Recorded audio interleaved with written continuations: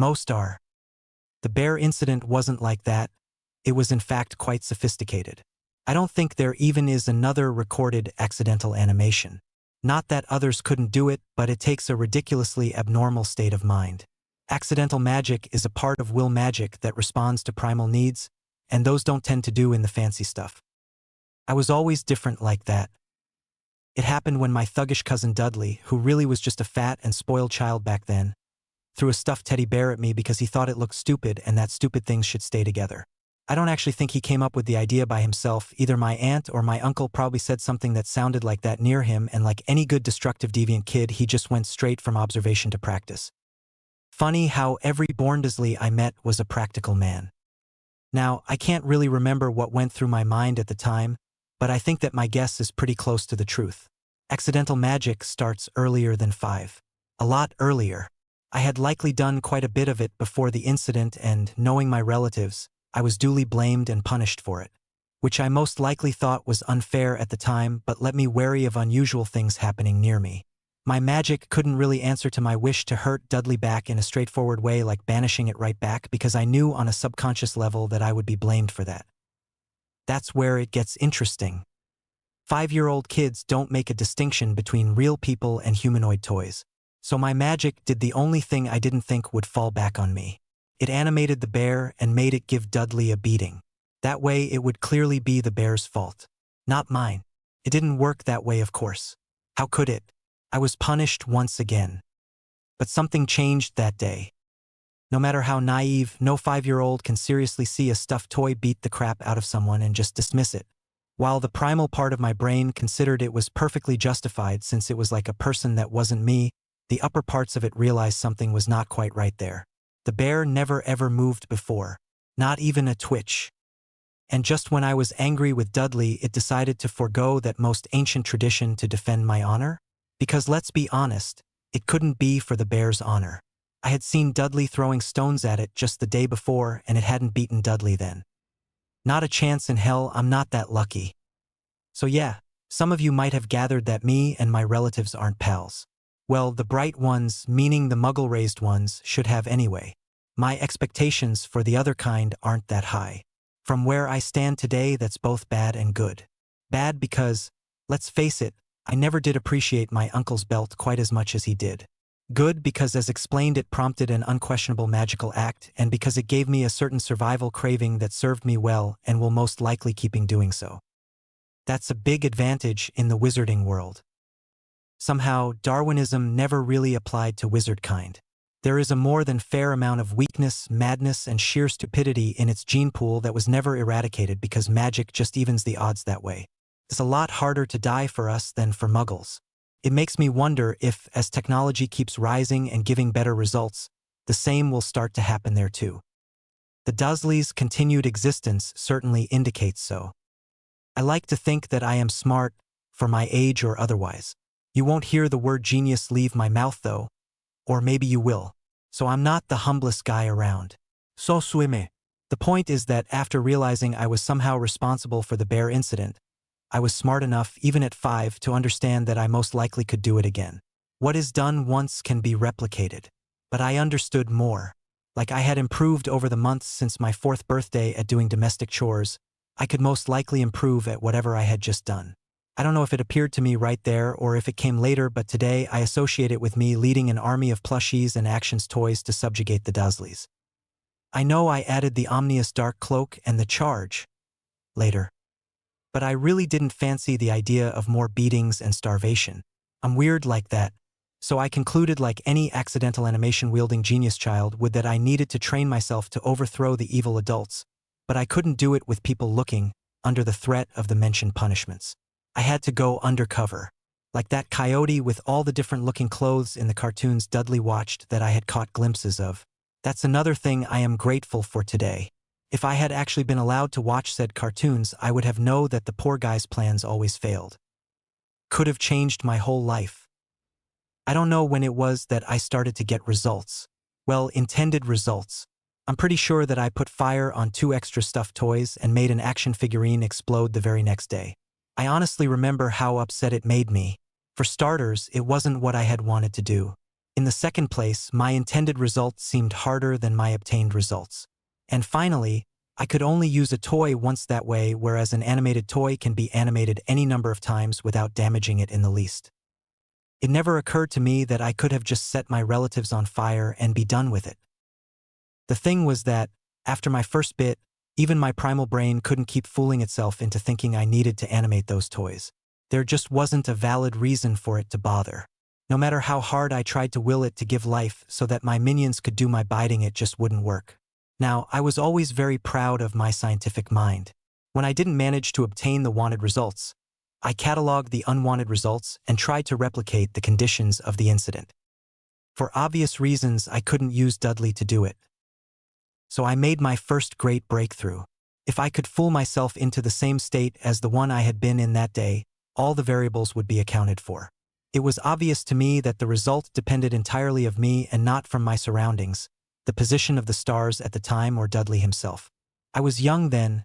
Now I know that form magic and essence magic are just as valuable as will magic. Still, I was right back there. And it paid. After maybe 3 months or so, boy was I stubborn.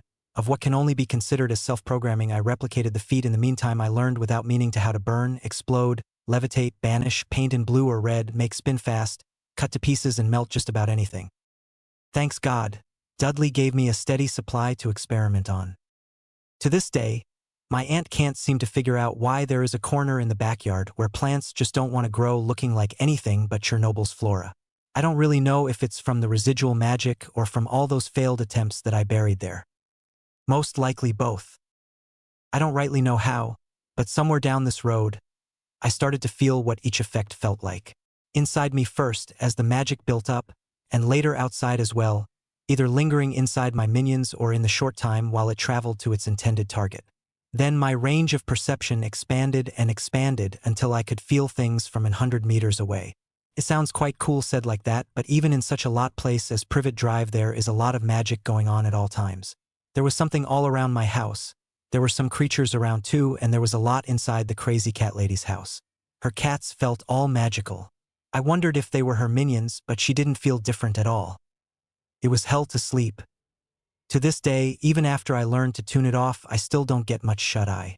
Force of the habit, I guess. At least I can buy elixirs to make up for it nowadays. It certainly was a problem when I was 6, and it remained so until I reached 8. Some of what I sensed I tried to copy.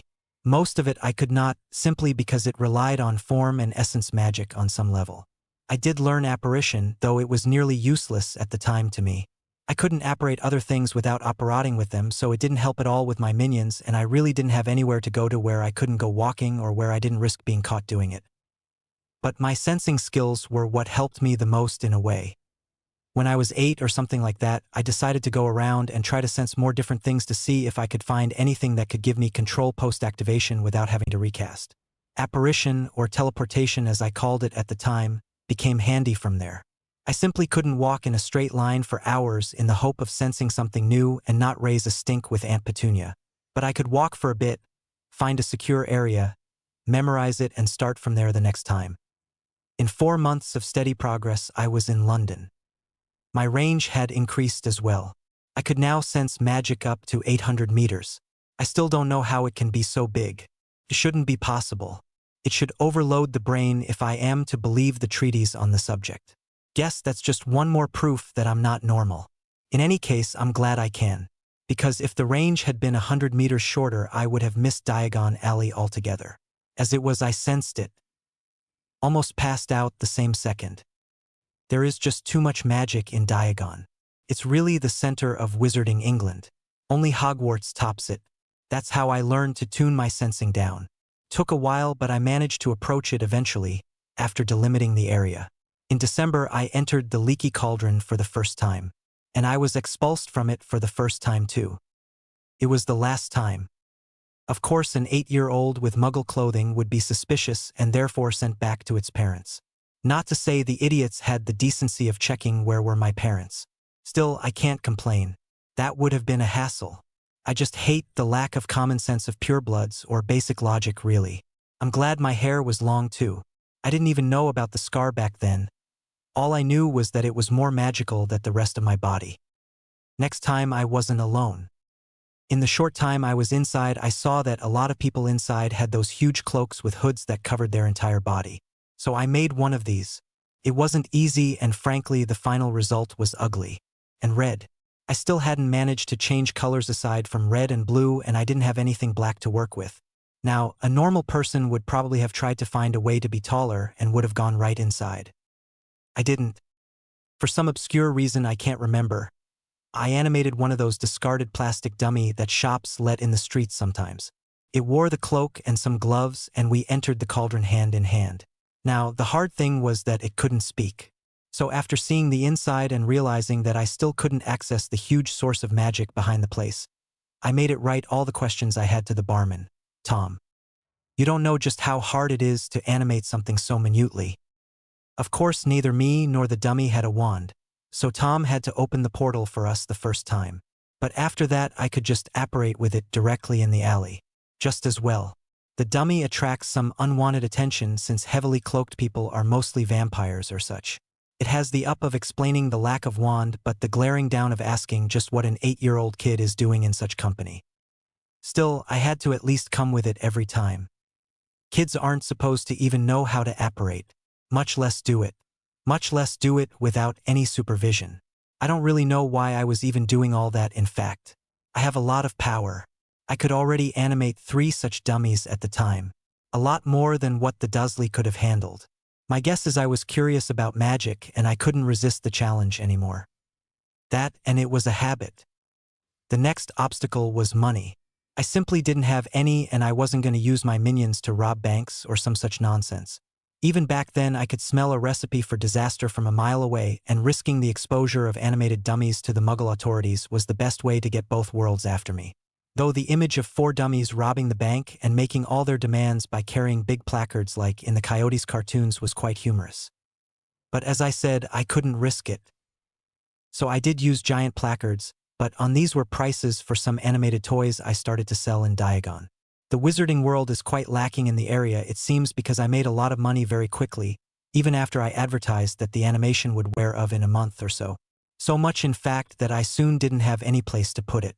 I had bought a shrinkable trunk with expanded space, of course, and half a ton of books to put in it. So I love reading, so sue me again.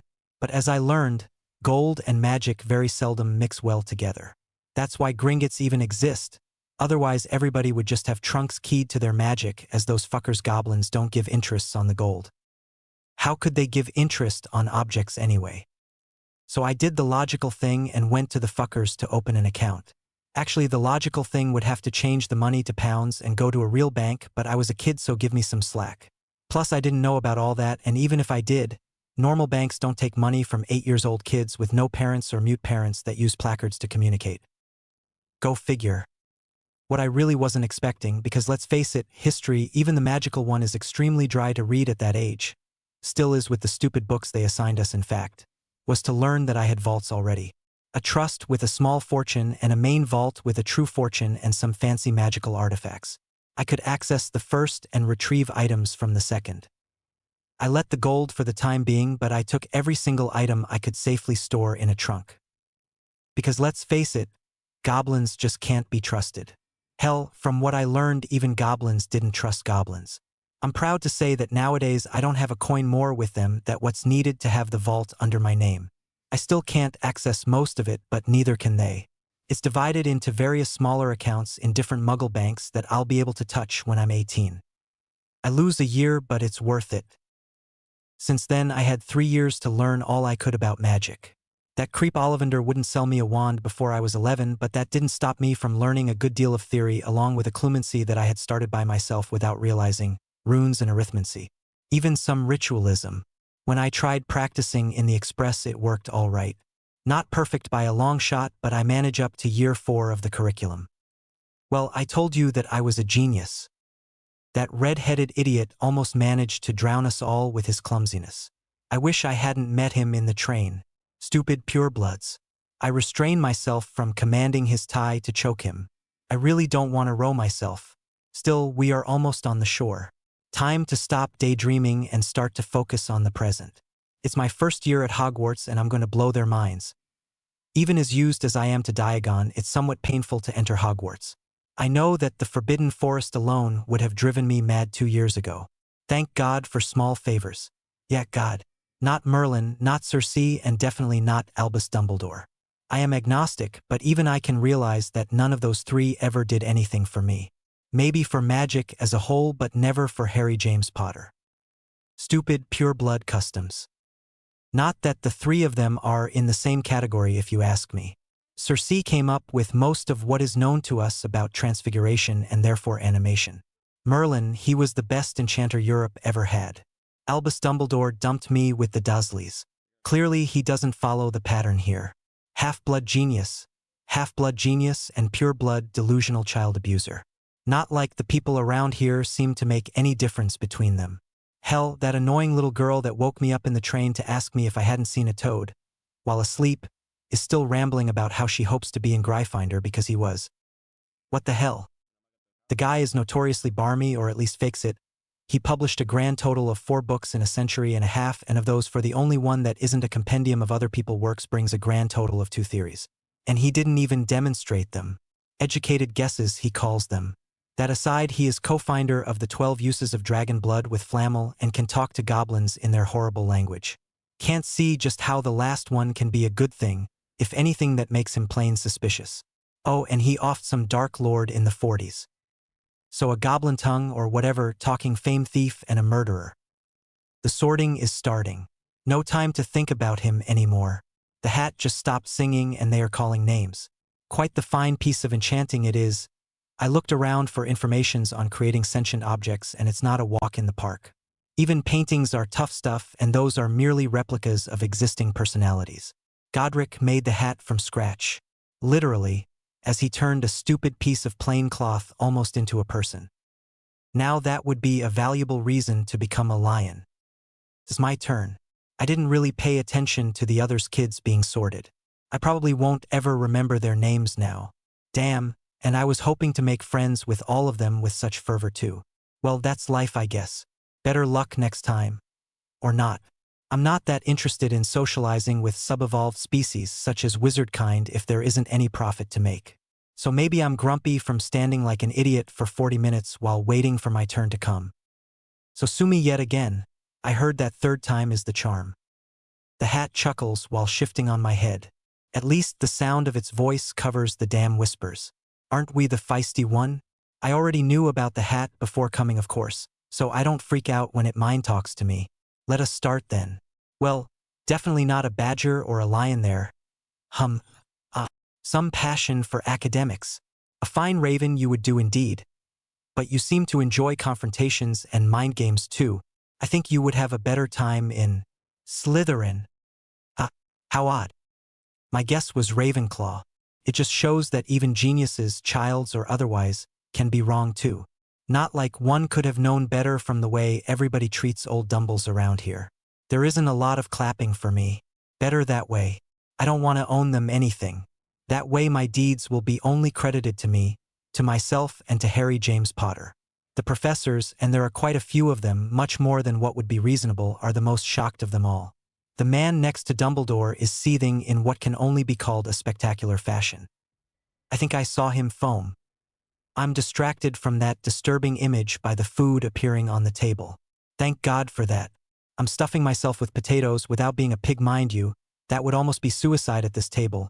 When that girly ponce that awakened me for the 2nd time in the express just to give me his goddamn name tries to talk to me. So Potter, you are in Slytherin, huh? That's what I was talking about before. Stupid people really shouldn't exist. Nature says so. God, if he is out there, says so. I say so. But I repeat myself. Yet here he is, impossible to ignore after this display. The guy has pure blood written all over the face and most likely all over his incestuous ass too. What can I even reply to that? Why is he even talking to me when I animated his goons' clothes to make them hit him and take him out of my cabin back then? Don't tell me he seriously thought I wasn't involved. The less ridiculous-sounding answer I have is a disbelieving face and a disdainful indeed. There. That should be clear enough even for him. The poor thing is sputtering with half its neck colored with an angry shade of red. Weird, I thought he was the type to pale dramatically. At least the others morons seem to get the message if I'm to take the calculative stares as a sign. The upper years aren't all that interested in me anymore though. They can't afford to lose too much time on unknowns like me when there are already so much safer backs to stab and certain profit to be made. Yeah, I have time with them. With my yearmates, well, not so much. Still, the first message was clear, and I can see that the blonde princess and the somewhat tall for his age Latin-looking guy have assessed me adequately. Too bad they are purebloods. They look a lot less dumb and a fair amount less ugly than the average of the table. I wonder if beautiful people are naturally smarter. Maybe I'm biased because for a second I think so. Until I remember that moron Lockhart that was making his promo in Diagon just the other day. Oh, there he is at the head table, showing his neon white teeth to the world, and then some. I just finished eating my strawberry pie when Dumbles start talking again. Most wonderful. Now that our primal needs are tended to, it is my pleasure to say that I have a few announcements to make. Why can I see and applaud? Please sign behind him. First, those of you that we welcome back from last term are probably wondering why we have so many new teachers this year. It is not a definitive measure. Hogwarts will this year be the host of the newly revived Tri-Wizard Tournament. I don't cheer. I can see that something is bothering him. If I'm right, his next statement will either make me very happy or very afraid. Unfortunately, on the insistence of both Durmstrang Academy and our very own ministry, there shall be no age limit to enter the contest. Yeah. I didn't think it was going to be happy either. I mean, really, as if having Sirius Black after my hide wasn't bad enough. This is a dream opportunity for him to infiltrate the school to try to finish the job.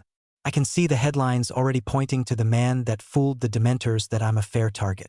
As a result, our student population will triple by the end of the month, and we will therefore need twice as much teachers to compensate. It is my pleasure to welcome Quirinus Quirrell, Gilderoy Lockhart, and Remus Lupin, our 3 new defense professors. I welcome with equal heat Nicholas Flamel and Horace Slughorn to the position of potion teachers. In the very same way, I thank Pernell Flamel and Charity Headstone for their future assistance in Charms classes. Much in a similar manner, I acknowledge Alastair Moody and Henry Blackstone as our newest Transfiguration Masters. Damn, but the guy is boring.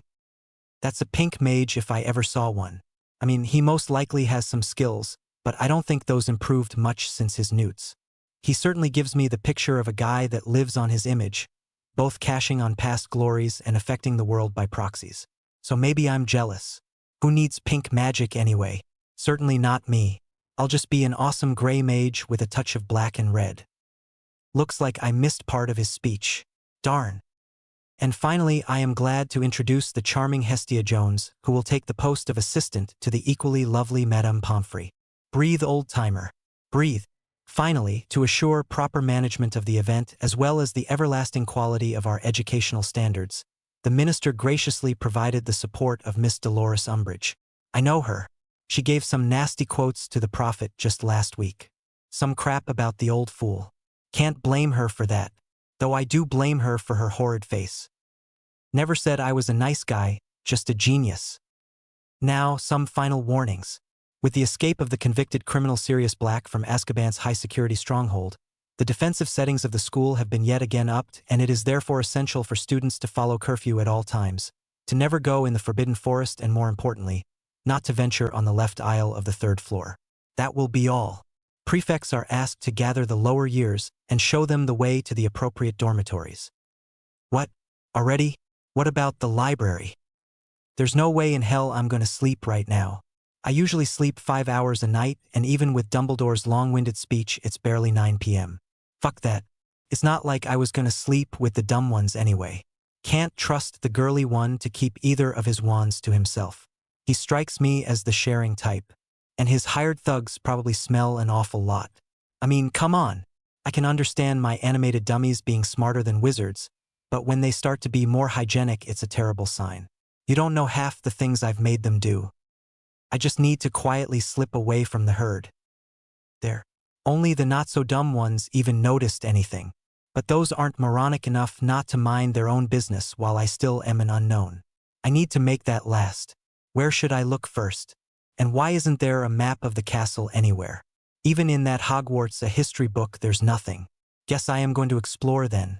It sounds way too random to my tastes, and there is always the possibility that one of those secret passages I heard about will bring me to the 3rd floor. Which would be bad. Well, for normal people it probably would. Me, I'm not so sure as I don't know what actually is there. Makes me feel like a Slytherin pureblood. God, I'm starting to fit in. Ah, the next step of the staircase feels funny. Better to just jump above. One never knows what these people consider necessary around here. Or safe for that matter. Can't be a secret passage, right? I mean, who would make one of these in a place where people are likely to find about it by just walking? Maybe wizards. I'm not so sure anymore. The only other somewhat plausible explanation would be a trap of some kind. But unless it's something a student came up with, it doesn't make much sense either. Hogwarts was always a school, not a real castle. If this is indeed a trap, it's more dangerous to random students than to the dubious possible intruder. Now I'm curious. I take my trunk from my pocket and command it to expand. It obeys like any good enchanted, non-sentient item should. There.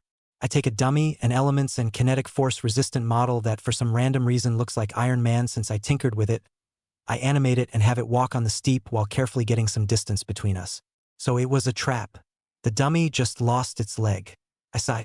If things keep that way, I am quickly going to need some more, and let's face it, I still have some miles to go before I can transfigure one. I miss apparition. I'm not fond of autorighty, but even I won't risk going in the forest to apparate to somewhere with more of them for me to collect. When faced with a werewolf or a vampire, hell even a fairy, there is only so much that animated plastic can do, and my other skills are not as hot. It would probably kill me to try pyrokinesis or one of such my earlier discoveries on a magical being. My core is huge for my age, but still lacking for something like that. Like trying to kill someone with an Evanesco. So not just yet.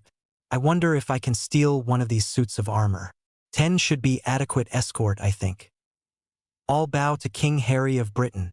May his wisdom be just low enough for him not to realize he'd do a world a favor by killing us all. Maybe I should keep going. I still need to find the damned library. Do they hide it? Frankly, it wouldn't surprise me.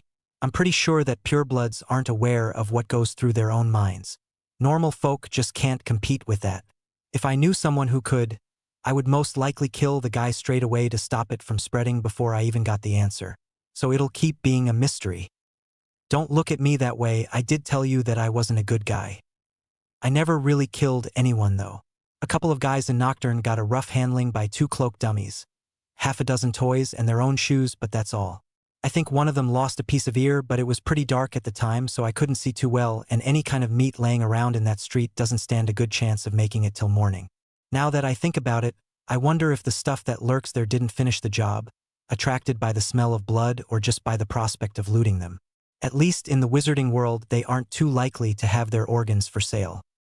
Few rituals have components from middle-aged wizards with low power levels, it seems. Ah, here it is. It wasn't hidden after all. Small favors and all that. No matter what you may, or really what I may, think of Hogwarts as a whole, the library is just something else. There is a lot of junk, of course. Purebloods were involved amongst a true rainbow of other stupid people after all. I heard some upper years discuss a book that explained how to give a dragon a third horn on the tongue. But more importantly, they buy every magical book that is published out there. Which, unlike shops, means they actually have some of the sensible work lost somewhere.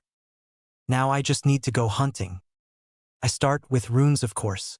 I simply don't have the time to look for anything specific, and that way I can hope to find useful stuff no matter what. I've only played with preserving runes, and so along with some basic warding arrays until now. It makes for sturdier toys, but not much else. It's depressing how little they have in the shops I went. Why is there such a weak demand for such powerful and profitable branch of magic? I'll never know. I'm sure that somehow Dumbledore is to blame. What I really want is sentience and a good conversation, but for now I'll settle for everlasting animation. If I can make it tampering-proof, I'll even be able to sell to muggles.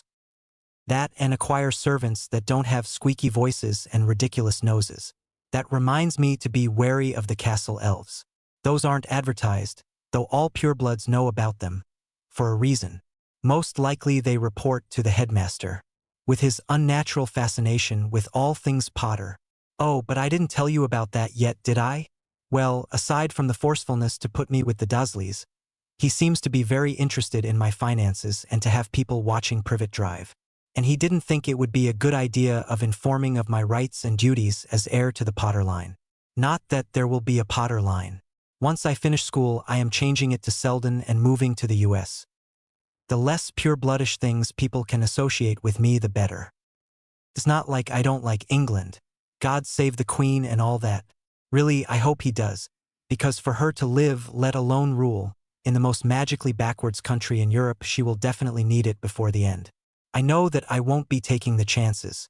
With the way people see me around here, and unfortunately Stupid Watts his name Redhead is an accurate and representative sample, I won't be surprised if they demand that I handle Dark Lords from now on.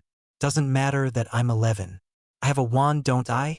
That's a lot more than just a big forehead, so it should be fine, right? Not that I couldn't if given some time to prepare, but it doesn't mean I want to. Ah, this one shows potential. A grounding rune used as a center to an inamobility array that can be keyed. It's no good for minions, of course. An animated object that can't move in most circumstances don't serve much purpose. But I can see many uses that the dim-minded author can't. He merely classifies it as warding because you can put it on a door and have it only move for you. Like I said, dim-minded. I could put it on a weapon, keyed to only respond to kinetic forces coming directly from living beings and parry strikes effortlessly, or even apply it to my clothes with only myself being keyed and take cannon shots at point-blank range. It could even make a decent anti-theft measure on common objects.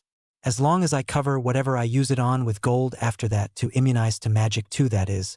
Come to think of it, I could do that to the suits of armor too if I find a way to permanently animate them.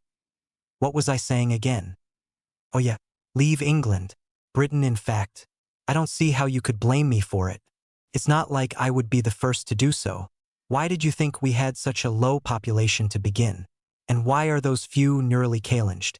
Well, that's a part of the mechanics of the species that actually applies to wizards.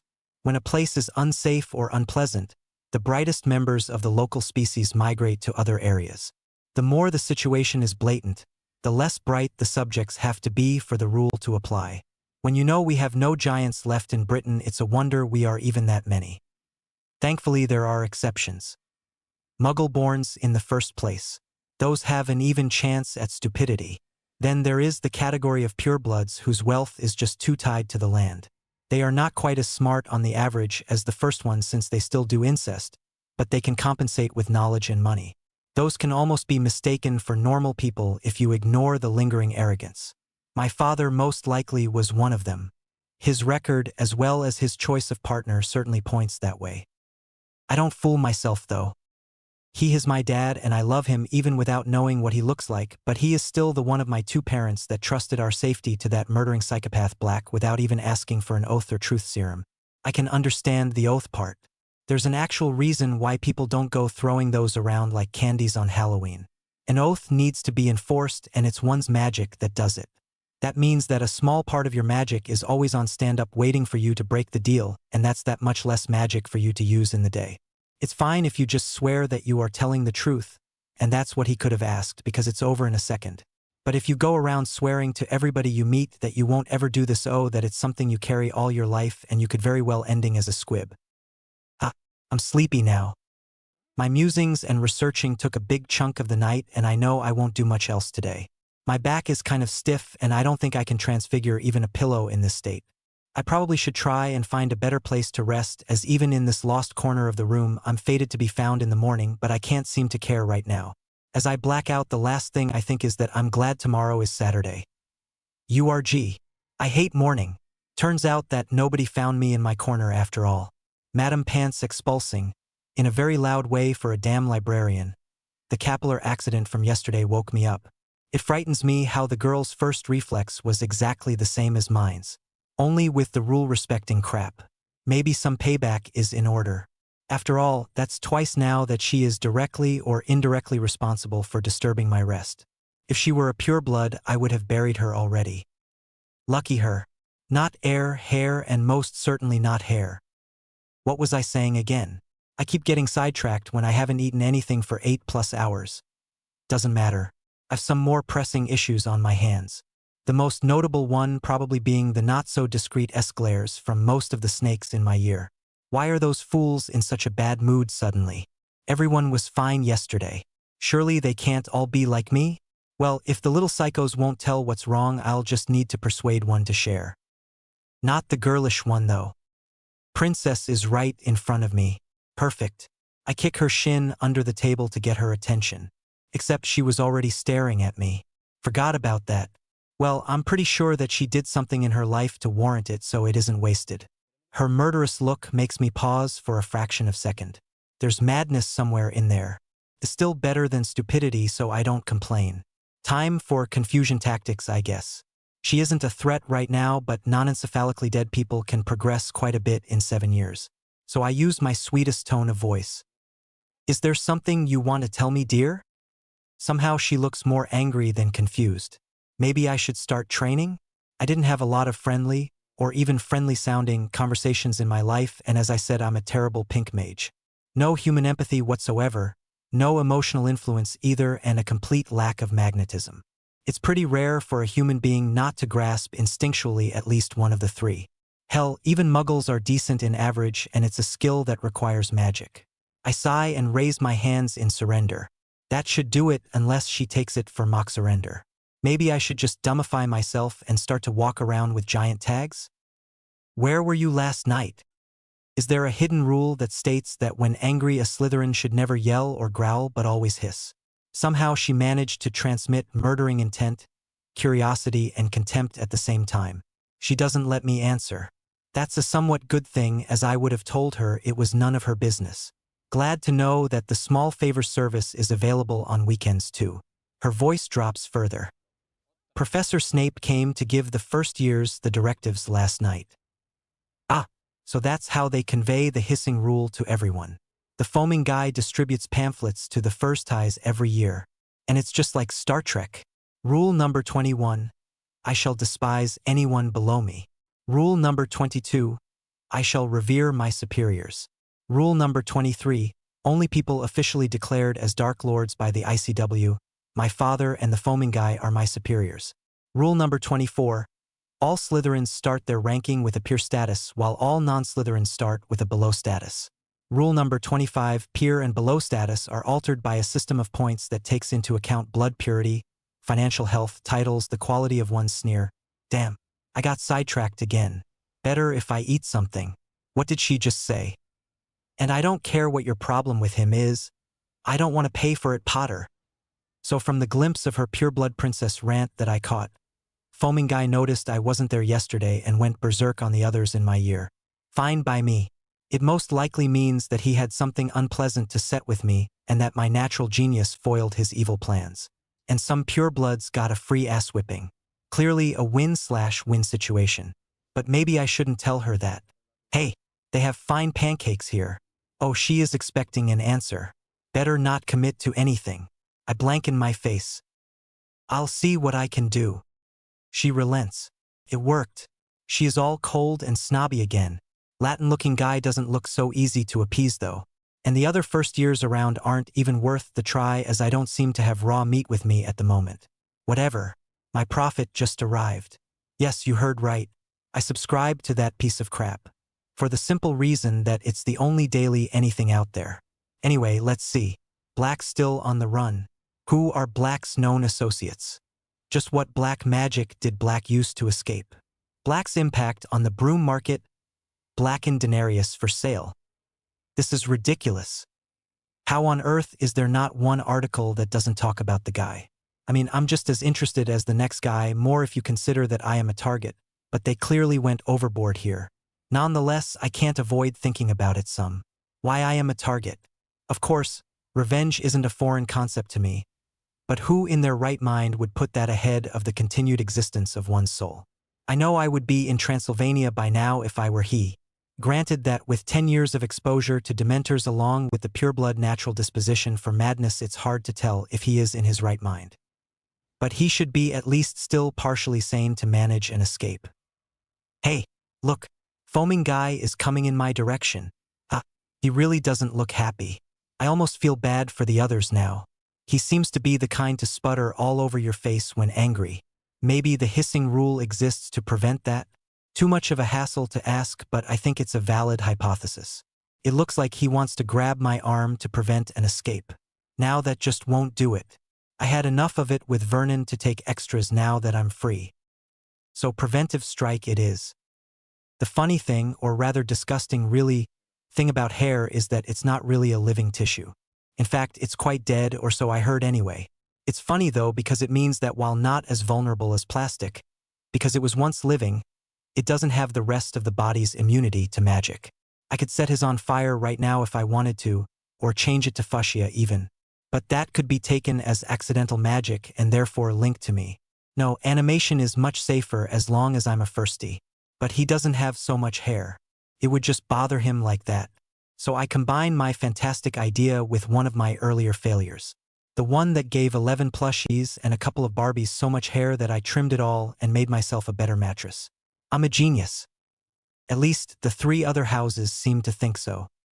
I don't wait for cousin ITT to think of using a simple finite incatatum to avoid being strangled, and I slip away from the Great Hall. Why is it even called that, I wonder? I didn't find any maps since yesterday, but somehow I doubt that there is a lesser hall or a common hall. That's wizards for you.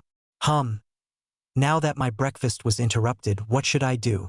I have tons of artifacts from the main Potter Vault to run diagnostics charms on, as the guys just stocked all of it there without even leaving notes about what each thing was. I can identify the most commons by sight, but apparently I am not the first odd bean of the line. Odd, not queer. Get it straight. There is that snitch in particular that I really want to examine. Somehow it's pure gold, not just goldened, but they still manage to enchant it. Not the standard set either. I can sense that it does something else. I don't care if they made it or stole it, it's just impressive to even posses. If I can learn from it, I am going to be on my merry way to build a really expensive magic-proof army. The problem with goldening, like I want to do with the armor suits, is that it can only take so much. Energy, even here, doesn't just vanish. Magical energy tends to just turn to heat when in contact with gold. So after a few spells on the same spot, it starts melting. And you can't compensate with heat resistance magic, as you can't put those on the gold layer and have it work. Applying that solution to what's underneath the gold, like for the animation runes, won't affect the outer layer, so there isn't much of a point doing it either. Of course, as gold only shields from direct magic, the minions will still be praised to indirect casting, much like what I did with the foaming guy 20 minutes ago. You trap the opponent with something that isn't a part of the restricted targets. Why I am explaining you all about magical theory again. Guess I should have eaten more pancakes. Somehow I think I just had an enchanting overdose. I'll just find an unused classroom and practice my wand magic some. Diagnostic spells for one. And maybe a little red magic for the beasts in my dormitory. The dormitory. I still don't know where it is. I knew I forgot something. Not that I changed my mind about sleeping there, no. Thank you very much. But that's where my official trunk with all my clothes and school supplies are. Let's just grab a random student and ask. You. Yeah, you with the unnaturally glowing red hair. She doesn't look pleased. Where are Slytherin dormitories? I try to make it sounds like only a half demand. I just met her after all. First impressions and all that. It must have worked, as she doesn't look angry anymore. She looks confused. Pure blood then. How should I know? I am a first year and in Hufflepuff. Shit. Still, not my fault she's got the exact same shade as the princess not too dumb friend. Can't you see my tie's colors? Time for damage control. I give her a look of disbelief and show her my own blue with red polka dots tie. First thing I did after the sorting. I don't like green. Not green magic, not forests, and apparently not Slytherins. She is shocked now. How did you do that? Wait. You are in Slytherin and you don't know where your own dormitory is. Her tone is so full with incredulity that I can't help but laugh. Ask me no questions and I'll not tell you to go to hell. There. Much more polite than the first way to finish that sentence I came up with. I am flirting with her? So maybe I am. It's not like I have proof that she is a pureblood. She didn't say anything damning yet, so there must be hope, no? She is grinning now. You are not quite normal, are you? There's a teasing glint in her eyes. I lace my voice with just enough disdain to get an image going. That's just another way to say I'm a genius. She can't say I didn't warn her now. Well then, Mr. Genius, why didn't you just ask your head of house? I'm quite certain that she is mocking me now. You mean the foaming guy? We aren't exactly cordial if you remember what happened earlier. Her nose just twitched. That was you. I thought it was the Gryffindor's twins. All the school did. Even Snape. How wonderful. Scapegoats. I wonder what I can get away with as long as they are nearby. Well, there wouldn't be much point doing that to escape his wrath at me, not being a good sheep yesterday after dinner if he realized I was guilty of that too. Why am I bragging again? Oh yeah, flirting. This is going to eat my free time, I can just feel it. Still, maybe I can find some use for a pretty thing like that. Assistant overlord or something. At least until I manage to create a sentient artifact. She could keep me informed of appointments and take care of the Minion Registration Act at the very least. Shit, was she talking this whole time? So, do you want me to help you look for it? I'm gonna play it safe and just nod. Do you know if there is a map of this place anywhere? She doesn't look mad. Well, not angry mad at least. It means she didn't talk about that earlier when I wasn't listening. Yes, that prefect with pink hair distributed them the first night. I do hope that she didn't make those herself because she seemed a bit forgetful and clumsy. Oh, and I don't think your dormitories are there. Not even ours are to make sure that they stay hidden. So I was right about them hiding critically important rooms. How surprising. At least now I know that she'll be a great assistant. Wow, the place is huge. I take the map from her and use a basic, if overcharged, replicating charm. Now that I've got my own, permanent, map, I take a pen and start adding my personal notes on it. I put markers where the dummy's leg-eating trap is and on the section of the library I identified. She is looking over my shoulder now. How do you know that? I don't feel like explaining, and she looks smart enough to figure it by herself with what I already told her, so I just give her a mysterious smile. Or at least I try. I didn't practice those often either. I knew there wasn't going to be a lesser hall. I mumbled it, but I think she heard because she just snorted. Very undignified if you ask me. I for one don't do snorts. Not even the disdainful kind as it was claimed as a pure-bloodish trademark early into the 15th century. I need to separate myself from both kinds of rabble. So where are your dormitories? She raises an eyebrow. Guess she doesn't socialize much either because she could use some training with it as the second one half followed. I don't think I know you nearly well enough to answer that, Mr. Potter. I frown. How I am supposed to wake my assistant at 3 in the morning to have her go fetch me a sandwich and a glass of milk if I don't know where she sleeps. If only those talkie-walkies like phones I heard are going to start being sold worked around here. In fact, that would be even better than knowing where she sleeps, as I wouldn't have to leave my bed to benefit from her assistance. Then again, there would be other upsides. How about I show you mine after you show me yours? I make a double take. Oh my God, she is flirting back. This isn't supposed to happen. It never does in the movies. I just need to think about a way to distract her. Damn, it wasn't nearly as hard when it was with the foaming guy. I settle for scoffing awkwardly. Maybe it's not too late to play the clueless fool? But I don't know where the Slytherin dormitories are. We already discussed that. She looks slightly disappointed, but I don't think it's because I fooled her. I can still see a dimming, but present, victorious glint in her eyes. She knows she just scored a hit, but she would have preferred a knockout. What a vicious streak. If all the witches my age that have a brain are like that, then maybe I should put more effort in promoting peace with Princess. But now isn't the time for thinking about that. Somehow I managed to turn her out again. If I keep it like that, she is fated to notice sometime soon. Should I start carrying a food supply around? Something with caffeine in it, maybe? Better write it down before my mind starts wandering again and I forget about it. She raised her eyebrow again. It's only marginally better than last time. Should I tell her? Best to wait, I think. So where should we start to look, you think? I look at the map again. The prefects were leading us this way and I, lost them around here. They were going in that direction. I briefly entertained the thought of enlarging the map, fish for some plastic figurines in my trunk and animate them to demonstrate, but I stopped myself in time. Assistant or not, it's better not to show my strongest skill too much.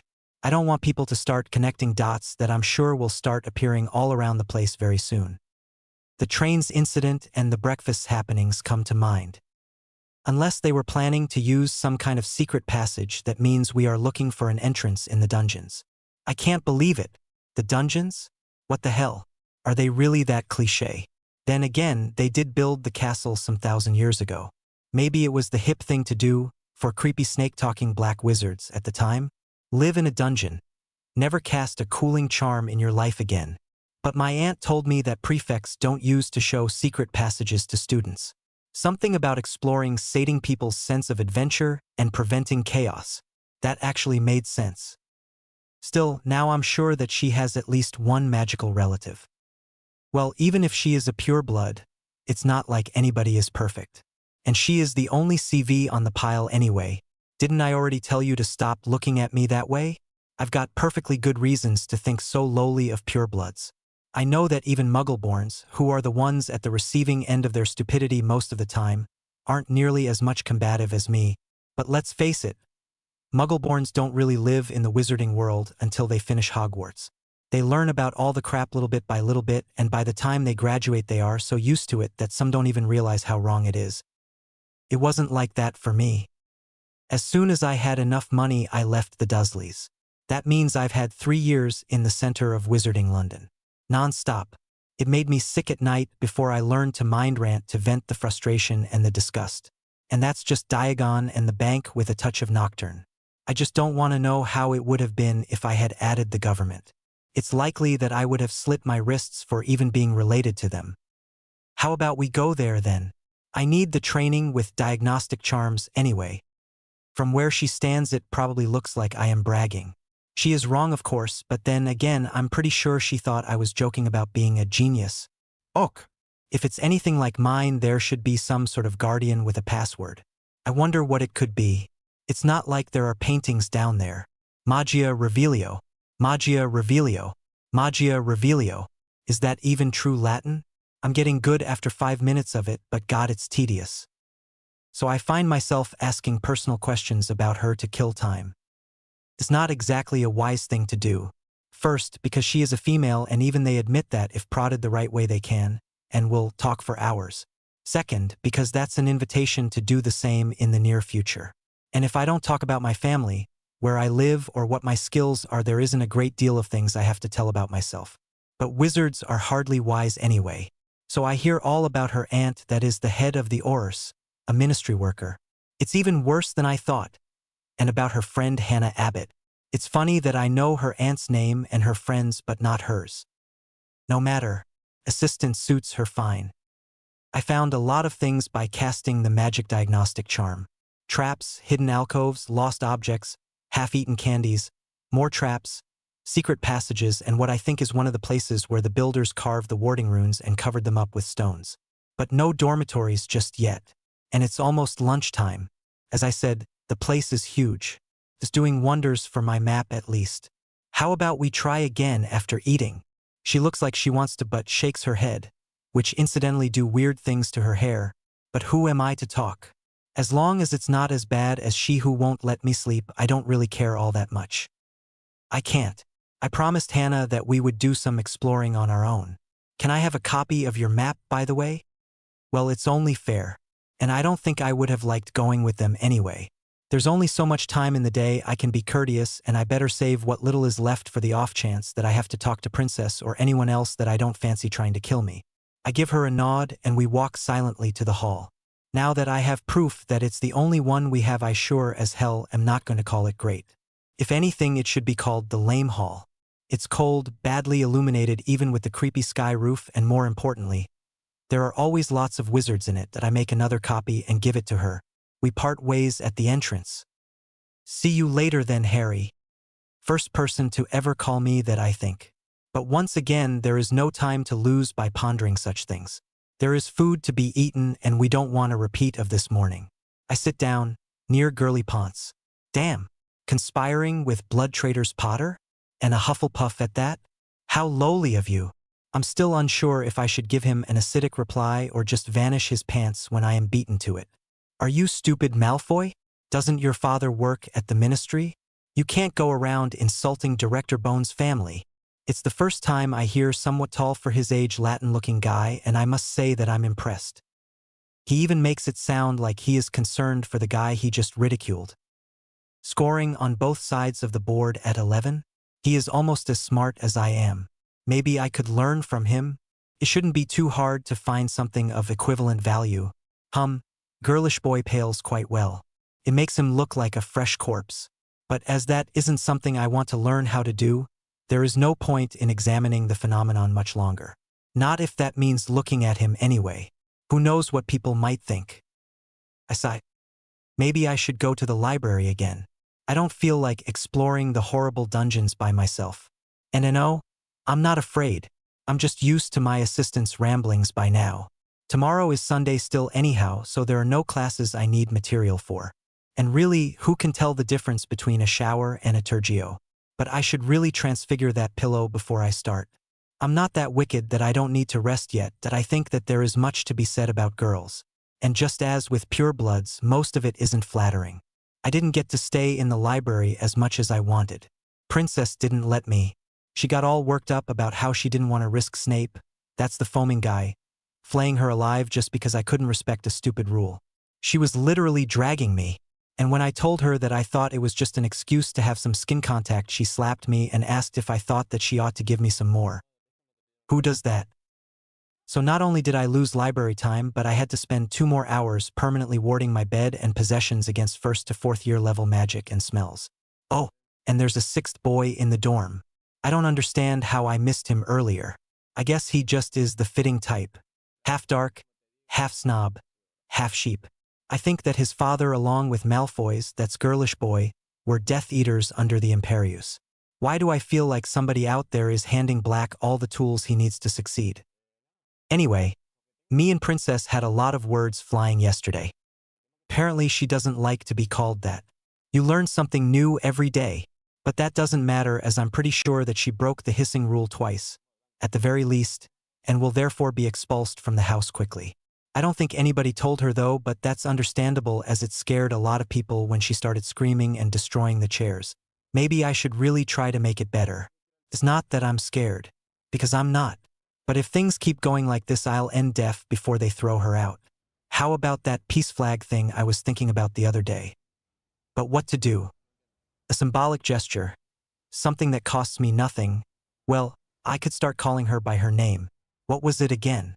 Started with D, didn't it? I don't think that assistant knows either because all she does when I ask her is laugh. Well, that'll just have to do the trick then.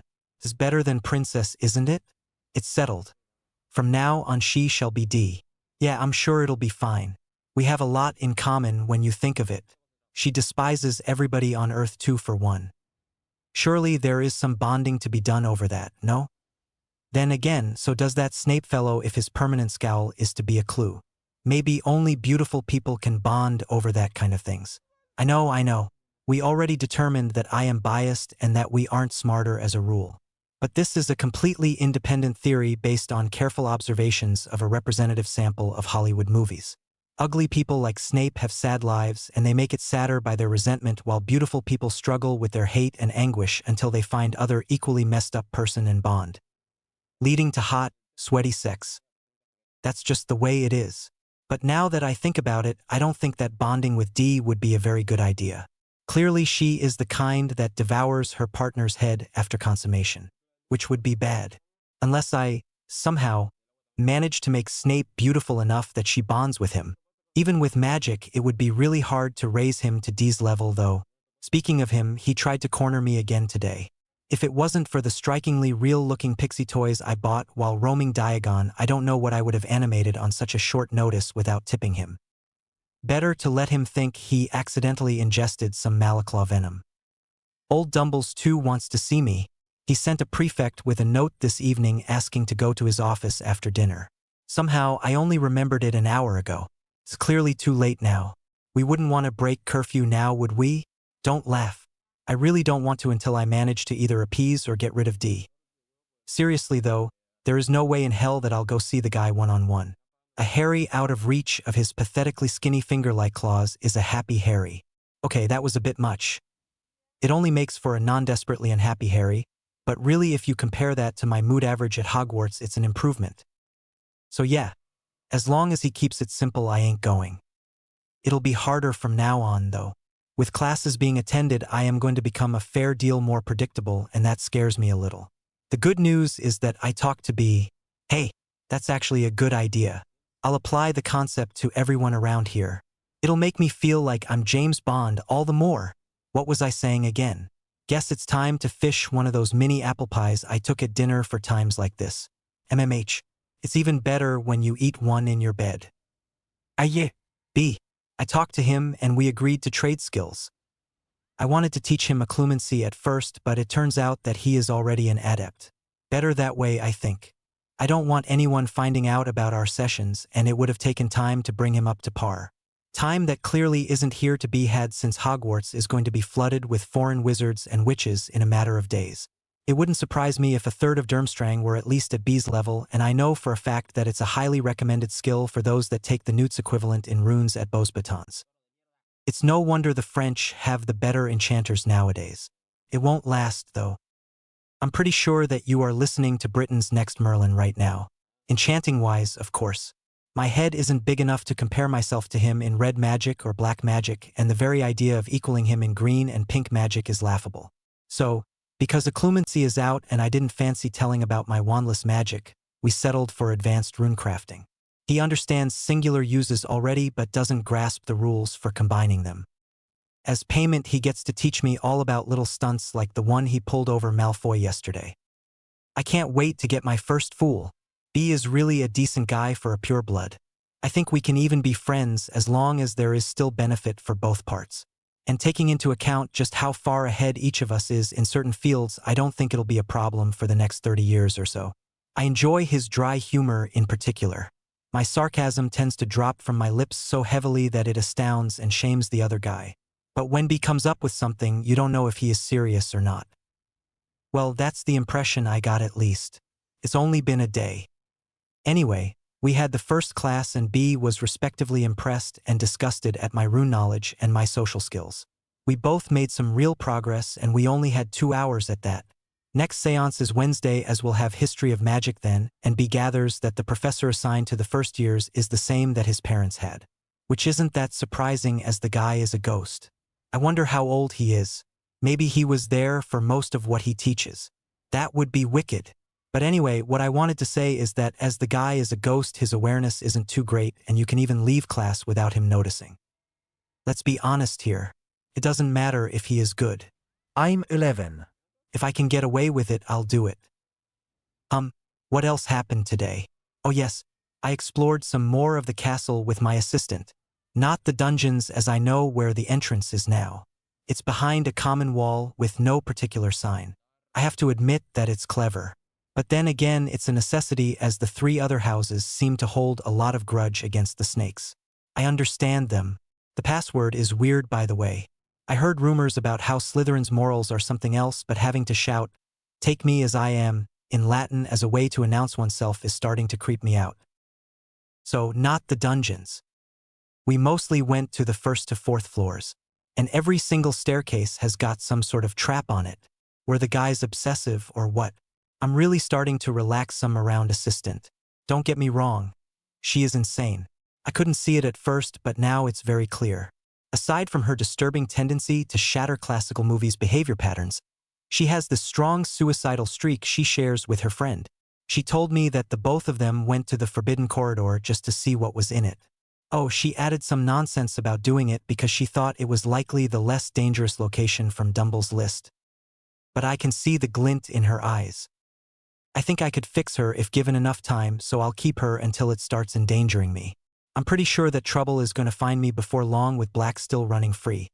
So there is really no need to add to the pile on my own.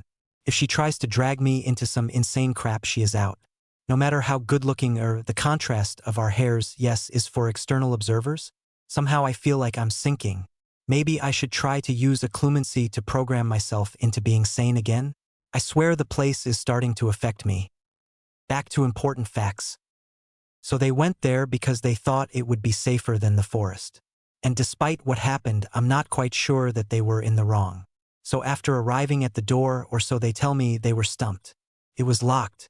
Obviously, I thought, being my naive self. Who restricts an area only to leave access to it wide open? Well, wizards, of course. Apparently Hannah is very good, compared to normal people at least, at charms, and she knew an unlocking charm. That was second-year material. And it worked. Why didn't they put that grounding rune I saw earlier on the damn door? I doubt students could get rid of that. Well, I could, but I'm a genius. And more importantly, I'm not stupid enough to try. But the both of them entered the room, as petty things like death warnings don't affect them. I mean, granted, it came from the barmy one, but still. And what was inside, do you ask? A Cerberus, as in Keeper of the Gates of Hell Cerberus. As I said, I'm agnostic. But I do know for a fact that the Greek gods existed in one form or another. Hell, I'm wearing a magical amulet from the Potter Vault with Hermes, the patron of wizards. Mark on it right about now. Does it matter if they were gods, powerful wizards, or spirits of nature? Of course it doesn't. And the scariest of them all, if not the one with the most power, had one of those guarding his domain. Why do I feel like I lost 10 years of life expectancy when I wasn't even there? So yeah, exploring with the both of them at the same time is a big no-no. Maybe once I fix my assistant, I can take a look at the other one. But I certainly won't meet with her before that. At least I think I'm getting through to the redhead. Near-death experiences do have some positive outcomes that aren't related to necromancy. Who would have guessed? Not that I fool myself with thinking the girl will keep her path straight for long if I am not there to look threatening and stern when she comes up with genetically ingrained stupid ideas like that. Wizards and witches, mostly witches I'd say, don't seem to get the difference between stupid rules and rules made to keep stupid people alive. That's fine by me as a whole, but I don't want to start getting attached to one just to have him or her die for such an aberrant reason. I know for a fact that you get over it. I saw Dudley bury way too many pets not so far from where I myself disposed of my experiments remains not to know it. But I'm not Dudley. I don't want my pet to be chewed by a giant three-headed and most likely fire-breathing dog. It's a much more useful pet than a goldfish. So I'm a sentimental man. So suime. I think I'll stop reading now. I'm way too restless to see imaginary Pratchett characters run for their lives on my bed and stay calm myself. He is quite good, though.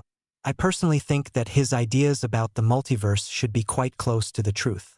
In fact, I like to see the Muggle point of view about things as often as possible.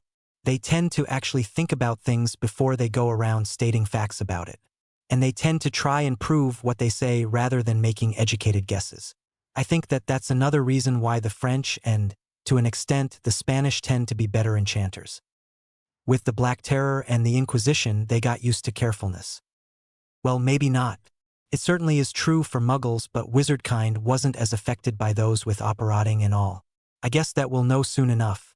I'll just ask one of them when they come for the tournament.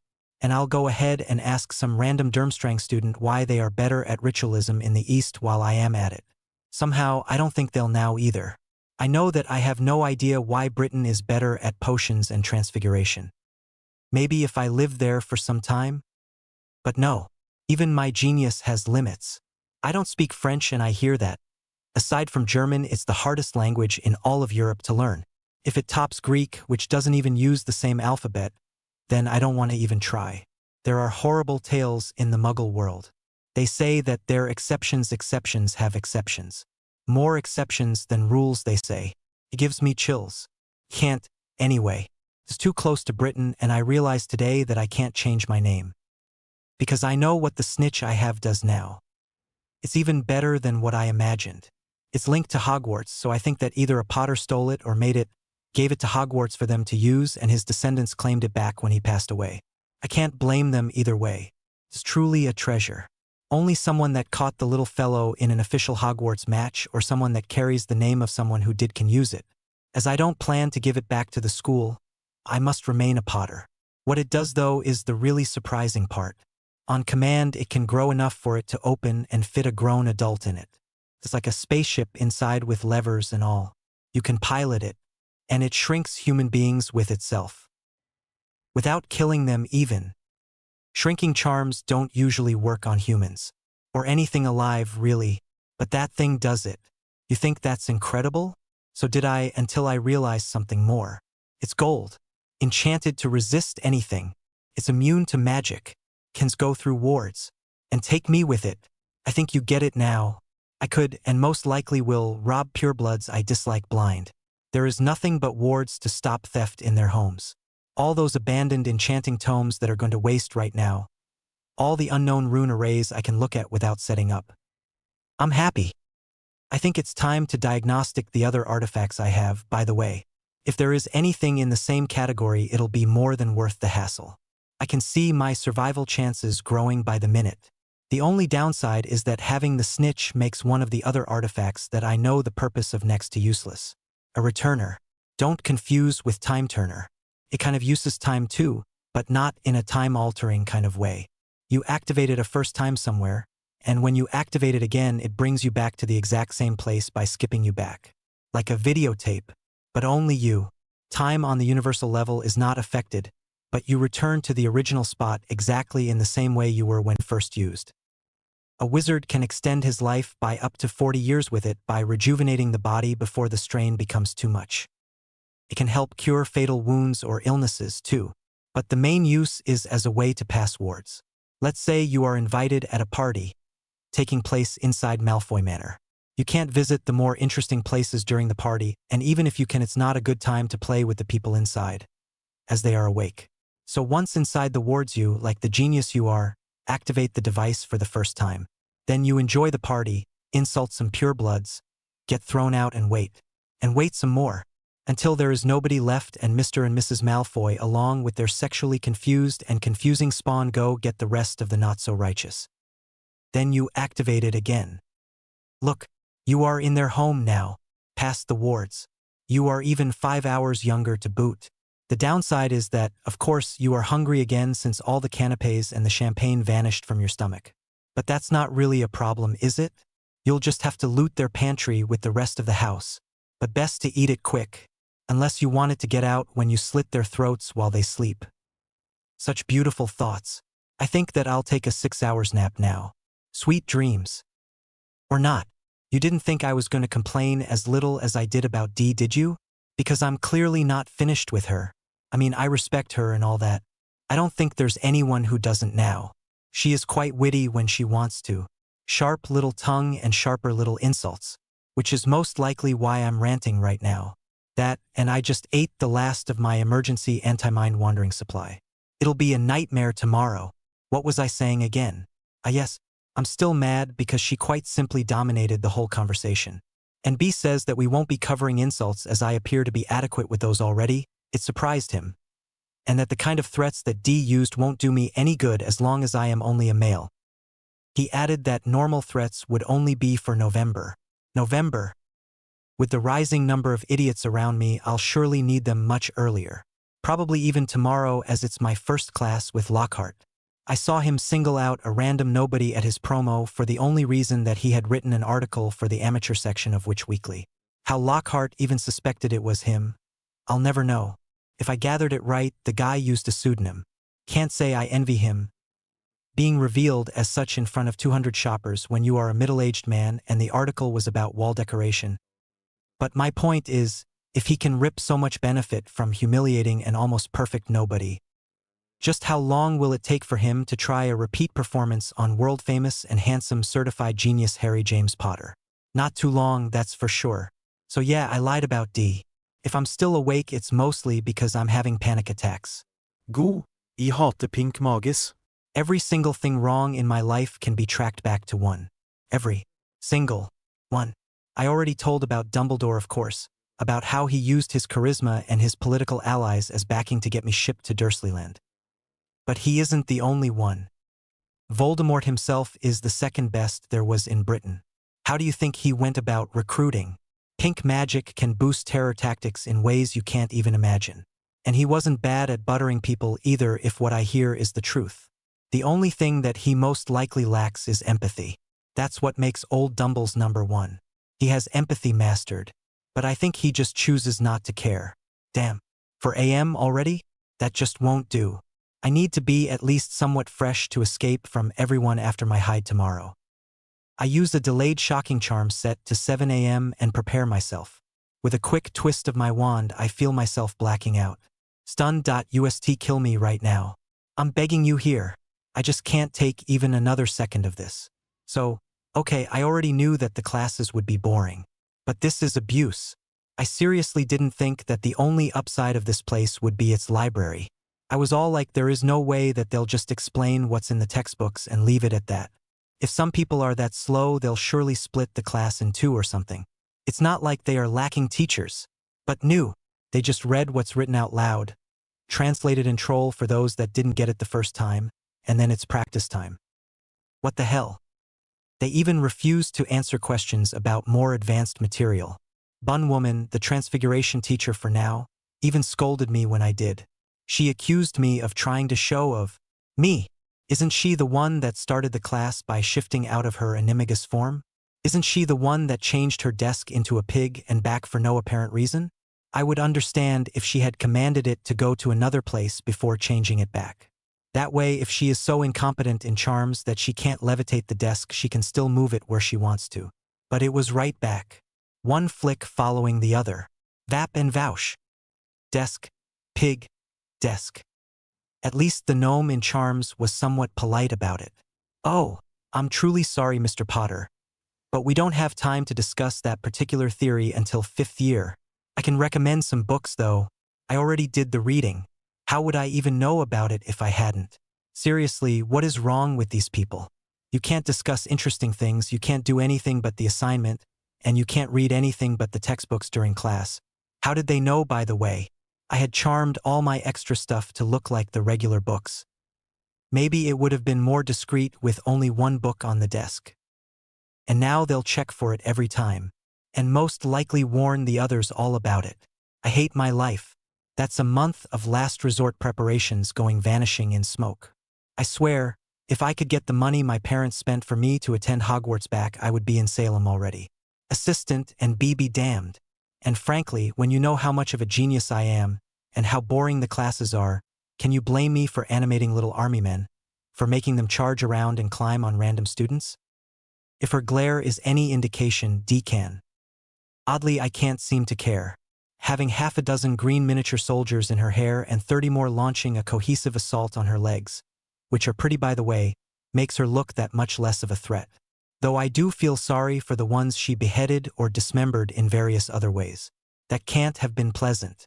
Somehow, I don't think she studied a lot of red magic because she didn't even try to burn them or do anything similar. Or maybe it's just that for some unknown reason she doesn't want Bun Woman to know. After all, she could be calling her for help right now. And she isn't doing it. Oh look, she just successfully transfigured her match into a perfect needle. And she pinned a poor sergeant to the table. It's struggling, but if you consider just how much of a strength boost she gained from her murderous rage, it isn't likely to get free anytime soon.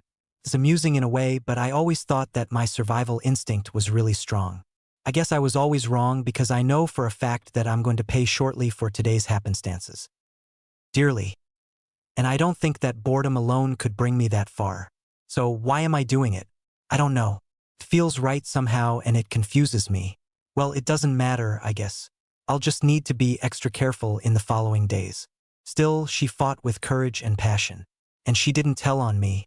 That has to count for something, right? I'll just give her some peace now. Maybe they should all go for Malfoy? I send them. If he tries to call the show off that projects her feelings on others, I'll just instantly melt them all and make him look stupid. It looks like Dee doesn't know if she wants to be relieved or keep angry. I give her a wink. Yeah, I know. I have a death wish. But that reminds of another thing that Bee said yesterday. I can't keep calling Malfoy girlish boy, because that would just cause problems later. But I can't call him Malfoy either because that would be a sign of great respect in the light of me calling everybody else by nicknames. So he needs a nickname too. One that doesn't make fun of him. Which is hard. His name starts with D2, I think. And D is D already. How about little d or small d? Short D, maybe? I don't think he can object to any of the three. D is bigger than him after all. I lost track of my thoughts again. This I didn't mess up. All my emergency rations are under a meter-wide notice me not field. I almost just covered the rations, but then I realized that people would still see me eating. They just wouldn't have been able to say exactly what. It would have been somewhat funny to see what they would have answered when I would have asked just what they thought I was eating. But the hypocrites would probably have gone with a "that hardly matters, Mr. Potter," and 10 points for your cheek, and be done with it. Nazis, the lot of them. Bun Woman finally stopped talking. About time. Now it's lunch and the joys of Lockhart in all his blazing neon white glory. It'll be hard, and let's be honest here, the casualties will be appalling. But I, at least, intend to survive the experience with most of my self-esteem still intact. If I need to burn his shoes and vanish his pants to manage that, then so be it. I'm not the regular 11-year-old that you can bully when you feel like it. Hey, where is everybody? Damn it. I knew that marmalade toasts were too slow acting to be of any help. I'll stick with the mini apple pies after lunch then. Well, there is really no point in staying in an empty classroom without doing anything like that. So out of here. I pick my stuff quickly and go for the door. I step out and arg, and I'm brutally slammed against a wall. What in Merlin's name took you so long, Potter? Well, I'm not going to answer that. Whoever it is that is asking doesn't matter. Oh, it's D. Never mind that, D. I know you can't keep your hands off of me, but I am afraid that I am the tender love type. So if you could let me go. Hey, was that a blush? What did you say? Now that's just sad. Look, it's way too late to start acting like a good snake now. Following the hissing rule now just reminds everybody of how you ignored it then. She looks lost for a moment. It's one of the very first stages of depression, I hear. Maybe I should try to convince the others to keep her? On trial basis, mind you. It may be hard to believe, Potter, but I don't have time to listen to the crazy things that sprout from your mouth right now. Isn't bargaining supposed to be somewhere between denial and anger? No matter. I'll just go with the flow. Fine then. What do you want? Yep, that's definitely the anger stage. What do I want? What do I want? I want to know what your problem with me is. Well, that's a tough one. Best to be honest about it. I was wondering about the very same thing, in fact. But I can't seem to come up with a reasonable explanation. Don't worry though. If you give me 1 or 2 months to experiment and test theories, I'm sure I can reach an agreeable conclusion. She looks really mad now. Both ways. Luckily, she seems to realize it too. She just took a deep breath. That's good. Let's start with questions suited to morons then, Potter. Why did you send an army or weird little animated toys against me? Can't be honest about that. She doesn't look like the gossipy kind, but with girls you can't really know for sure. Animation? Surely you jest. Isn't that a newt skill?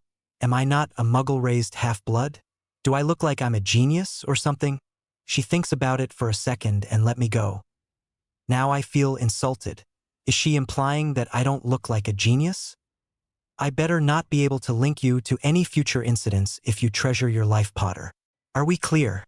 I almost laughed when she chose incident rather than problem or attack. As it is, I just nod happily with a slight grin. I guess I do look like I could be a genius if she is still half suspicious of me like that. Bye, D. She doesn't turn back and just keeps stalking down the corridor. Okay, lunch it is then. I walk maybe 10 meters before someone grabs me again and drags me into an alcove. How annoying. I look at my aggressor, or should I say at my aggressors. The twins that assistant talked about the other day are holding one of my arms each and doing their best to look threatening. I'm unfazed, of course. It wouldn't take me a second to get rid of them, and neither of them even have their wand out yet. You, young man. It is you. The very one. That pranked Snape. They paused dramatically. You have got to give them credit for theatrics at the very least. I should start building the animation up. While not as bothersome as gold could have been, the armor suits around here are iron and it's moderately magic resistant. Please teach us. How abnormal. My scapegoats don't seem to mind being my scapegoats all that much.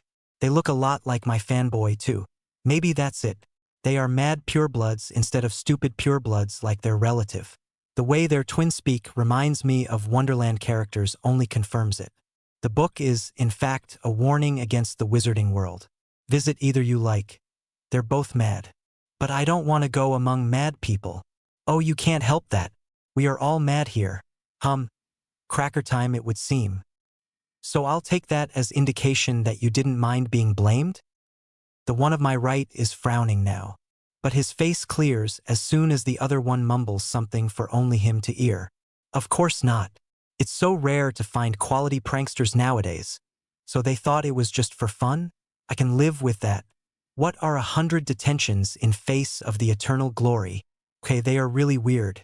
100? And they didn't attack yet? Maybe they realize just how skilled I must be to pull something like that of? Anyway, back to business. You are a Slytherin, right? Member of a house of people who trade all the time, yes. I nod slowly. I don't think that they have skills to trade like with B, but who really knows? I might as well hear them out. You see, my young friend, our dream is to open a joke shop. And for that to happen, every single thing helps. So teach us what you did to Snape, please. And in exchange, we will reveal to you all of Hogwarts' most guarded secrets. Well, that's a big no-no, but it was worth a shot. Wait, you said that you wanted to have a successful joke shop, right? They nod. And that's why you are always pulling pranks, right? To be famous enough to have a decent chance of blowing the competition when you hit the market right. They nod again. Now all starts to make sense. Then how about I let you have the credit for anything I pull? That would boost your future sales, right? Shouldn't that be enough? They are grinning now, and for a second I think that I got them. But it turns feral pretty soon. Ah, but little one. Do you mean that if we disagree, you will claim them as your own? The false expressions of sadness on their faces are quite infuriating. I think we all know that I won't, for the simple reason that I have nothing to gain and all to lose doing so. I can see victory in their eyes. Time to squash it like an annoying mosquito.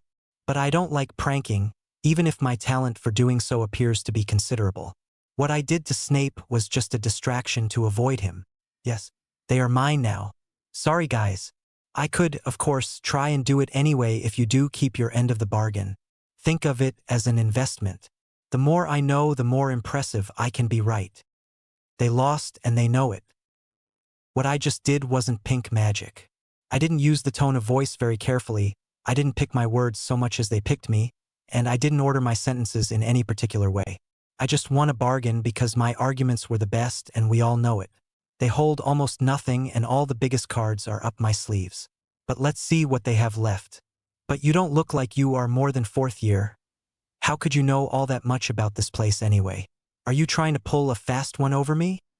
I almost expect them to start denying like I accused them of murder. But they just grin. Do they really have that much info?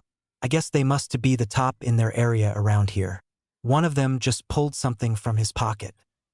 A piece of parchment? The other took his wand and muttered something. What the hell? It's a map of Hogwarts, and it's interactive it seems. Now that is almost gold. I lick my lips. How about this, 1 great prank per month minimum credited on the amazing whatever your names are, and you let me borrow that for a year or until I manage to replicate it, whichever comes first? Twin number 1 is wide eyes. You think you could replicate it? Ouch. Twin number 2 just shoved his elbow in number 1 guts. What my dear brother means is that, seeing how priceless this particular artifact is, we couldn't accept less than once per week and an extra replica of our own if you ever manage added to the right to take it temporarily back at any time we have something major going ourselves. Damn, but this one knows how to bargain. Once a moth, the replica, and the instructions about how to make one for other places if possible, and I let open the option of sharing a couple of tricks once we all trust each other more. I'm afraid that your last request I can't guarantee, but you are free to ask at any time. Deal. Takes 2 minutes for them to instruct me in the map's utilization. The thing is amazing. I think that I just evened the odds of my game of tag with Snape.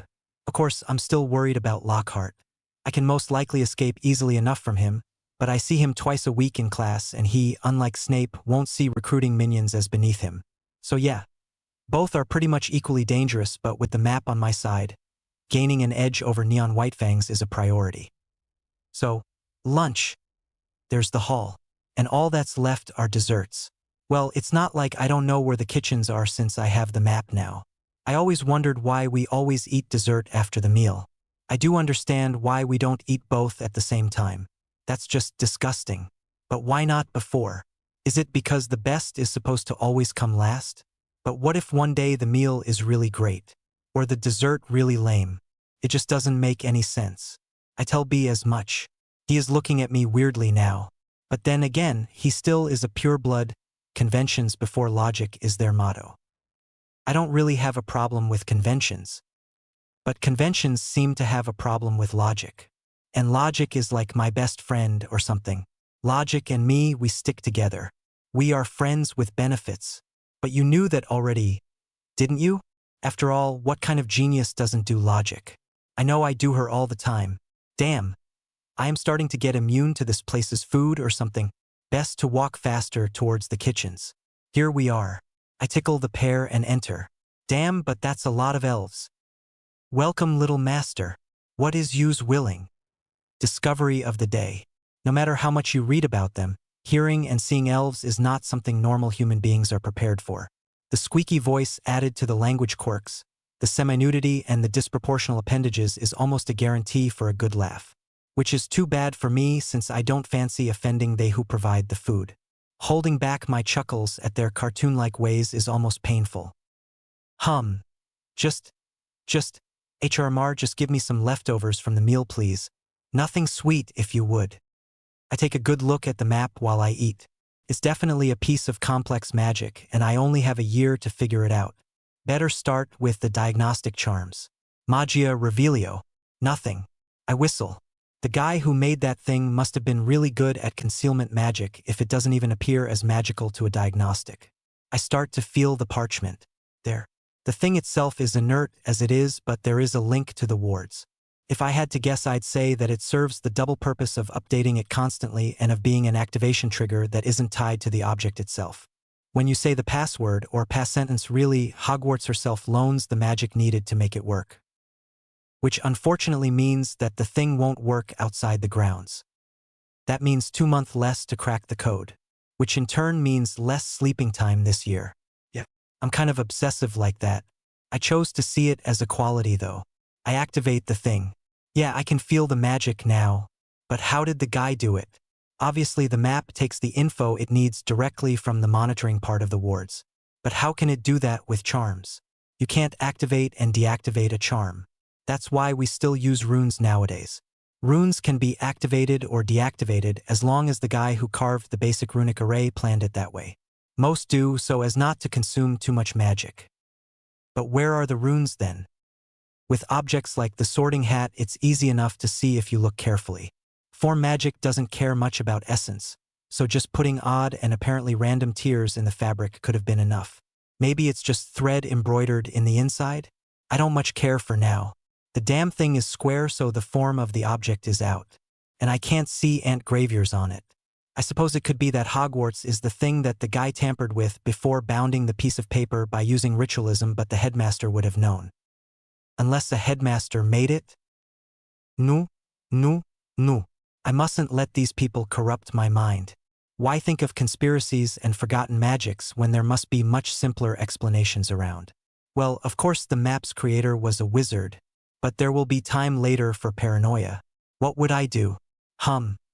Most likely just draw runes on the back of the thing. But I can't see anything on the back. Let's think some more. There is a past sentence. That means that whomever the enchanter was wanted to conceal its true purpose. But any magical form of concealment would still be sensed as magic. What I would have done would have been to put a lot of useless functions out of the concealment to make people think that the stuff was magical but useless. But the map's creator obviously didn't go that way. Something subtle then. How do you conceal ink runes without using magic? Wait, ink, magic, ink magic, magical ink? That's it. What a devious little muggle raised we have here. It shows that the map isn't very old, too. Suboculus. With the spell to allow me to see under my normal spectrum, I confirm my theory. The bastard used magical ink. Also known as invisible ink. Lemon juice is the first that comes to mind, but there are quite a lot that work just as well. A true genius he or she was. Trust wizards to never even think of it. Unfortunately, there is still a lot of work ahead. The array in the map's back is quite complex and is based on Celtic runes, most likely to link it with Hogwarts more easily. The problem is that Celtic runes are crude when compared to Nordic, Egyptian, or even Mayan runes. I won't even compare them to Oriental glyphs, as those don't even work in the same way. So yeah, as most archaic things tend to be, Celtic runes don't have that much good books to be learned from. And that means that I'm no good with them, since Hogwarts Library is probably the only place in England where I can access one. Don't get me wrong, I have some stuff from the Potter Vault, but it's not the basics.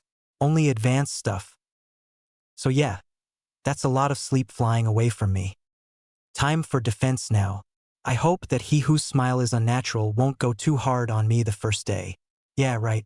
I would probably have as much luck wishing for Black to suddenly wake up and decide to do his godfather duty after a decade hating my guts. Somehow, I don't see that happening either. But what do I know? I feel queasy. Not very good at all. Maybe it's from eating sweets and then the actual meal.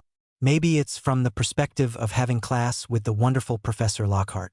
I don't really care as long as it gives me an excuse to get the hell out of here. Well, I wouldn't care. As it is, I care very much because I know that if I miss the first lesson it'll be that much worse when I do attend. So yeah, condemned to spend an afternoon with him and a stomachache.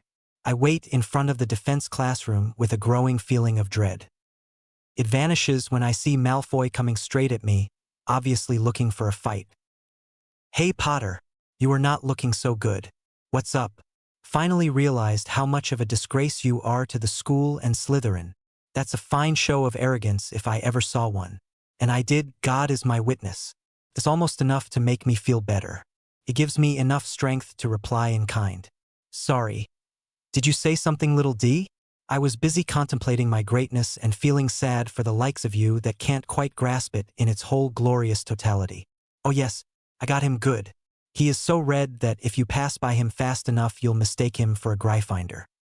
He doesn't look happy though. Damage control then."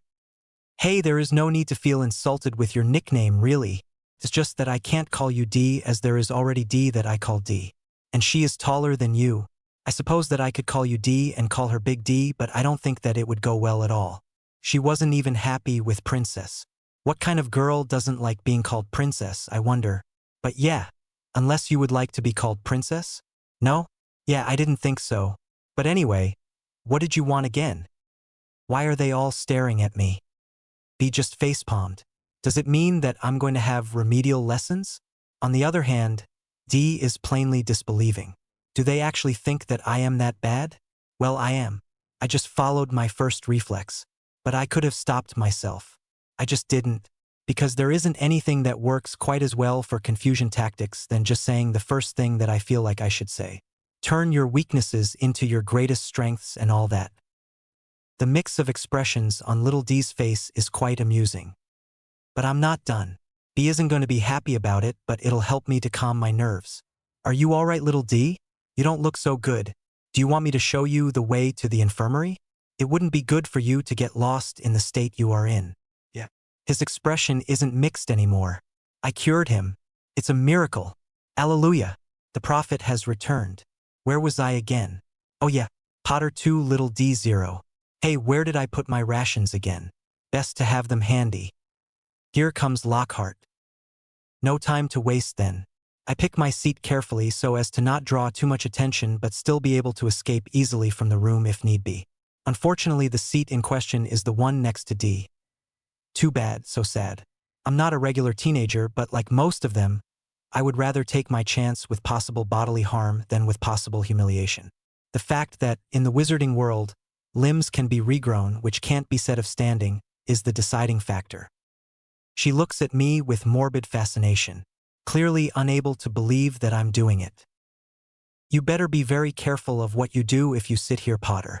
One fool around me is quite enough already." I nod. There's no denying that we all have more important things to think about right now. I know for a fact that I'll be a target, but she is too, to a lesser extent. After all, only morons fall for the guy's manipulations. As she is not part of that wide-ranged category, she is automatically in the other one. With Lockhart's kind of people you are either a resource or a customer. Cease fire then? During his classes at least. She agrees. Which is good, as I'm pretty sure that she could make me a very easy target if she tried. There would be payback of course, but she nodded. Almost disappointed it would seem. Guess I'm not the only one that enjoys a good conflict around here. Or she just doesn't really trust me. Equal chances. But as said before, there would be plenty of time to examine such matters later. Now was the time for peace. Think I should go preemptive on him? She looks thoughtful. Of course, I know that she will say go ahead. She has nothing to lose from it herself and everything to gain. She nods. I'll just get him in the middle of his speech then. Something simple. Something classic. What about that skeleton in the left corner of the room? Isn't that a manticore? Does it even really matter? I am pretty sure that a mouse skeleton would have him squealing for help. Whatever that thing is will most likely make him faint 1 second after I animate it. How he even gathered enough courage to bring it in the classroom in the first place is somewhat of a mystery. Maybe he asked the elves and had a notice-me-not charm keyed on him put on it? Even if that's true, he will have to notice it when it gives him small taps on the shoulder. Cartoons are great inspiration. Of course, it's better to actually use my wand and mutter the words to animate it. We don't want Dee to understand just how good we are, do we? I wait for the right moment and give it a try. Bellissanima. I'm pretty sure that this incantation isn't true Latin, but it works anyway. And now Dee is glaring at me. Oh yeah, I let her believe that I didn't know how to animate. Guess that the truce will only apply to defense then. No time to think of that. If I don't laugh like the rest when the enemy runs screaming in fright, I'll be suspicious. Here it goes. Any moment now. Maybe I went overboard by making it walk on the tip of its toes, but that way I'm free of the twins for the rest of the month. Wow, did that really happen? I turn to Dee in amazement to confirm that I'm not dreaming. She looks shocked too. I pinch her. She pinches me back. Quite hard, I must say. How is that even possible? The guy was tripping on his own feet just Friday and now he pulls something like that? He, for all intents and purposes, heard my toy moving, turned around with lightning-fast reflexes and turned it to dust. Dust. He turned a magical skeleton to dust just like that. Non-verbally at that. Just wow. Maybe the term priority concern doesn't really describe the seriousness of the situation if the guy feels like I deserve to be humiliated a bit. He's talking now. Good afternoon, class. I'm Professor Lockhart. As you see, whoever tried that little stunt helped me to demonstrate today's lesson in a very spectacular way. A wizard's best friend in combat situation is his wand. And to use one's wand with any chance of success, good reflexes and general awareness are a must. Most creatures of darkness are a great deal faster than humans. It is therefore our objective this term to try and get you all more aware of your surroundings and ready to react to it at the very least. That guy is my hero. Was it all a mask before? To lull his enemies into a false sense of security, maybe? I really hope that that's it because I sure as hell can't do much against the likes of him without some serious preparations. And most likely a lot of luck. However, that will only take half of our time. While we will spend Monday's lessons working on that part, Friday's lessons will be dedicated to learning spells for combat situation, both direct effects and indirect effects. There will be one essay per week, assigned on Friday and due on Monday about possible utilizations of the spells discussed. A minimal length of 4 feet of parchment each time. That's fine by me, and I don't think that D, or B for that matter, are complaining either. As you may have read in my books, a great deal of luck is always involved when one survives an encounter with the dark and its servants. The guy is bad-mouthing himself? Did one of the potion masters force-feed him truth serum or something? I read the books. It was painful to read, and painfully obvious that the man was arrogant to the point of delirium. Dazzle a werewolf with one smile? Well, I guess that he could with those freakish things inside his mouth. Maybe the poor thing's eyes couldn't adapt from the total darkness to the fucking lighthouse of Alexandria. Still, if he keeps it up like that, it'll be one pink mage that I actually respect. And that is why, without being able to rely on luck, you should all try to avoid danger if possible and call professional assistance. As we all know, sometimes you will be unable to do so. If such a situation arises, you will instead rely on the skills I will try to transmit you here until such a time when you can flee and call for help. Let us hope that it will be enough. I still don't get it. How can he be so good? I mean, it's true that the methods in his books would work very well for the most part, but there is a lot of extra that just makes the story fishy. More like a romance novel than a description of facts and techniques. And it's really not textbook-like at all. I don't like fishy things. They smell funny, and I think I already made my point about that. But hey, it's not like I am a Gryffindor, right? I don't fancy mysteries unless I am the one being all mysterious. It's a lot of fun then. But I don't crave for answers either. I can live perfectly fine without knowing what's up with Lockhart's sudden case of schizophrenia. I'll just need to keep my distances from him. It doesn't matter that he just turned into an actual defense against the dark arts expert.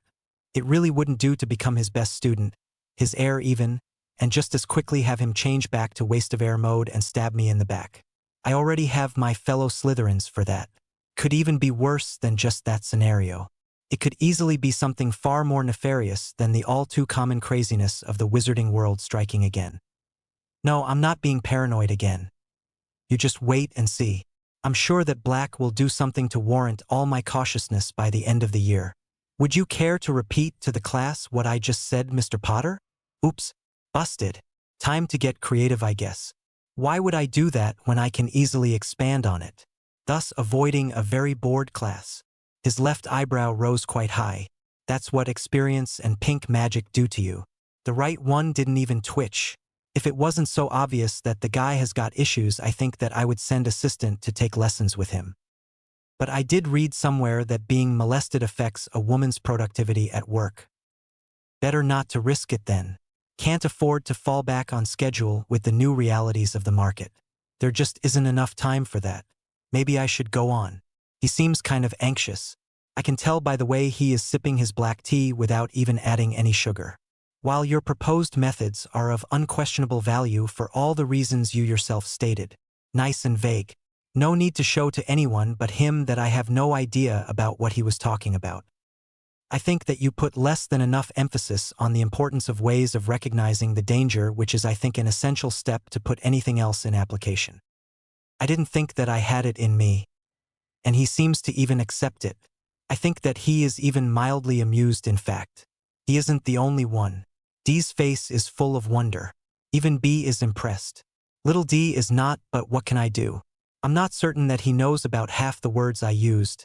Indeed, a most welcome observation of your part, Mr. Potter. Unfortunately, our schedule is rather full as it is, and, as the already discussed points are the ones that demand the most of our time to show improvements, we will only start threat identification in your second year. He keeps going, and I try to focus on him now. Who knows what he'll do otherwise? He talks a lot. That's still the same from last time. But his mannerisms are a good deal more those you would expect of a pureblood now than what you are used to see in TV shows spokespersons like it was before. This doesn't make any sense. If it was some sort of way to fool his enemies before, then why drop it now? Granted, it would be hard to teach without dropping the mask. But then why still wear it during the feast? Let's just think about something else. This is getting me nowhere. How about the prank for the twins? I need a new one since this one failed in a rather miserable way. It's better like this, in fact. I hadn't thought of a way to sign their name all over it. The first thing that comes to mind is the old animate their clothes to make them dance trick. But I don't know how to dance and can't therefore clearly represent it inside my mind. As I said before, animation depends almost only on will magic. If I don't know what exactly I want to happen, it won't. That's why I don't have sentience for my minions yet. Because it can't be done with will magic only. In fact, I personally never ever heard of it being done with essence magic only either. There's always at least some form magic, and a great deal of the time only form magic. Best eat a snack now. I am starting to drift here. So if not dance, then what? What about an all-out martial arts tournament? I couldn't throw a punch to save my life myself, but I am fairly confident that I could drag people's bodies into doing something I saw in one of those kung fu movies. If not accurate, it will, at the very least, be entertaining. The problem is that it would take much more than I have to do that to the whole school. Who should I pick then? Obviously not people that can be linked to me. The best would be people that the twins are known for pranking. But I don't know, nor do I care to know who those could be. So who? Yes, the professors, of course. It'll even do me good to see those who get tricked and those who don't. I don't think that Lockhart will, and Dumbles won't either, but I would bet anything that at least half of them will fall for it. I wonder if Lockhart will turn his clothes to dust. Hey, class is over. And I wasn't left behind this time. That's good. Now what should I do? The day is pretty much over and I don't really have any homework worth mentioning. I don't feel like bugging my fellow snakes either. If I start doing it too much, it won't stay fun, will it? Well, I'm not in a library mood right now. I know for a fact that old Guy Fawkes had his party and my hairdo will be there. Maybe I should burn it all. Even if I don't get the terrorist, I'll still be doing a great thing for England and the world as a whole. Fussing and moaning about how little time there is to properly write 2 feet of parchment about the first rule of transfiguration or something. I think I'll go play with the map in the hall. See if I can think of how I would have made it with Nordic runes, maybe. You never know what will be helpful. And here we are. There aren't all that many people at this time of the day, which suits me fine. I don't want any noisy classmates trying to pry information out of me. But just to be on the safe side of caution, it would be better not to sit on Slytherin's table. Now that I think about it, the Ravenclaws won't be able to help themselves either. And there will be an instantaneous mutiny if I sit with the Gryffindors. So Hufflepuff it is. I sit in one fluid motion. But they don't give me 20 seconds before I am disrupted. Hey, you are Harry Potter. But you are a Slytherin. You can't sit here. Why did I even bother trying? It matters little now. If I back out, it will be bad for me. I change my tie's colors from the red and blue polka dots to their colors. Here, can you go bother someone else now? I would really like some peace and quiet right about this instant. I stunned him. I guess it was bad enough for me not to wear my own house's colors. The guy is so prejudiced about it that he couldn't handle the mental and emotional strain of having a snake turn badger. Then again, their house is all about loyalty. For them it's just the same as if I had yelled to the whole world to hear that I liked them better than my own house. Which is true, but that's not my point. In my house I like B and respect D and her red-headed friend somewhat. In this one, I like my assistant and by proxy her crazy friend H that I never met I guess. And I tolerate the rest of them minus the guy who just talked to me. Huge difference. I take a look around to see how the other people around are taking it. Most are only confused. Very few are angry. That's good. I activate the spell for seeing under the normal spectrum again. Suboculus. By doing so while still observing the hall, I catch a disturbing image. The assistant healer, Miss Johnson or something, is leaking some sort of aura. That's not normal. Nope, definitively not. Auras can't normally be seen. They can be sensed by a powerful pink or gray mage, but never seen without the use of a device of some sort. A simple spell like Suboculus would sooner allow you to see imaginary friends than allow you to see an actual aura. It doesn't matter how powerful or skilled I am, I won't ever be able to nail anything by use of a spoon. I need a hammer like everyone else. If I could, it wouldn't be just hers anyway. So what in God's name could it be? Whatever it is, it's oozing and reeks of death. Just how many weird things are going on around me? I don't feel quite safe anymore. I didn't like the idea of being at the business end of Lockhart's promo campaign, but now I think I would much prefer that to being at the business end of his wand. If you add to that a contained Cerberus Guardian, a roaming Sirius Black with murdering intent, and now a suspiciously evil-looking aura attached to one of the castle nurses, well, staying out of the infirmary may be for the best. But I am not allowed to wallow in those depressing thoughts. I am, indeed, rudely interrupted by what anyway? Is my assistant, and what can only be her friend H, and a random Hufflepuff female prefect with pink hair. Is this day getting really surreal or what? I mean, okay, she is a girl and therefore does not fall under the great book of male pride's jurisdiction. But still, I wore that polka dots tie all of Friday plus the weekend and I can still tell how utterly queer that particular shade makes her. Wait. Let's backtrack some. Her friend H? Didn't Harry James Potter, our supreme ruler, decide just the other day that staying away from her for now would be a very good idea? Something involving craziness and pointy teeth? I'm pretty sure that I do remember something like that occurring. And really, who am I to go against the decisions of such a great mind as his? So that means tactical retreat if possible. Slowly. Busted. I guess I shouldn't have gone for it while the three of them were staring at me. Still, doesn't that make like thrice today that I have someone besting me? Either I am losing my edge or this is really not my day. Hello? What can I do for you, assistant number one? The two other aren't any more surprised than assistant. I guess she is spreading some stories about me, huh? Did you actually convince someone to be number two? That Slytherin blonde I see you talking to at meals, maybe? Someone should really tell her about the eyebrow thing. I throw a meaningful look at Pinky to see if she'll help. She doesn't seem to understand. Why don't other people notice important stuff like that? I'll never know. Well, what else would you have brought these two for? They don't look like they could be much else. I am, in fact, half joking about that. People don't make prefect without some semblance of skill, so the older one should have some interesting things to share if we relate well enough together. Friends should always be useful at the very least.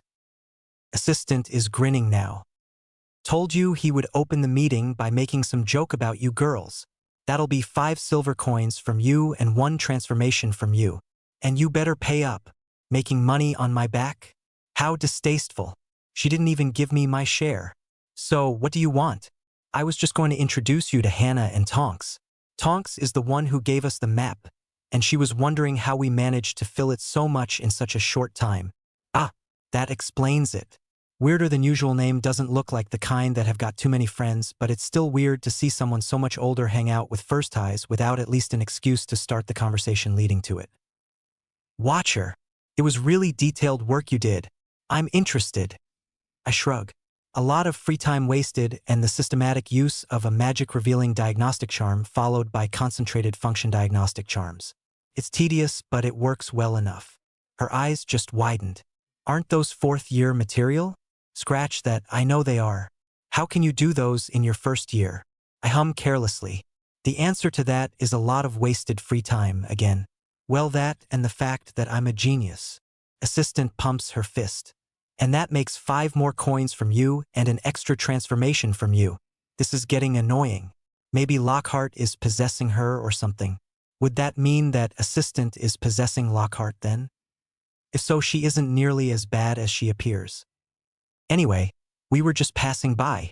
There is going to be a first day of school party in our dorms in half an hour and we need to get ready. See you tomorrow, Harry. They are leaving. And luckily the matter of the lot didn't even speak to me. That's good. But it's way too much stress for one day only.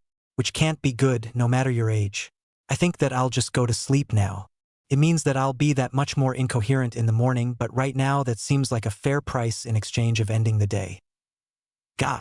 So waking up by having my proximity wards going all sirens of doom on me isn't really a pleasant experience. Who would have thought? It's duly noted now anyway. I'll fix it as soon as I can think straight again. Maybe a heat signal instead of sound? That way I can get my arm burnt to ashes instead of having my eardrums popped. But now isn't the time for a brainstorming session. Now is the most sacred and ancestral time of the day, or night really, to make whoever tried to go through my wards suffer in unimaginable and unethical ways. People can't just go around disturbing the few hours of rest I can catch per night, thus tiring me, thus not allowing me to perform my research in a way fitting my genius status. Not without facing the consequences of such foolishness at any rate. So where are the fuckers? They're stuck somewhere in an amalgam of my bed's curtains. No, whoever it is isn't so lacking in skills that he tripped and managed that by him or herself. I keyed the curtains to the life-sensing part of the wards with an animation command to capture anyone that crosses the perimeter. My would-be attacker is literally mummified, and the best part is that I embroidered the cloth with enough gold trim to make it very hard to use magic when inside. Just animating the thing was a hassle, and I took my sweet time to do it. So whatever I caught definitely won't be escaping anytime soon. Yeah, now that I can get a good look, it's obvious that it isn't even remotely human. Way too small. For a second, I wonder if it isn't just an owl that tried to deliver my mail. But that can't be it. The outer wards wouldn't have allowed one of those to enter. Because if one can enter this far, what's stopping Black or a classmate from sending transfigured or conjured, hell, even trained animals to do the job? So what is it? A goblin, perhaps? I hope it is, because there is only one other kind of creature that I can think of with the right size, but those don't live anywhere near here. Which is good, because with all the time I spent thinking about it, one of them would already have melted all the gold and turned me into an ice cube by now. Gives you chills, huh? But enough about that. I need to know what Black or whoever sent after me. I recast the animation and command the curtains to shift just enough to see. Oh my god, the Quibbler articles were true. That I never expected. I always thought that the editor used his paper as a mean to diffuse hidden messages that only a select few could decode. I would bet on unspeakables, as it is known that his wife worked for the ritual creation department for some time. Order of Merlin 3rd class for dying while on duty, if I recall it right. How the guys even hope to be in the secrecy deal while revealing their names for all to know, I am not really sure. Anyway, turns out that I was wrong. Or at least that I wasn't as right as I thought I was. I do have a subscription to the Quibbler, but I never gave credit to their news. It was just entertaining to see what they came up with as codes. But this is proof. They actually give real warnings about stuff that exists at the same time. I'm starting to respect the guys. Really, it's like a pro-Muggle-born movement. The only people who would take anything inside this paper seriously are the ones that don't know anything about the wizarding world and those who already know. So it warns Muggleborns about some of the nastier things that lurk around. You indeed do learn something new every day. Who would have thought? Seriously, who would? Ninja elves? Silent assassins that creep in the darkest of nights? Going unseen, unheard, unsmelled even? Heavily trained in combat as well as stealth? Wielders of powerful arcane knowledge they use to bypass most protective measures? Who would have thought? The thrice-damned would-be killer went right through the offensive part of my wards without even breaking them, like they weren't even there. Hell, I'm pretty sure that it could have bypassed the proximity ward in the same way. The little sadist just wanted to see my expression as I realized I was going to die, if it wasn't for its arrogance. If I hadn't put that animation or the gold thread on the curtains. Another chill goes up my spine as I take in just how close to dying I came. Talk about giving the Reaper an Eskimo kiss. What? No, I don't know how that would go either. It was just a figure of speech, damn it. Anyway, it's very clear now that Black, because who else would both hate me enough and have access to such a powerful secret organization, won't stop at anything to get rid of me. Certainly is a sobering thought. But how did it pass through the castle wards? Mine aren't anything special really. I just use them in tricky ways. Most fourth year and above could cast temporary wards like I did if they wanted. They would just need to spend a weekend in the library. But were the founders so lame that their wards didn't account for elves? It seems so. Of course I should have known it. Even if you discard the general wizarding attitude of dismissing elves as unimportant, the map should have been my next clue. It didn't show the castle elves, which means that the monitoring section of the castle wards doesn't pick up on the elves. If they didn't think about it, or if they couldn't be bothered to spend ward power on it when elvish magic is so different from ours, I don't know. Well, sounds like my next project. Yay me! Just how much sleep am I going to lose over this? Somehow, I think that knowing beforehand would depress me further. But I should really take care of the assassin now. I speak to it. Go back to your master, foul creature. Tell him that it will be harder than that to kill one such as me. If he thinks that such cheap tricks will have any effects whatsoever, he is in for a very rude awakening. The thing's eyes widen in what would be a comical way if I didn't know how dangerous it could be if not contained as it is. Clearly it didn't think that I knew all about his kind. I don't even try to question it. Rumors of the automutilation of their vocal cords aside, its physiology is way too different to be vulnerable to truth serum. I don't know, nor do I care to, any legitimacy. And finally, even regular house elves have a freakishly high pain tolerance. So no torturing either. It's really a genius idea to have those do this kind of job. Makes much more sense than nannies and cleaners. Well, time to get rid of it. I wouldn't think much of going murderer on its little ass, as he was going to do just that on me, but I want him to deliver my message. If I can get a rise out of the master, it's more than worth sparing the servant. It's not like I can forego the precautions against future attacks from his kind anyway. There could be more than one. The only down is that the curtain trick isn't likely to work again, but it's not like I can rely on my opponent's sadism to survive. Still, I wish I knew how to erase memories. Somehow, I doubt that the Hogwarts library holds that kind of information. I take 2 dummies from my not-so-official trunk and enlarge them. I sigh. Why do I feel bad about this? Oh yeah, I can't escort the elf out of the castle wards without actually going with the dummies because passwords can't be uttered by tag and I can't visualize the way well enough to animate them the way they need to be. That, and even if they could and I did, there still would be the problem of the patrols they could encounter. And if I wait until morning, the damn thing will melt the gold enough to cause trouble. I can see it now. It's a choice between being killed and being caught out wandering the corridors after curfew. Not much of a choice, you say. Well, think again. Getting caught doesn't mean lines to write. It doesn't even mean detention. Well, I guess it could mean either of those, but there are more serious consequences. In the first place, it would destroy the frail peace that I have with D. That's already bad enough, but there is also the very real possibility of having a one-on-one chat with my head of house, or worse still, with the good headmaster. It's been a week and a half since the first day of class, and both have tried to talk to me quite a few times. And I'd wager that the 2 of them are stubborn enough to keep trying hard for yet a couple of years if they ever give up at all. And that's on the off chance where they don't start being more forceful. I sighed again. Well, it can't be helped. I am way too young, handsome, and smart to die. Better take the map with me. I don't want to get lost, and it will give me a decent chance at avoiding patrols. Of course, if I do end up being caught, that'll be one more thing I'll lose in the deal unless I manage to deactivate it on time. I take it and half a dozen extras bits of parchment to confuse anyone that might see me. The impressive concealment measures should make it safe enough that way. Though I am kind of worried about that fragment I cracked 3 days ago.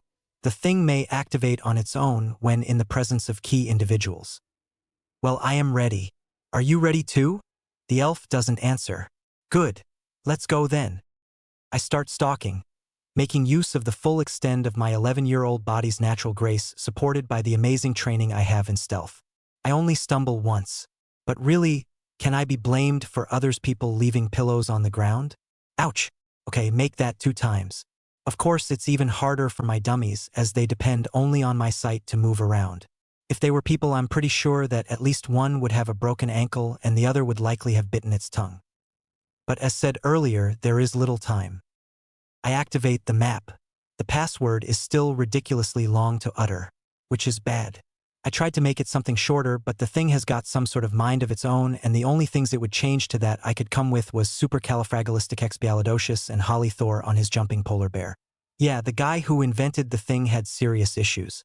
And no, I won't discuss how I came to even try those two. The good point is that it has given me some clues about how to achieve sentience myself. Not sanity, mind you, but it's a start. The other up is that I don't intend to replicate that part of the scheme myself, and it will make things that much easier. Good, there is nobody in sight. There are a couple of prefects on the 2nd floor and the crazy caretaker's cat is on the 4th. Everyone else is too far away to be a worry, though I guess that someone could use a secret passage. The map doesn't show all of them like that. Sometimes it only shows them if you happen to be nearby, which is how it can give the passwords only when you actually need them. I start walking. That's it, swiftly but without making noises. Wait, didn't I read about the silencing charm just the other day? Does it only work on the voice or does it affect footsteps and the like? Can't remember anything but the incantation. Well, I'll just try it. Silencio. I try to snap my fingers. It doesn't make any noise, but I never was all that good at it in the first place. I clap my hands. Once, twice. No sound. Good. Let's keep walking then. It's too bad that I can't do the same about being seen. But wearing a cloak could be of help if I am seen. That way, if I escape, they won't know whom to punish. I go for my trunk in my pocket. What, your pajamas don't have pockets? Well, where do you put your wands when you sleep then? Oh, forgot that you don't have mass murderers after your hide. Won't happen again. There, now I just have to enlarge it back to real size and take a cloak from a spare dummy. Wait a minute. Enlarge? I can't do that without saying the incantation. That means that I can't do it without countering the silencing charm. And that kind of needs a verbal component to work too. I am stuck. I can't even return to the common room. I can't even deactivate the map. How do I end in these situations? I am a genius. I shouldn't forget about important things like this. No matter, keep moving. The people on the map are moving too, and some of them are moving my way. I quickly take the cloak of one of the 2 dummies that are more than an inch tall at the present time and throw it over my shoulders. I'll take care of the elf first, and I'll look for an isolated place to rest after. Rest, not sleep. I am not going to bother to cast something devious enough to protect me from the assassin's kin, only to need to do it again tomorrow. I start running. If I can't do any sound at all, I'll at least take full advantage of it. Or not. The dummies aren't silenced. They can still be noisy if I am not careful. Damn. Well, no point in complaining about it now. There, I am out of the dungeons now. I just need to pass the doors and order the dummies to go past the wards. Drop the package and come back. Nobody is around. Perfect. I do so. They take their sweet time to come back, but at least they eventually do. Now where to? Not back in the dungeons, that's for sure. I'll surely catch a cold if I do. How about the 5th floor? That could work. There's nothing interesting on the north aisle of it. I don't think that people ever go there. When I explored it with assistant, it was pretty messy but comfortable enough for one night. I wonder why there is so much dust in the area. Don't the elves clean there too? Somehow I can't see them being slackers about it. Maybe it's an elf-repelling area? If it is, then all the better. I reach the moving staircases. I just need to wait until one deigns to give me a lift now. Honestly, what the point of doing that to otherwise perfectly fine stairs I will never know. Shit, are those voices I am hearing? I can't believe I was distracted enough to stop checking the map. I blame the fact that the food is so small at the moment that it would hardly be a decent pill, let alone meal. Come on, you stupid agglomeration of moving steps. Let me up. Do your job, damn it. Are you sure we aren't lost, Minister? I can't recall where we are right now. Nonsense. I remember my Hogwarts years perfectly. There should be a passage that leads out of the grounds somewhere nearby. I think that I was the first to discover it in at least 200 years, you know? Of course, I gave the information to a few chosen friends. I think I told Lucius just the other month. Minister? Crap. And what are they talking about anyway? There's nothing around here. Just go away, find your passage. Don't come here. Ah, yes. Of course. I'll just look harder. Wait for a moment, Dolores. There is something important we must discuss about, and here is as a good place as any. Yeah. Talk about your secret business inside a castle full of ghosts, paintings, and other such spies. Good idea. And don't forget to do it at 3 meters tops from an 11-year-old boy while you are at it. Why won't that damn staircase just come already? I have been talking with Lucius about the black case. Terrible time for such things to happen. The elections are still far away, but these things leave their mark. You must be ready for when all the foreigners arrive. We don't know if there are dark supporters amongst them. Oh, so I am not the only one worrying? Good. Everybody should take a share of the stress. As you already know, it will be Black's best chance to leave the country if he is still there, and we can't really have the Dementors around when they are. Too much international troubles if we do. Dumbledore is not being helpful at all.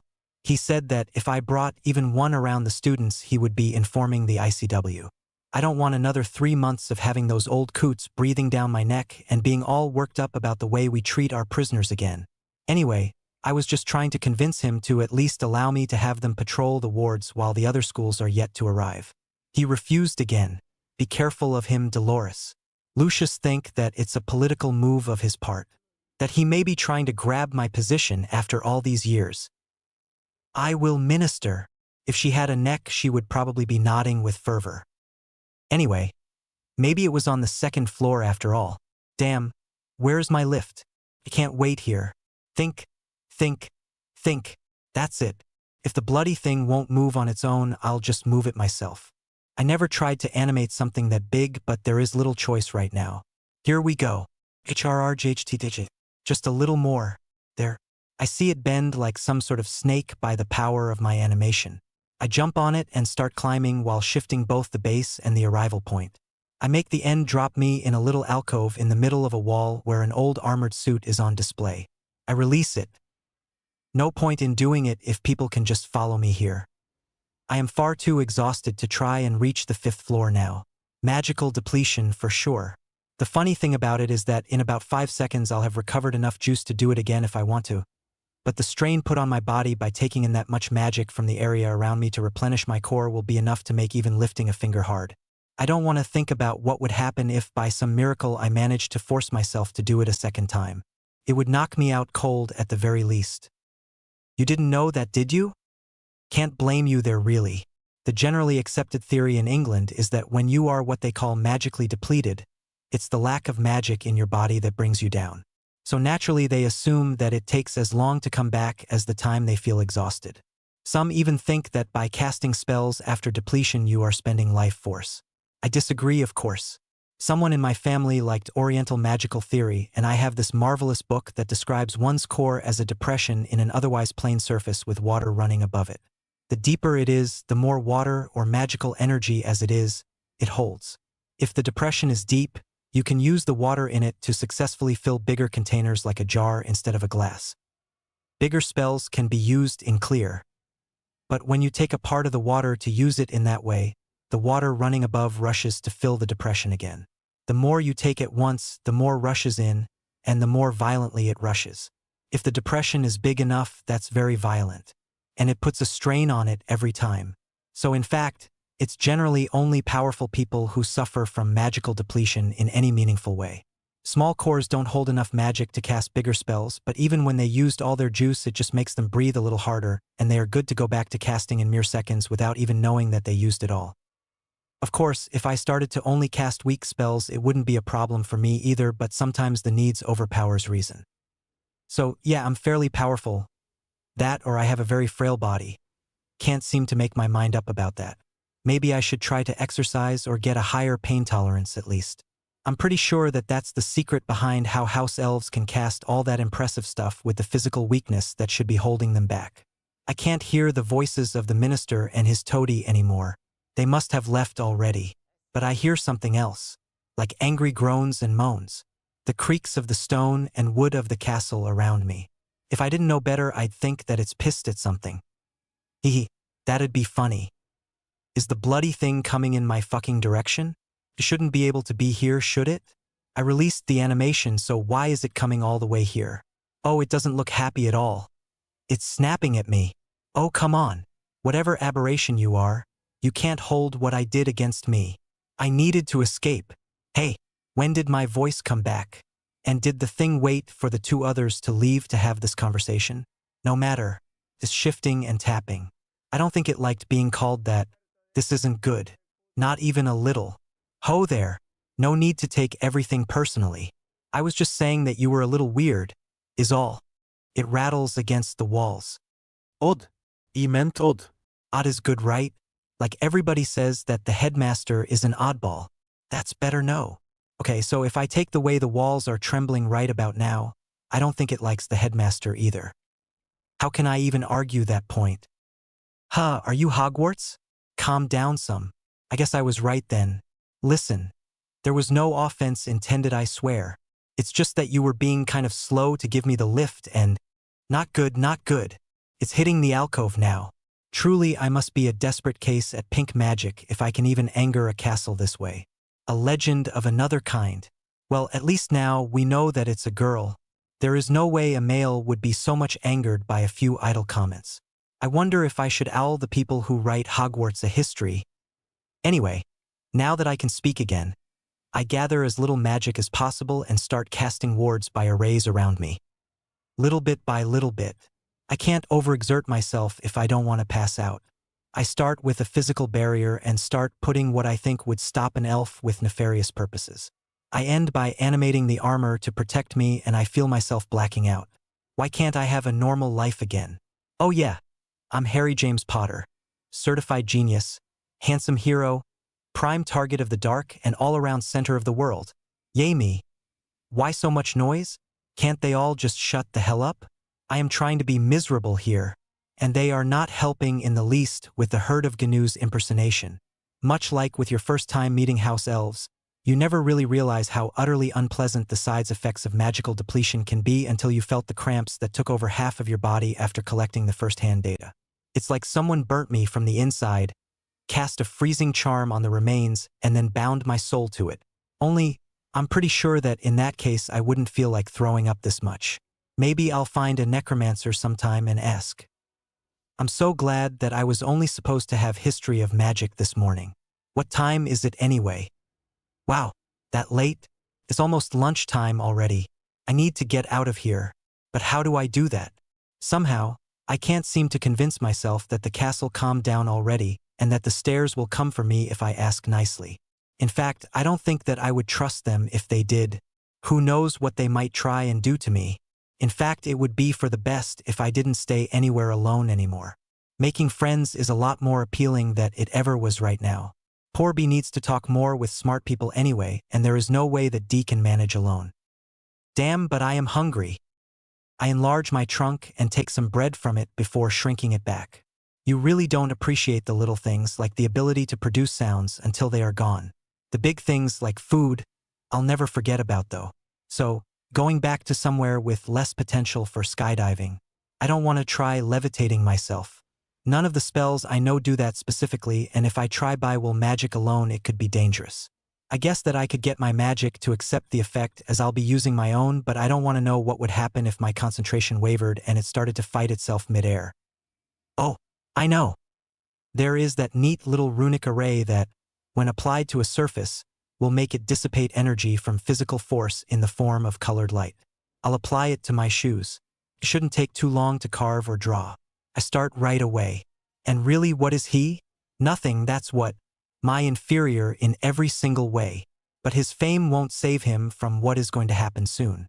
Father was here just the other week to drop some supplies he was donating the school, and he said that the unworthy won't be around much longer. I hope it happens quickly. Can you imagine the shame if the students from Durmstrang come and meet the kind of rabble that infests this place? I don't think I could handle the shame. Of all the, what is little D doing right here? Don't those people know how to converse in secure places? No matter, I'll just keep drawing. But back to Potter. Did you two see how he missed history of magic this morning? Such arrogance when he is only a lowly half-blood. But I'll show him. I'll call the upper years for help dealing with this stain to Slytherin's pride. They'll be glad to help, I'm sure. Here, finished. I jump from my hideout, aiming carefully for a staircase that will bring me to the hall. I think that I'm blind now. Who would have thought that the impact would be so great? The upside is that the three of them probably got it worse, with them being dumb enough to turn because of the noise and all. Anyway, I should probably say something now. Little D, how can you say such mean things about me? Don't you care about my feelings? Don't you care about how you are hurting me by saying things like that? Tell me you didn't mean it. Please. After all our games with your mother in your bedroom. I thought you loved me. Was it all a lie? Were you manipulating me when you said we had something together? That I should experiment your ways before being set with normal conventions? How could you, little D? How could you? I won't be so naive next time. I am through with men. As she didn't say anything, I will still play with your mom, but don't you dare ever speak to me again. Truly a piece of art. His brain didn't catch up yet, but the people around are not so dumb. I don't think that any will believe it, but that won't stop them from spreading it for comic purposes. B is going to be dismayed. But hey, it's not like he should be expecting anything different after all. Like he said to me the other day, it's not that I lack pink magic to use, as really magic is magic before you give it form, but my brain just refuses to use it for anything other than sarcasm and insulting. He tries to teach me how I am expected to treat a fellow pureblood heir, and I naturally start to think about all the little insults that will set them off that I never would have even thought about earlier. He teaches me how to act, and I do this. Well, he theorized that there is a chance, if a slim one, that I could make a normal use of his teachings if the person I was talking with was actually someone I at least respected. Even that will ask for heavy training, though. I don't wait for them to recover, because who knows how long that would take. And that's not even taking the damage that I'm not responsible for into account. And start heading for the hall. I'm starting to have second thoughts about the array I picked to avoid going pancake earlier. Because when I walk there is technically still forced to be dissipated. Which means that I look like a disco star right now with my hip shoes. Maybe I should sell some of these? I'm pretty sure that some kids would like having a pair in the Muggle world. Let's file it in the Ways to Conquer the World by Economical Means folder for now. I'll have assistants sort it out later. Maybe I can even get her friends to help? One just won't be enough after I start to expand. Speaking of the devil. Hey Harry, you didn't come to swim yesterday afternoon. Oh, forgot about that. It's not like I know how to swim anyway. I would have stayed at the shore throwing pebbles at their heads most likely. Assistant. Well met indeed. About that, well, you know me. I was about to come when I heard that rumor saying that Snape was distributing sweets that weren't even poisoned. The funniest part is that there is actually such a rumor going around. The fact that the guy somehow feels somewhat ill when he is less than a meter away from anything containing sugar while in the hall may be a factor. It takes a lot out of me to animate something inside a living magical being, but if I pour enough juice behind it, I can sustain it for a few seconds as the stomach and intestines' contents aren't exactly alive anymore. It's like Pavlov experiment in reverse. Each time he goes near anything sweet, I make him regret it. He is already avoiding even fruits like the plague. Now I just need to always walk around with candy, and he won't bother me ever. At least until he tests every potion in existence to try to cure his mysterious illness. I know. Genius. It's like I created a new sort of vampire. Assistant and H roll their eyes. Why don't I believe you? Don't answer that. You should really come today. The weather won't stay nice much longer, you know? And Tonks said that she can even cast some charms on us to allow to breathe under the water. We could explore the lake. Someone from Ravenclaw even told Hannah that there were mermaids in it. Well, I did say something about not being alone anymore. In fact, not being inside the castle period would be that much better. Fine. Fine. I'll be there. No need to nag. See, Susie? I told you that mentioning mermaids would work with any teenager. Really, Harry? We are much prettier than mermaids anyway. And if you are sweet enough, we could try to practice warming charms and have another session at midnight. I missed the time when H didn't talk. It's always the quiet ones, like they say. Well, I would gladly keep talking to the two of you, but you know how it is, right? Need to be with my housemates a bit, lest they forget all about how unsafe it would be to start going all pure-bloodish Slytherin on me. It's for their own good, really. I start walking away in all my disco glory. I hear my assistant mutter to the other one that she scared me. As if, but there's no time to go back and correct them. I sit next to B at Slytherin table. Hey B, what's up? He doesn't look happy. Potter. Oh, having lunch. Seeing Malfoy having bursts of accidental magic. The usual. Is that why you missed today's lesson, by the way? Didn't think about that. Better give him an apology. Oh, that. No, that was just on my way to lunch. Sorry about not coming, by the way, but something happened yesterday night and I had to fix it. You know how it is. Tell a couple of house elves that the food is good and wake up in the middle of the night having one staring at you. He nods. Wonder if it happened to him. Say, do you have a subscription to the Quibbler? No? Well, I know what to give you for Christmas now. There. Let's see if he picks the clues. It's a personal quest of mine.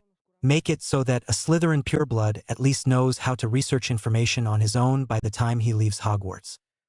I think he is still somewhat upset about me not showing up at the meeting.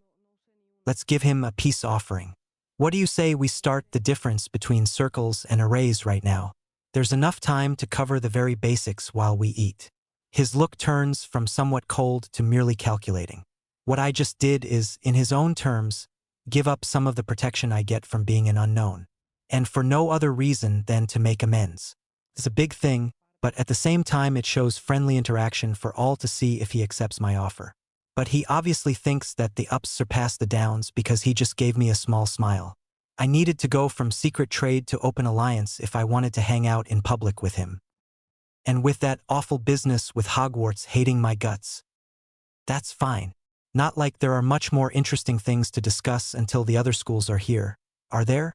So, apart from the difference in drawing them, what is there to say about each type? I take my best droning voice and start. Quite a lot, actually. You already know that arrays are runes connected to each other's. When you are building one, it's like you are taking the magical effects of a lone rune that come, most of the time, from its symbolism and try to make it vary by connecting it to one other. What the other rune is, how far you put it, and things like that have a role in the equation. If there are more than two, and that's often, things like angles enter the parameters too. Do you follow so far? A nod. Of course he isn't the only one following anymore, but that was expected. I guess that means no form magic on Snape. Most wizarding cultures favor arrays because they are simple when you have cataloged work to base yourself upon. But it's mostly guesswork. We managed to come up with a few general rules over the years, but not a lot. The only other information about them that is basic is that they are powered by the natural flow of magic unless told otherwise by the array itself. Now, magic circles were used by almost everyone at a point or another, but Europeans are typically very fond of them. They are two types of circles. The ones who work from outside to inside that are called collapsing circles, and the ones who work in the very opposite way that are called perimeter circles. Wow, they are all staring now. Maybe they'll stop laughing when I say I'm a genius now. Both kinds work based on the actual meaning of the runes. When you draw a circle, you are writing down sentences that will tell the magic what to do for you. Which is why circles don't rely as much on form magic as what you meant when you wrote them gives it a will magic component. Now, it's very unlikely that you'll ever use a single layered circle, like you don't find a lot of uses for two runes arrays. What you generally have are concentric circles. They will activate one after the other, either from the center outwards or from the outer layer inwards. I sip some water. No way that I'll put the disgusting beverage they call juice anywhere near my mouth. At least if it was soup. Hey, maybe I should make an exception with Snape? Who am I to take this away from him? Collapsing circles are used in rituals mostly. I guess that you could use them to do the equivalent of array work, but it isn't worth the workload. You can only use a collapsing circle or circles really in a location with abundant natural magic. You must write the circle on the center first and all the way out to avoid having it activate while you are drawing. The last layer's function is to draw the magic to the inner circles. It's the only part that won't collapse. The object of the ritual is inside the center circle. After activation of the outer layer, the magic will activate one circle after the other. Each time it will destroy the circle and will be molded in the process until it reaches the object and modifies it. I make another pause. Perimeter circles take energy from their center. The inner circle contains an object that holds a great deal of magical energy. Some call it a keystone or a core, but it can be anything from a living being powering it to a common piece of wood that was infused with magic either by the use of arrays or with a collapsing circle. The energy flows to the outer circles one by one, but doesn't destroy them by doing so. The circles are not meant to collapse. There are flaws in their construction meant to maintain them stable. By doing so, they alter the magic flowing out and shape it in a certain way but do so at a steady rate. That's because those are usually used for wards. And while in a ritual you want all the magic to fill the object at once, wards are supposed to last. The last circle is meant to limit the area affected. If it wasn't there, it would try to affect an area expanding as fast as magic can travel, thus needing infinite power. I finish my noodles and wait for dessert. We, of course, will only be working on arrays as they, even with all of their randomness, don't tend to backfire in spectacular fashions. They backfire a lot, but in small ways. B is thoughtful now. So, if that's how you make wards, how do you go about breaking them? I give a smile. Who has got destructive tendencies now? But to answer your question, there are a lot of ways. It all depends on your skills on the ward and whether you care about what happens to you and the nearby area when you break it. If the warder did a poor job of protecting the circle itself, you could just blow pieces of the limiting circle and make them spend all of their juices. Won't work if the guy was half as smart as little D though. I take some dessert. You could also throw curses at it until it overloads, but I wouldn't do that if I were you. People who try tend to die from the built-up energy released at once without purpose defined by the circles. The safest and most reliable way is to draw your own circle around it. Either by draining its power dry to fuel some useless thing or another, or if the target doesn't need to be in one piece, you can use a collapsing circle.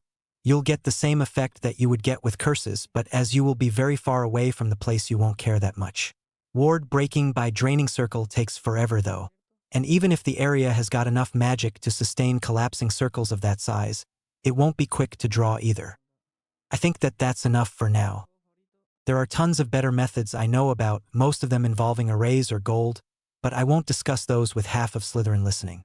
While it won't do them any good to ward themselves from me as I have the snitch, it could give them pointers to bypass my own wards. And I think that there are enough skilled people after my head as it is. I am careful not to eat all of my dessert. Best to have some munitions in the off chance that Snape tries something. B seems to understand that the topic is closed for now because he starts talking about idle things like Quidditch. Now, I have nothing against the sport itself. It looks mildly enjoyable to watch, even if I wish there was a way of doing so without leaving one's home. It is far too dangerous to play for my tastes though. That reminds me. Hey B, do you know of any sport I could play around here that would help me with being fit? If you could pick one that had low chances of me dying, it would be great. This not. Was she really here the whole time? Weird that I didn't notice. You? Fit? If I sneezed strongly enough in your general direction, the search parties would take weeks to find the remains. Now that's just insulting. Who does she think I am? I saw mild grounding arrays on my clothes ages ago. Nothing like the one that I found in the library the other day, mind you. Using that out of battle is just asking for trouble. If only you can move your clothes and you try to sit in a car, for example. Just not good. At best, you would fry the motor. At worst, all the force that should normally be diffused by the whole body would instead be transferred to whatever skin you have in direct contact with the vehicle. In a car, it would be bad. In a plane, you would likely lose a hand or a head. Back to me being insulted. Oh, I didn't realize that you were in such a good shape, D, but I can see it clearly now. Everything is where it should be. Say, If you are such an expert in the field, why don't you come to sweat with me? I'm sure we would both have great fun. She is gobsmacked for a second tops before a reply comes. A valiant effort, Potter. But I already heard of the rumors about you and Malfoy. I won't be anybody's alibi. Ouch!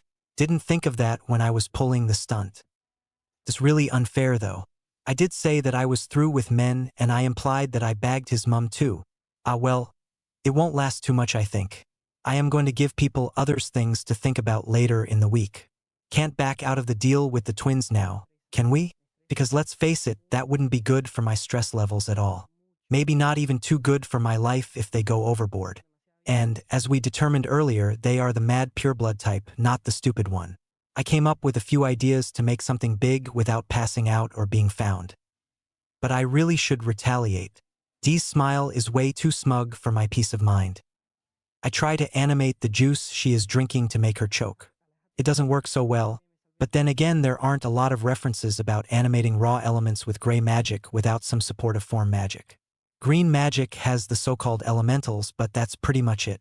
There are some, like fiend fire, but even then you need the form magic of the incantation. Something to keep working on. Now that Dee half-choked on her disgusting cold soup and that I took that smile back from her clutches, I can leave the hall with B to see if we can expand our conversation some. We start walking together in the dungeon's direction. It was a good lecture you gave back there. I nod. Even with the dreadful tone of voice, it attracted quite a few amazed stares. Most will assume that runes are your strong point now. They'll think that they know you. The way he built that sentence, it's clear that he knows that runes aren't what I can do best. But is he talking about occlumency or something else? Don't fret. It would have been necessary to show of some sooner or later. And I do need friends. With a minimum of 3 separate beings after my hide, one of them bigger than a moderate dinosaur's herd, the last statement is a deliberate understatement. But hey, no need to sound needy either. He gives an almost solemn nod. Flammel sent word by prefect that he is taking care of a personal business this evening. Potions classes are going to be rescheduled on Saturday. We have got enough time to have the session. My face light up. The old flame isn't a bad teacher at all, but free time is free time. I studied potions by myself a good deal, as basic and moderate ones never depend on wands, and I am ahead of the class by a fair margin. Yes, even the purebloods. No, I don't know why. Your guess is as good as mine really. All I have is laziness and stupidity as culprits right now. Well, at least the ancient one, he looks the part, you know? It seems that making the stone took him some time, or maybe he uses a glamour, who knows? Answers my questions. So what are we going to do today?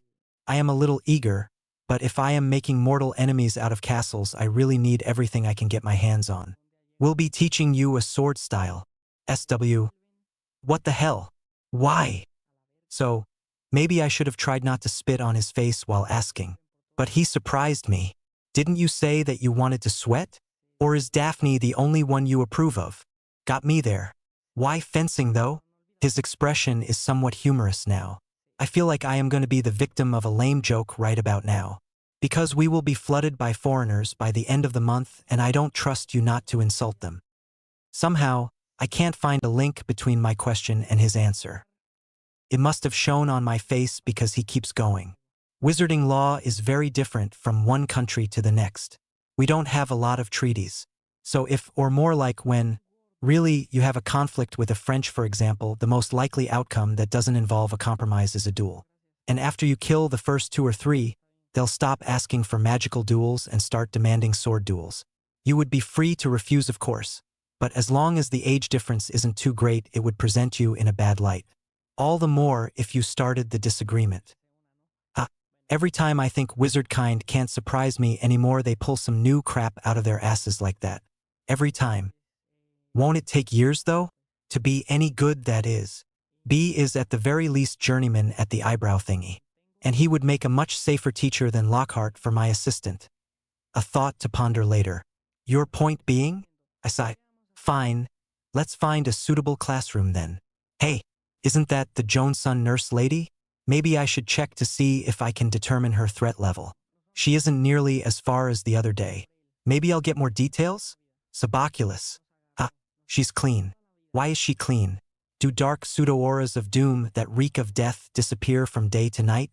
I don't know that much about them, but I feel like they shouldn't. So what the hell is going on? B is looking at me worried. I'll think about it later. Swords are cool. That's a generally accepted fact of life. I think that the opinion polls taken by specialized magazines came up with a 50% approval rate of swords by an indicative sample of the British population. So there's no denying that. If you keep that line of thought, then swords fights must be cool. Because as swords are meant to fight with and useless things are considered uncool by 97% of the population, what else could they be? But somehow, nobody never ever made a poll to know if sword training is cool. Well, let me tell you this, it isn't. As in, not at all. It's downright boring, in fact. The only thing that is keeping me going right now is the distant promise that someday I might be able to stab an annoying pureblood and not get sued for it. Still, that will only last so long. Maybe it's conceited of me, but I like seeing myself improve when practicing something. With magic, that's fine, you learn the theories behind the stuff, and when you memorized it and understand it, you try it. It takes up to a dozen or so times doing whatever you are supposed to, and then it works. At least, that's what it always was for me. Sure, there was that experimenting bit with animation where I couldn't get the thing right. But at least different, interesting things kept happening. Like making a teddy's eyes zoom out of its head and shatter a wall. Even then, it was the most frustrating time of my life. Now, after only an hour and a half of fencing lessons, it's a distant second. And it's getting harder to even remember that it did happen by the minute. One can only have his starting stance corrected so many times before thoughts of murder become more than acquaintances. Right now we are on a mildly friendly basis, but at the rate that things are presently going, the old lover status isn't so far away. Which is bad, as I don't know of any means to legally put those to good use without improving in my stabbing things quest. I'm glad that the lake party with assistant isn't far away. I could really use the break. Maybe it's showing in the way the left side of my neck is twitching now and then, because B takes a hint. I think that that's enough for today. I was planning on something intensive to be ready by the end of the month, but that would obviously be a mistake. I just give a sharp nod. We are official friends since 2 hours ago only, and I don't trust myself to be polite at the moment. In fact, with the way my cramps from this morning made a spectacular comeback, I wouldn't trust myself to walk straight. Which reminds me that sitting down is a great idea. Worthy of my genius, really. He gives me an amused look before going on. Wonder what he is laughing at. After assessing the general state of disrepair of what can't honestly be called a body, I have determined what would be the best suited style for your type. Well, the best I know well enough to teach anyway, and that's 1 out of 3. It will be based on your natural shrimpiness, taking advantage of how little you weight and of how narrow a target you make of yourself. I'm not exactly sure why, but I feel slightly insulted. I kind of feel bad for the people that usually talk with me now, because I can't say that I like the feeling at all. But then again, it would be a terrible waste to have such a gift for it and not to use it. You may have heard of it as the piercing winds or sky drill, but the official name is birdie, right? I don't really have an answer to that. Let's stick with plain disbelief. How can that even be a name? At least B has got the decency of looking contrite. Hey, it's not my fault. That's what it says in the registry. I asked Uncle Talgerias about it, and he said that the guy who came up with it wasn't all that sane. URG. Who names a child Talgerias? I mean, he isn't even the heir of the family. I don't fool myself into thinking that I will make it out of a place like Hogwarts without losing at least one bet that will force my firstborn to have a ridiculous name of some kind. But that's the kind of wagers that you don't make again once you lost for the first time. Which is quite disturbing when you take into account Uncle's tendency to flirt with the paintings of the manor. Even the ones of not human creatures. Of both genders. What can I even answer to that? Somehow, my condolences doesn't seem to cut the deal. Anyway, no matter how mad the guy was, the style is still really good and perfectly adapted for you as you are now. We'll start next week. Now, you said something about going outside. I sigh. I need to do something if I don't want to drown. I nod and start walking in direction of the grounds, until I understand why sitting down was a bad idea. The cramps are even worse now. Well, there's nothing to do but soldier through, I guess. Now I am going to transfigurate my robes into a bathing suit. But what kind of array should I draw on it before going? Well, there's that dumb tripart floating array that would do the trick, I guess. If you can't sink, it's one half of the problem solved. Isn't it? I thought about having that tattooed on me when I was 10 or something, but I changed my mind quickly when I saw all the stories about unforeseen consequences of arrays. I already told you about the dangers of that grounding rune in a vehicle, didn't I? Well, imagine this. You make yourself unsinkable by the use of the tattoo version of the array. Now, what do you think would happen if you were to somehow end in the water but with something heavy upon you? Let's start by discarding the obvious disaster that would be being crushed because you couldn't sink to diffuse the blow. But even if the thing were empty in the center, like, say, a canoe, what would happen? If you didn't have the tattoo, you would just sink a little and swim under the water until you aren't under it anymore. But you can't sink. The tattoo isn't a swimsuit that you can discard. Instant prison. Like all those guys that turned immortal and ended trapped in a 1-by-1 room till the end of times. So yeah, I won't do tattoos if I can do something else that works too. Where was I again? Oh yeah, the array will be fine, I guess. Just need to draw it quickly. I stop and do the transfiguration. B is somewhat surprised but does the same. The array doesn't take too much time to draw. It's fairly simple, and I studied it a decent amount of time when I was in my mutilating my body with magic would be so cool phase. And here we go. Now we umph. Did it? That was you, wasn't it? Not having a particular direction to glare, as the castle is all around me, is frustrating. I set for drilling mental holes on the spot that altered itself just enough to make me trip. That's just petty and sad. Seriously, doing that kind of things to an 11 years old just shows that you are bitter. You really didn't have to take it that way. You are just such a girl. I have no idea who B thinks I am talking with, but I can't really tell him that I managed to get Hogwarts mad. He would end the lessons right away because I am a desperate case. Hell, I don't think it would be past him to make a lab rat of me so that people could try to understand how I can suck so much. So what if he thinks I believe in God or that I'm schizo? Did the earth just shake a little? Suddenly I don't feel my cramps anymore. Come on, B. We are going to be late if you keep lazing around. With the new pace, we don't take long to make it outside of the danger zone. I can see the lake now. I can see all the little ripples in the water. I can see a lone tentacle of the giant squid. I can see my parents hate my guts on the shore making catcalls. I can see Assistant and H in the water, madly kissing each other.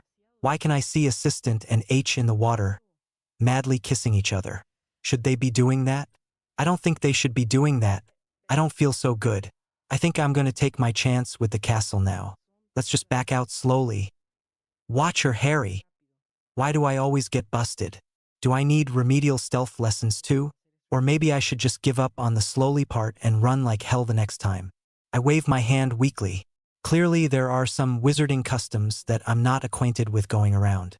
I don't think I would see that kind of things happening in a muggle pool. Then again, there's no one but them here. Well, hi.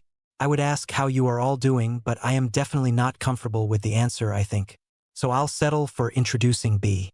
He is the other member of the Slytherin Intensive Skill Trade Program for World Domination. He is the etiquette teacher. I take care of runes.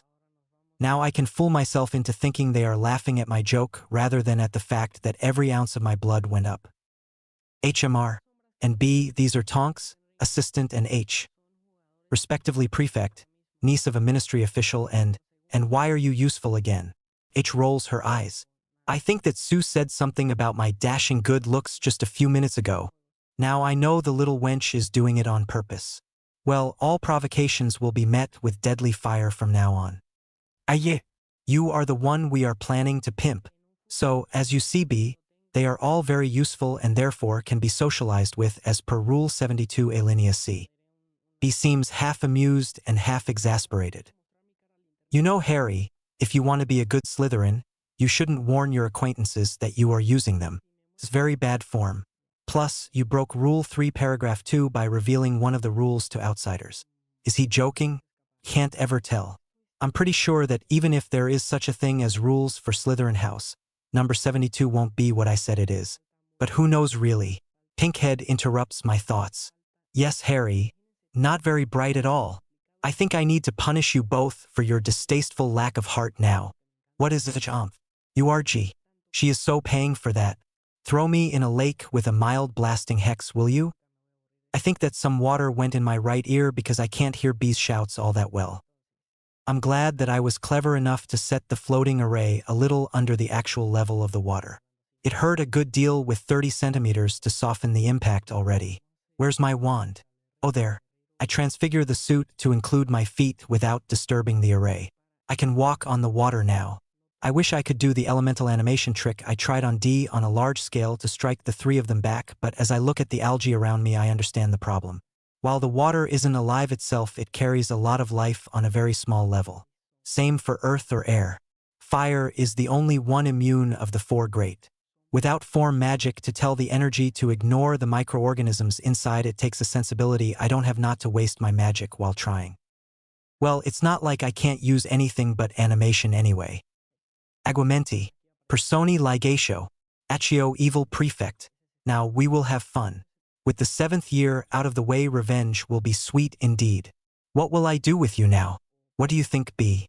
Should I forgive them in my kindness? Should I spare them the horrors of the tickling charm? Would that be the Slytherin thing to do? There is no need to ask, really. B is oozing with malice. I'm afraid doing so would be a capital offense. You must take your tribute.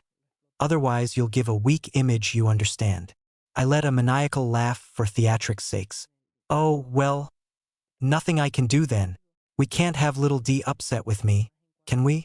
I enjoy the squeals of terror that Assistant and H are making without me having yet to lift my wand, but it's the fight in Pinky's eyes that will make this so sweet. I prepare myself. I shan't show any mercy to my future followers for that kind of offense. They must learn their place. Wait a minute. What is that thing coming my way? It's crimson red. It's big and flying my way pretty fast, I must say. Some kind of falcon, maybe? I don't think it's the right size for a falcon, but I never had very good eyesight. I tried to find a way to correct it by magic, but the available options are either something you must do yourself or must wait until the target is a bit older than I am. I try to feel the thing's magic. It's a mistake. Such a strong essence it has. Even at Hogwarts, I rarely feel so much in such a small space. With all my sensing focused on it, I'm overwhelmed by its presence. So much that, for a dozen of seconds, I'm stunned.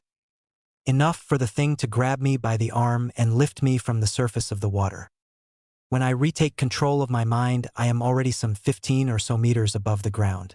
I guess that I could try to get free now. I could cast an Arresto Momentum on my way down. But my wand is likely floating somewhere near the tiny people on the ground, and there isn't a lot to animate around.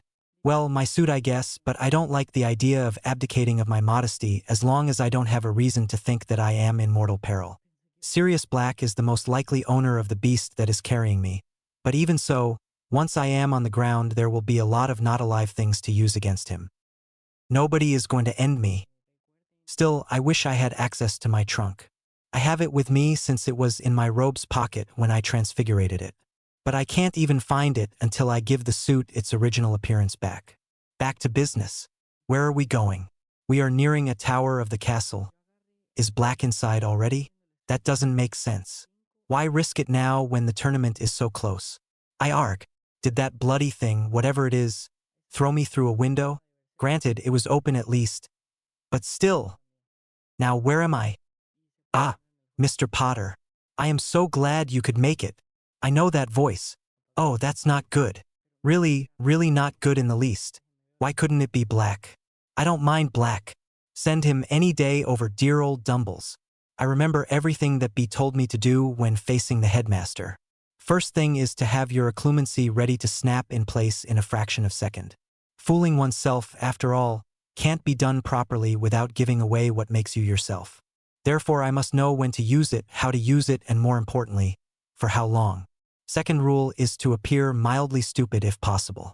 That's the hardest part, as beautiful people are often smart too. But it can be done. I'll just have to smile like a loon and exude some arrogance a la Gilderoy.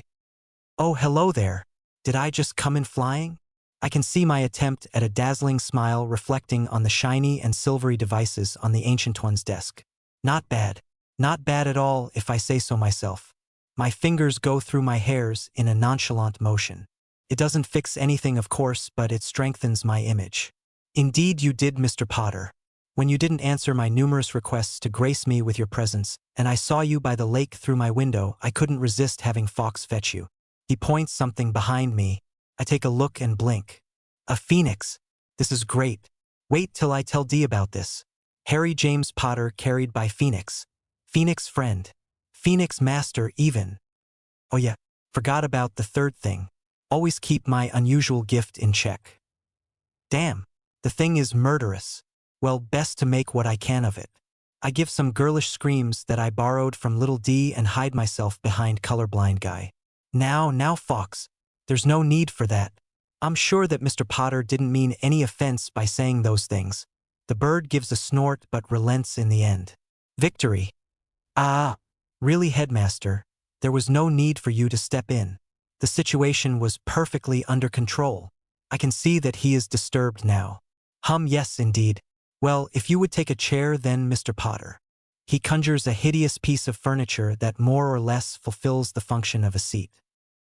I give a little grimace like he probably expects me to, but I sit down and give him a warm smile. So, what did you want to see me for, Headmaster? I'm truly sorry about not coming earlier, but things kept coming in the way. Now that the bird isn't after me, I take the time of assessing the situation. There are quite a lot of things I can use around here, but with the paintings behind him and the firebird behind me, I don't think I can make anything look like a coincidence or an accident. And there's no one to frame either. Quite all right, Mr. Potter. Say, would you mind terribly if I were to call you Harry? I beam at him. But of course, Headmaster. It would be my pleasure. He smiles back. So Harry, how are you liking classes at Hogwarts? Do you want some lemon drops? I shake my head no. I do need a clear head to have this talk, but when I sense the sweet, it feels magical. I won't take the chance of being fed something I don't know the effects of. I was thinking of going back to the water later, and they say it's better if you didn't just eat. I'm not quite as good at sounding wise as I am at sounding arrogant, but I manage all right. I frown. Well, the teachers are great, of course. But apart from Mr. Quirrell, the material is very easy and not very interesting at all. And they don't like it when I ask questions. There's no need to hide that I'm a genius. The teachers and the little show with runes in the hall must have clued him by now. Well, a sane, logical person would have been clued. Not sure about him, but best to play it safe. Ah, yes. It was reported to me that you were quite advanced in several classes. So much, in fact, that it was disturbing the course of the lessons.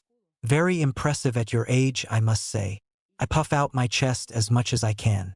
Praise from the head honcho himself. Why, that's almost as good as finding a penny in the street. He keeps at it. But I worry about where you learnt so much. Tell me, Harry, who was it that taught you? I don't even need to fake the confusion that is creeping in my mind. What does he means who? Where I can understand, but who? There's no one but me and myself. What do you mean, Headmaster? Nobody taught me anything. I just bought some books when I entered Diagon Alley. I'm up to 4th year now, but I'm not so good at casting yet. He gives me a thoughtful look. But when did you have time for that, Harry? Don't you live with your Muggle relatives? How could you learn so much in such a short time? A couple of months is not enough to study all of that, you know. Yeah. It won't work on me, old man. There's no way he doesn't know about me not living at Privet Drive anymore.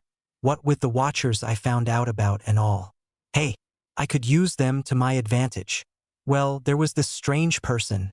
I never could tell if it was a man or a woman. Whoever it was wore really odd clothes. I was very curious about what someone so weird was doing around my house all the time. So one day, I followed after. The strange person walked to a derelict house and entered. I waited for him or her to leave again, but it never happened. So one day I went there while I knew the person was near my house. He is sucking my every word. How naive. Better keep at it. The house was really dirty. There was dust everywhere, but especially inside of a small bowl near the chimney. And that was weird too. There was a fire going inside. How could there be a fire when nobody was there? It was creepy, but I calmed myself and forced myself to hide in a corner to see what would happen when the mysterious person would come back. I waited a long time, but the person came back. I saw when he or she threw the dust at the fire. For a second, I thought that the person was angry or something, but I heard a shout of Diagon Alley. Then the fire turned green and the person stepped in and vanished. I was confused at first, but then I tried to do the same and see what happened. I make another pause and give a small smile. I never found who it was, but I didn't care much after that. Diagon Alley is such a wonderful place. I went to the bank to try to make a loan and buy some things, but they told me that I had lots of money. A vault full of gold. So I took a lot and I bought books. I think I saw a flicker of rage in his eyes. Someone is going to pay for an imaginary flunk I made up. All the better. I see. But Harry, how did you go back to your relatives? If you took the flu like I think you did, then you couldn't go back without having the address of your parting point. I give him a shrug. Well, yeah, but I didn't like them very much to begin with anyway. So I changed some money into pounds and I went to a hotel nearby. It wasn't easy to convince the receptionist, but when I gave him £200 he let me. Funny enough, that last part is the only one that is purely true. Greed does that to people. Well, he surely seems to believe what I'm saying. I'm kind of surprised he didn't go for a mental assault yet. Maybe B was wrong about that? I see. Harry, your problems with your family aside, there are things that you don't know about the wizarding world. I believe that you were told about being the boy who lived. I nod happily. Well, Sirius Black that escaped our prison recently was a great supporter of Lord Voldemort.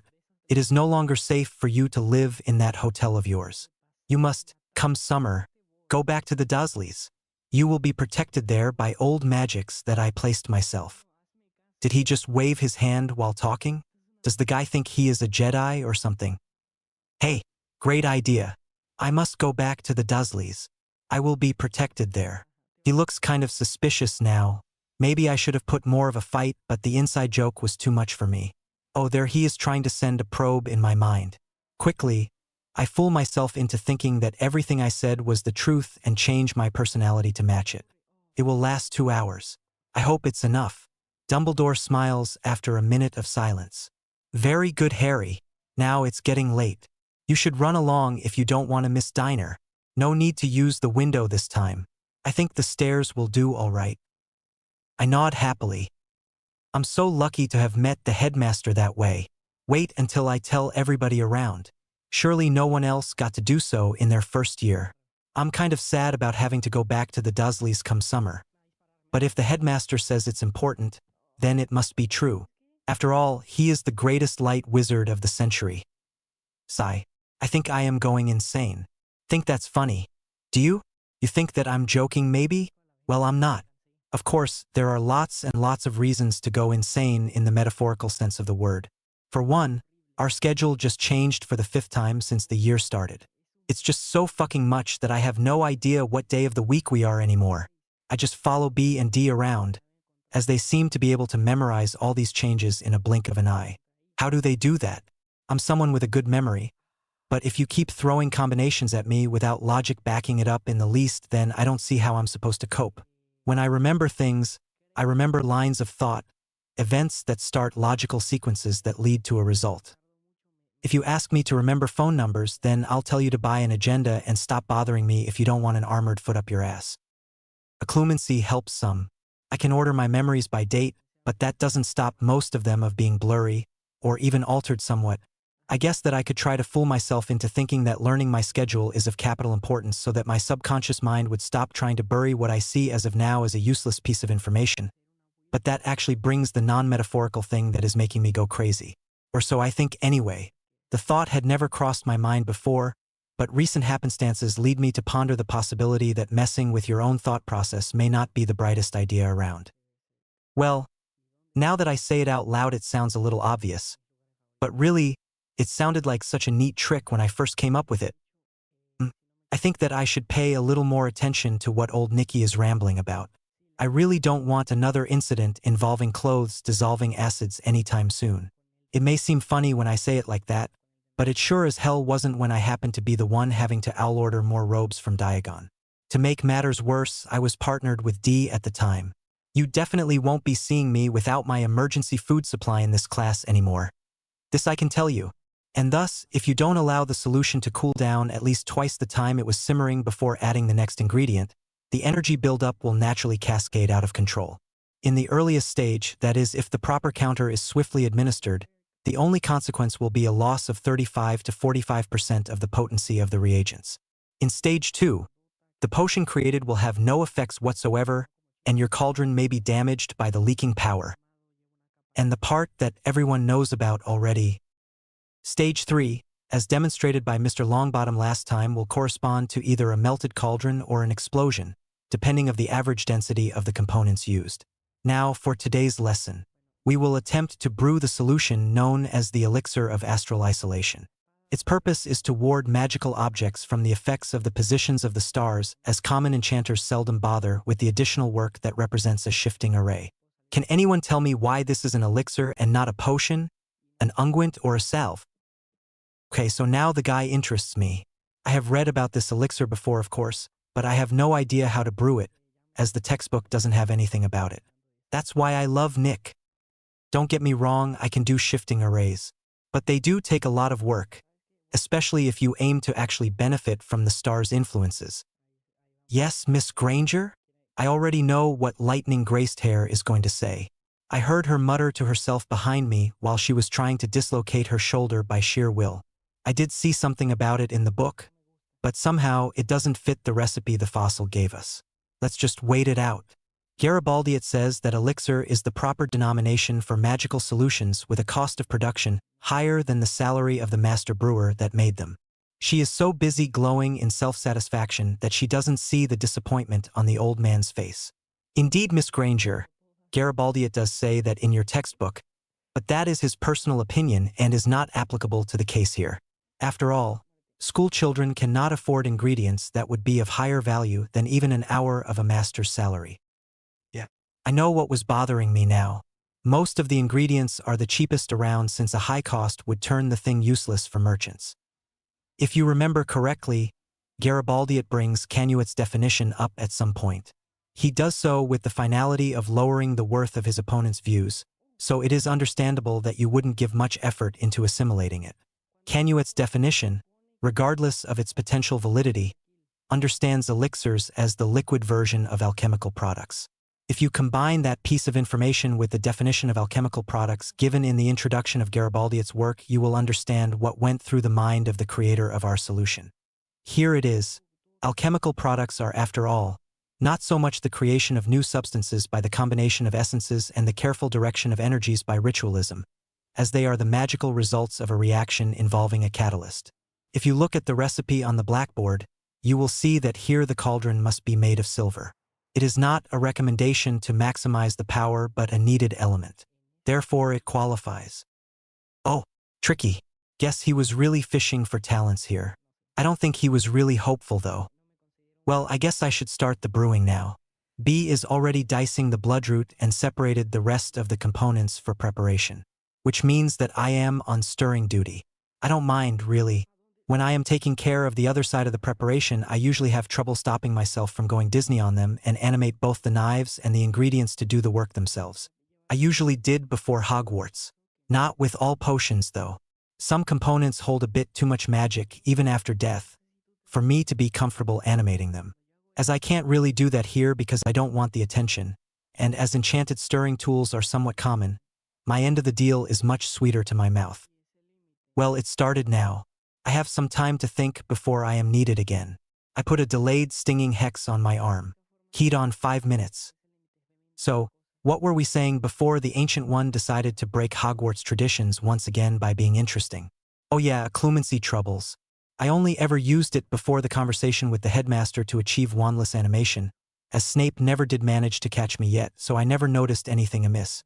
But after the changes I made expired, I noticed that while I still realize that he is a bloody fucker mentally, there is a lingering feeling of loyalty that I can't seem to get rid of, which is bad. It makes me wonder if that's why I tend to look at animation as an answer for all my problems. After all, every time I want to use it, I must make myself think that animation is the necessary thing to solve the problem, even if only for a short time.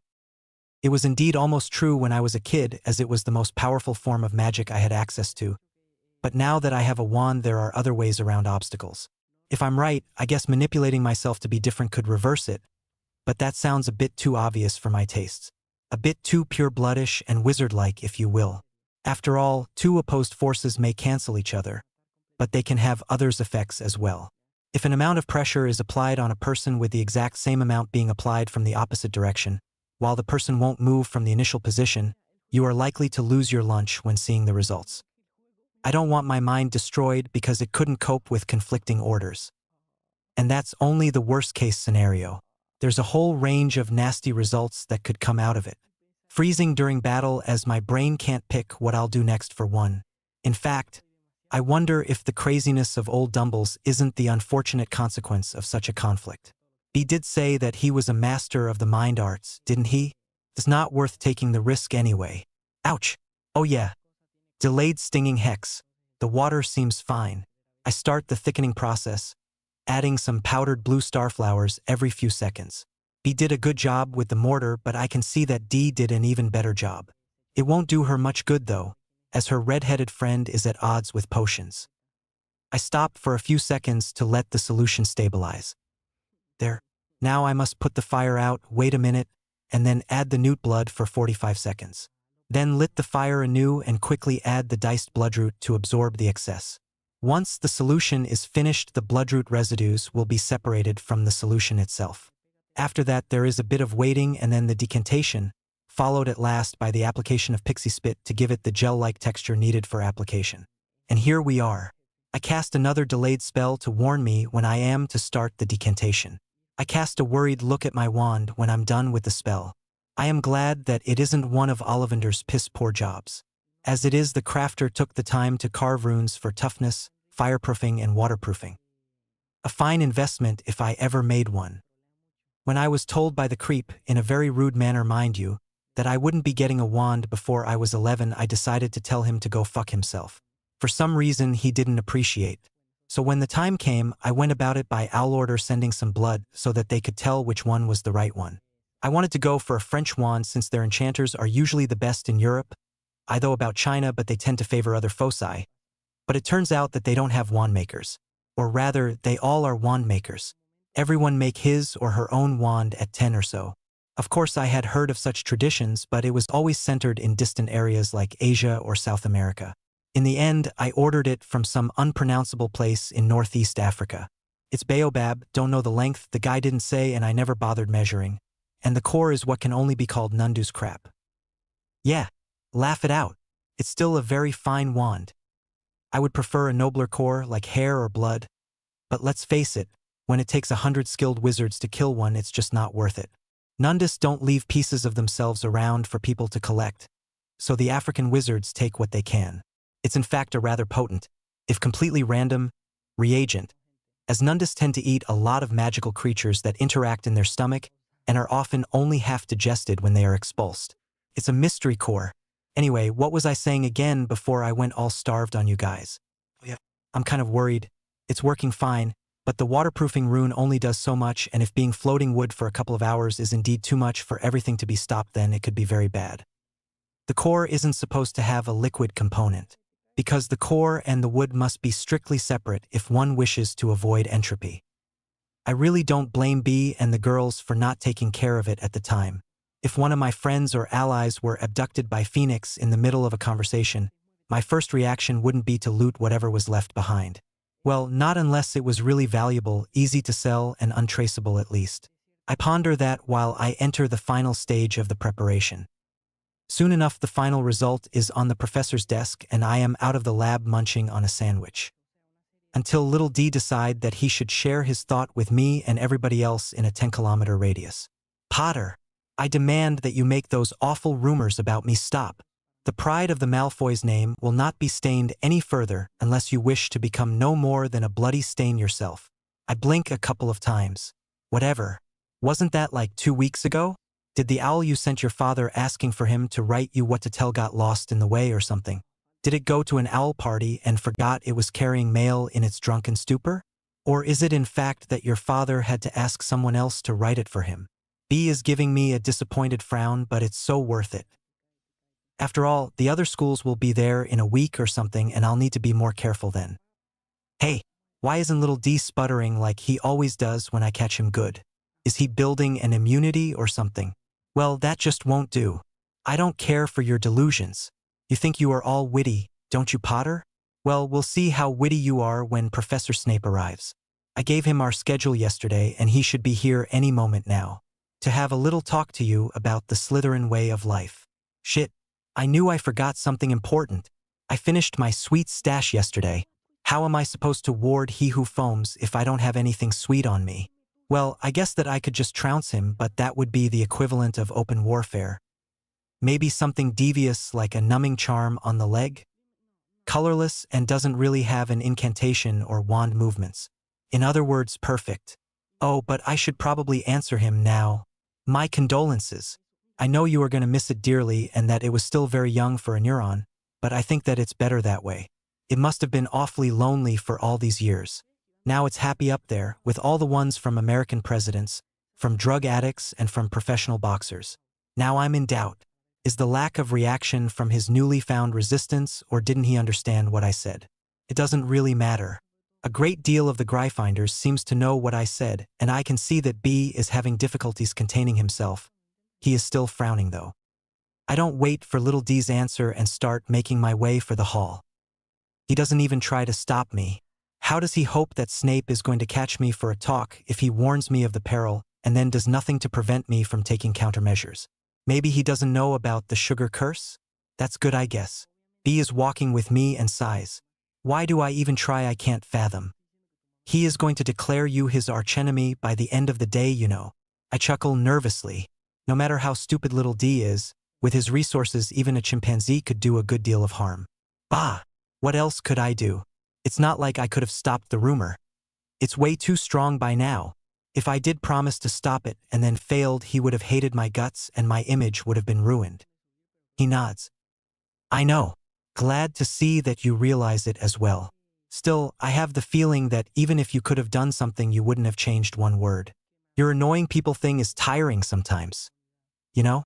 There's a reason I mentally call B my best friend, despite him being a stuck-up pureblood at times. He knows me too well. The weirdest part is that I don't take any particular pleasure from using my gift. Not any more than from breathing at any rate. But I have other things to think about right now. First there is eating, which tends to be very important on normal days and even more so since my customized holy water ran out. Then there is this pranking business. After the failure with Lockhart, who is still oddly skilled by the way, I didn't do anything big enough to count for the month, and even if I am making progress with the map, I can't afford to give it back just yet. There's that secondary array that interconnects with the ward-linking array but there will be time to talk about the map later. My point is that I set some things up this morning. I'll activate it when the meal is at its end for maximum effect. Here we are. I take a seat near D.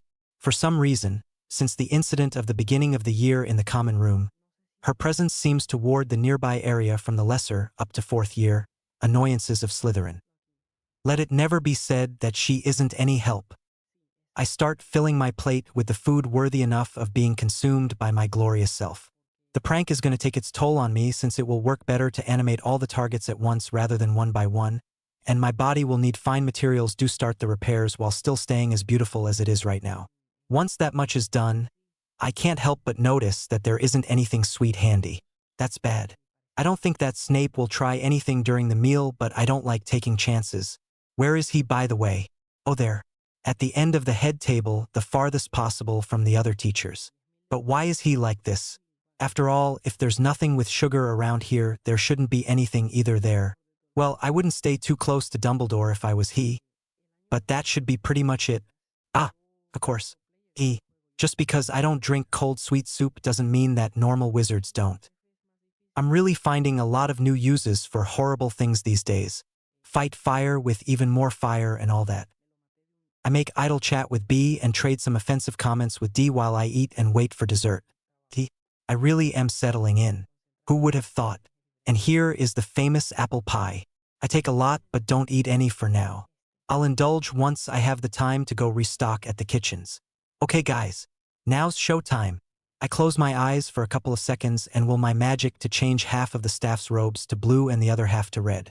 Everyone is laughing already. They seem to think that that's it. Even the professors don't look too peeved about it. I take a look around. The twins are laughing but seem a little disappointed. The only one I didn't get was the weird guy with the bionic eye, but if I remember what B told me right, the guy's robes are probably almost impervious to magic.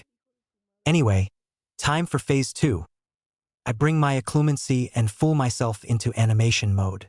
I know that it isn't safe, but this is something I did too often already for whatever damage I caused to myself to increase now. It's new stuff that I need to be wary of. Soon everyone bar the space pirate is moving like neat little automatons. The screams of indignation kind of ruin the perfect picture, but I don't know how to silence people wandlessly. The roaring laughter is making them pointless anyway. Soon enough, they are all divided by clothing color on either side of the hall. A few of them that have their wand in hand manage to cast a finite, but it doesn't have all that much effect as I recast it immediately. It's pretty weird to see people and their clothes as separate entities with the heads and hands just being dragged around by the rest of their bodies. Now should be the time when the preparations I had to wake up for at bloody 5 a.m. come into play. The headmaster and Snape are both wearing different colors. Each of them takes position at one end of the room, and without warning their long sleeves take hold on placards that were previously under strong notice me not charms. It reads thusly: Weasley and Weasley present. Battle for the candy in Hogwarts. While Snape is clearly disgusted by the title, I can see old Dumble's eyes lit up and twinkle merrily. I discreetly drop the notice me not charm I put on a large chunk in the middle of head table that is stuffed with sweets of various types. Most of it I nicked from Slytherin's idiots that pissed me off at some point. It's really pathetic how simple the wards the 7 years had put on their trunks were. I only had trouble the one time when one of the things started spiting fire everywhere when I tripped what must be the single most extended proximity ward I ever saw on an object this size. Makes me wonder how they can walk at all in their dorms. But back at my current evil plot. While the red and the blue troops assume battle formations, well, their robes and shoes so anyway. Some of the heads and hands seem somewhat uncooperative. Each leader takes more placards and gives them to the soldiers. Most are blank right now, but I charmed them with some difficulty to display pre-written texts at certain times. Right now, Snape is saying, "The time has come. Today we destroy the plague that is all things sugary. Take your freedom." And Dumbledore is answering, "Will we allow it, my friends? Will we bow to fear and prejudice? I know that I shall not. All with me. For the lemon drops. Don't look at me like that. So I was a little hungry when I wrote the script, so what? I don't think it's half bad if the twins having apoplexy attacks means anything at all. It doesn't take long for the other professors' placards to activate and to start displaying things like, yes, attack, no, Tagazok, and other random things. Most of the victims are half smiling now, but the show-off and he who is foaming yet again really don't look happy. In fact, I'd say that Snape gives out the aura of your regular psychopath right now. I don't have time to ponder further as I need to recast the animation for part 2. As if by mutual understanding, both sides launch themselves at each other. Maybe I'm not impartial, but I think it's beautiful. Some I make do wild acrobatic feats. Others I command to use their placards as weapons in fierce duels. One or two I even force to lay on the ground as if slain. I take a look and see that a lot of people are very unhappy right now. While I don't intend them to take actual blows, some are hit anyway because their heads didn't follow their bodies like they should have. I let a quiet, if manic, laughter when I make my tiny charm professor hop from head to head like a Shaolin monk of a bad movie. Soon, only the leaders are left locked in a gruesome placard duel.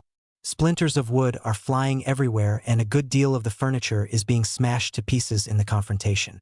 After avoiding a strike that could potentially have cracked his skull, animated Dumbledore sweeps Snape's legs in a fluid motion before standing above him triumphant.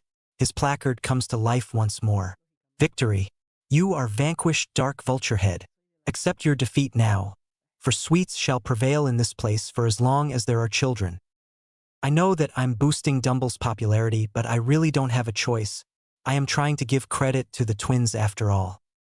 I only make him take the biggest cup of candy and hold it above his head before I release the animations. The first activation took its toll like I knew it would, but anything after that wasn't too much of a stretch, so I'm not even sweating anymore. I tune out the applause and the twins bowing to the crowd, as well as the angry buzz from the professors and Dumbledore's speech in favor of relaxing. Neither B nor D are looking all that interested by it, it would seem. They are in fact both staring at me. That was impressive, Potter. It's good that you set it up to fall on the idiot Gryffindors' backs, or I would have needed to kill you. Keep it that way, and I may yet think that you could be worth being around. She leaves without waiting for an answer. Did she just say she would like being friends? Stupid pure-blood speech patterns always confuse me. That's Slytherin girls for you. Always after powerful men. Still, you should be more careful. I don't think that anyone but us noticed anything, but you never know. I nod. It was for a trade. He nods back. There's nothing else to say to that, and I think he suspected as much. I think I'll go to the library now. Hopefully Weed for Hair is too busy admonishing the twins to disturb me today. I'm bored. I've been staring at a fireplace for a good 40 minutes now, and I swear to God that if I am forced to do so for even 4 minutes more, then people are going to start dying left, right, and center. It wouldn't even be that hard with everyone being forced to wear ties as part of the bloody uniforms. The worst part is that, even in the unlikely case of the fucking waiting game coming to an end, really, I lost hope 15 minutes ago, I will most certainly still be bored for at least an hour still. Whose idea it was to have the foreign students coming by flu, I can only guess, but the pure-blood politician bastard best be praying that we don't meet where there isn't at least a dozen reliable witnesses to point accusing fingers my way. The fucker won't like it otherwise. Flu is slow. The person behind you can't be sent without the first person having reached the destination already. And there's more. While faster than walking or flying or such things, it isn't instantaneous. Apparition is basically sending oneself to a parallel dimension where the whole universe is compressed within one sole point that is in contact with every single place of our world. There's no significant delay. But flu only speeds things up a bit. So if the distance is great, like 1,000 kilometers between here and France, don't get me started on Durmstrang. It still takes time. If you multiply that by 800 students, and there are likely more, you get an idea of why I'm worried about stuff possibly melting or exploding around me. What? It's not my fault that this is the first time I can't do anything to busy myself since I am strong enough to do chores.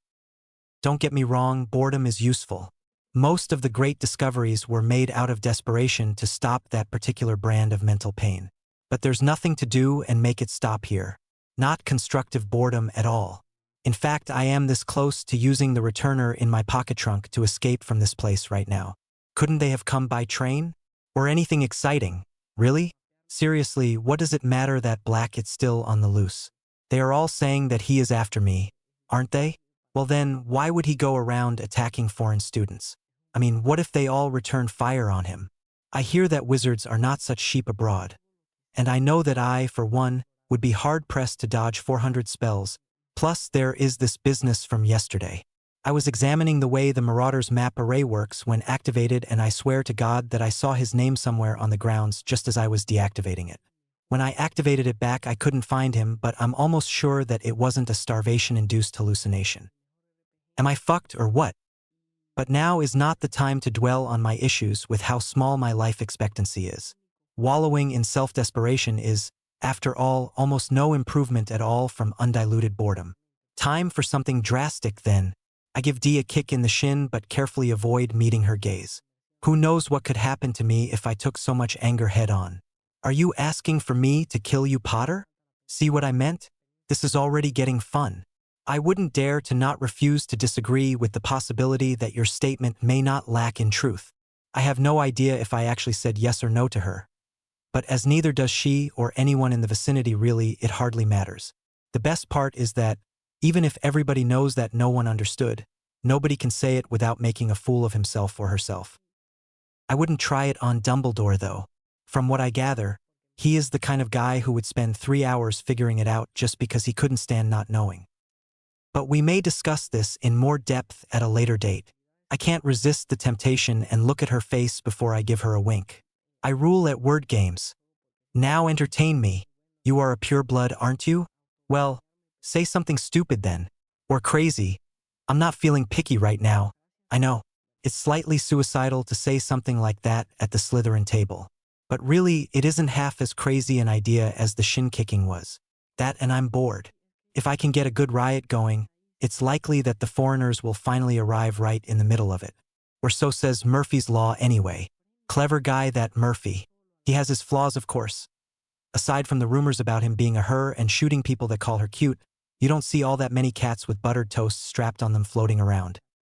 Of course, there is the possibility of the Ministry of Magic covering it up. I think I saw an article about it in the Quibbler half a dozen months ago. Doesn't the old bastard always say in the Prophet and such that death is only the next great adventure? Would that qualify as entertaining enough for you? Because I'm fairly sure that we can arrange something to that effect, Potter. Just keep going the way you are, and that will be it. Ah, that's the stuff. B is good to banter with, of course.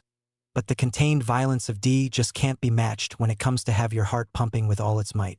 The adrenaline is positively making me shudder. I give her a grim smile.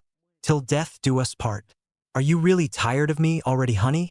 She doesn't have time to answer or to hurt me, more likely, because the fireplace finally roars as its flames turn green and the first guest arrives.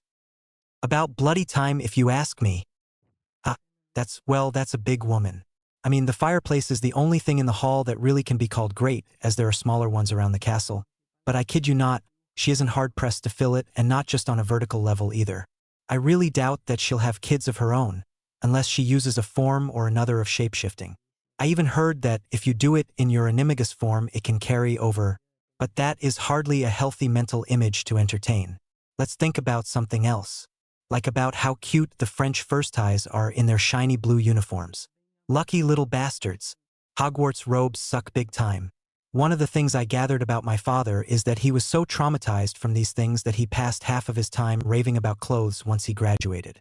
I mean, I do play around with the tie, but recoloring the whole robe would just attract the wrong kind of attention. I sigh loudly. I know that I should be dipping in my emergency supplies right about now with the way my mind is wandering, but I refrain from doing so. Everything that saves me from boredom is welcome until further notice. I'm halfway through pondering the possibility of good old Dumbles wearing bright clothes just to spite the students that cannot when one French girl of 14 years or so comes out. Somehow she draws my attention to her. I can see her hair, her gold blonde hair, giving random reflects of the light. I can see the blue of her eyes, the color of the Caribbean Sea. I can see the perfect shape of her body under the silk robes that look made for her. I can even see how everybody else is staring at her, much like I must be doing. Oh, and I can see her stomp her foot on the ground as well as hear her yell. Stop looking. Why do you always look? Stop.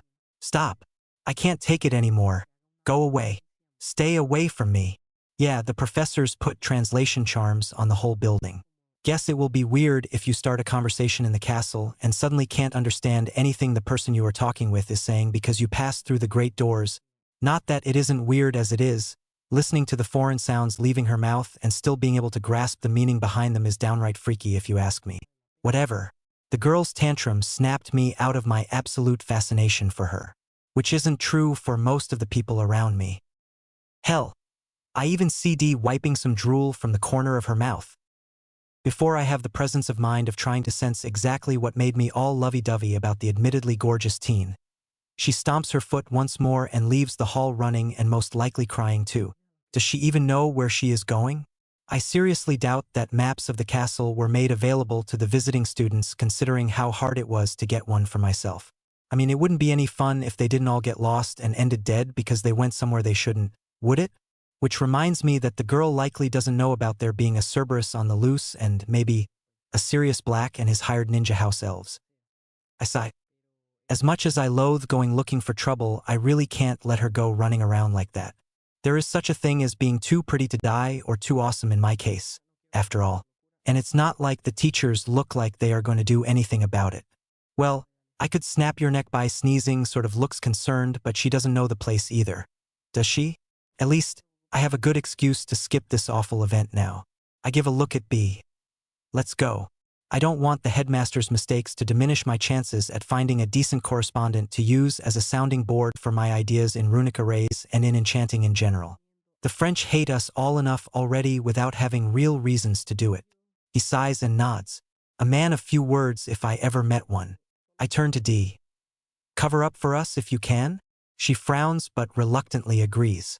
I give her an old Lockhart smile and a wink. I'll give you your thank you kiss when we get back. The knife she threw at me didn't connect, but it was close. Best to get going.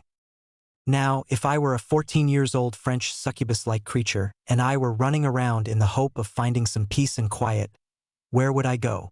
Well, I guess that I would try the grounds instead of the castle proper. Maybe the forest.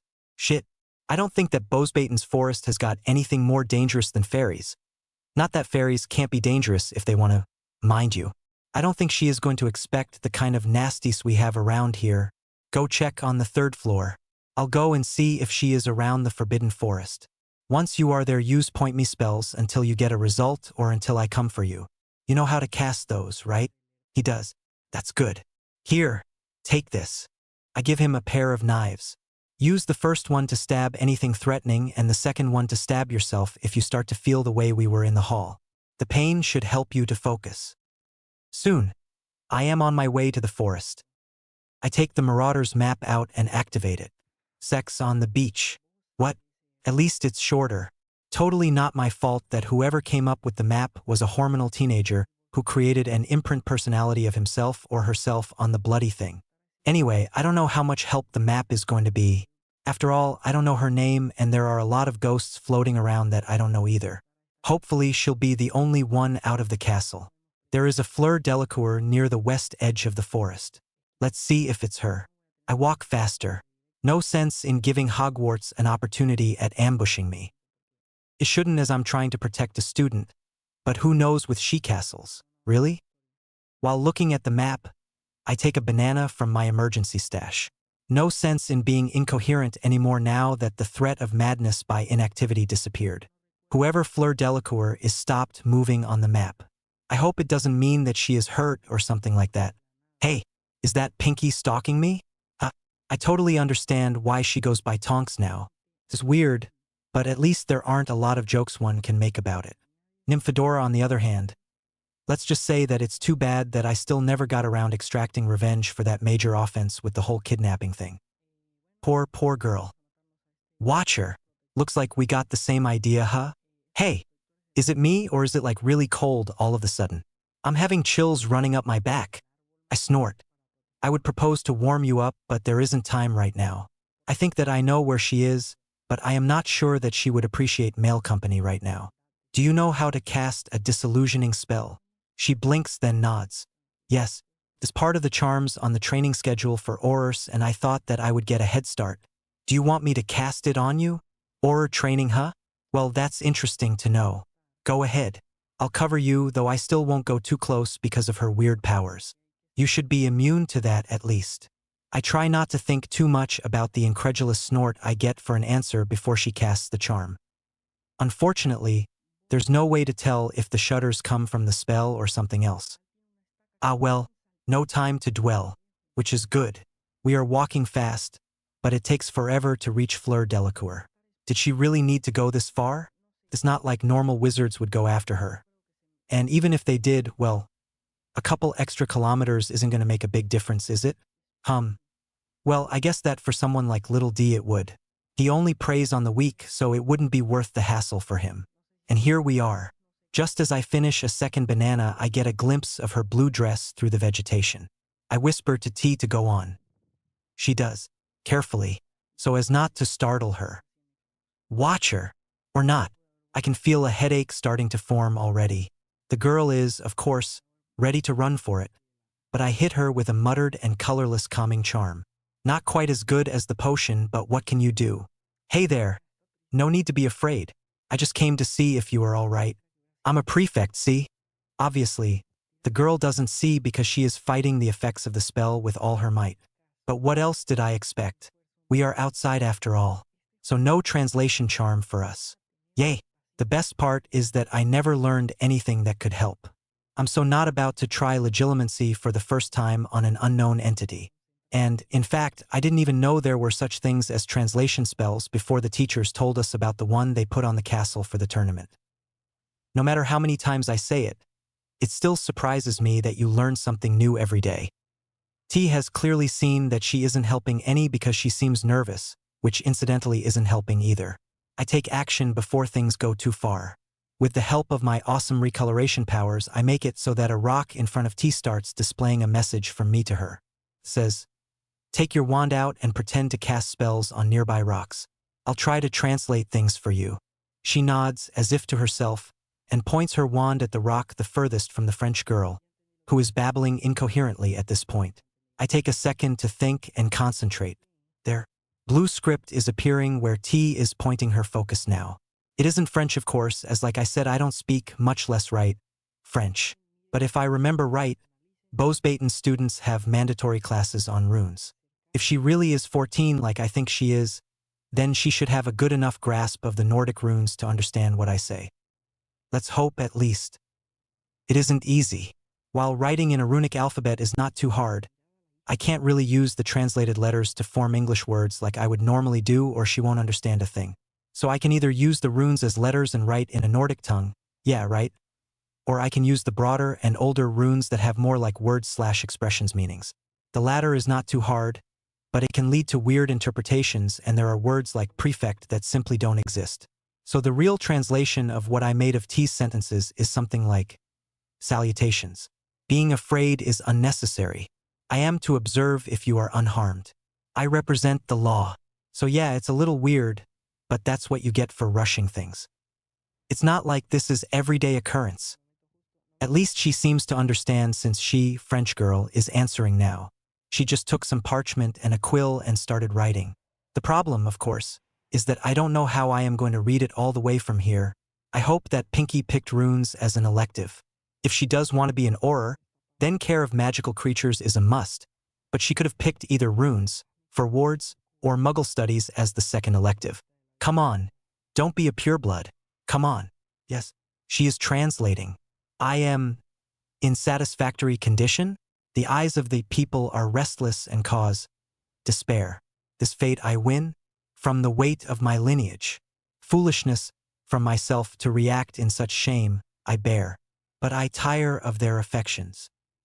Well, either French girl sucks or T does, because this is the shoddier translation work I ever witnessed. And please keep in mind that I was there when I started to learn runes. Granted, I am a genius. Okay, so the stuff in the Great Hall happens a lot. Well, I can definitively help you there. I'm a metamorphomagus myself, and I had to deal with a lot of shit because of it. You just need to create a shell for a time. Pick a couple of friends you really want in your life and offer a mask to the rest of the world. Something to keep them at bay until you feel comfortable with yourself. A shapeshifter? Oh, I really did pick well. Those are just too damn useful. A prefect/futuror/metamorphomagus is very hard to top. Like the caviar of the minion world. If you add to that she didn't pick Muggle studies and is therefore likely not a pureblood, well, that's lieutenant potential if I ever saw it. But maybe I should go on with the translation. The best I can come with is something like, it is eternal? I will assist. I have similar problems being a changeling. You must shield yourself from the people but have one or two trusted allies. Keep all other far until you fully enter your maidenhood. While the girl is puzzling the meaning behind the odd agglomeration of words, I ponder T's status some. I don't think that she realizes just how useful her talent is. European wizards aren't big on black magic. It has got a bad reputation for some reason or another.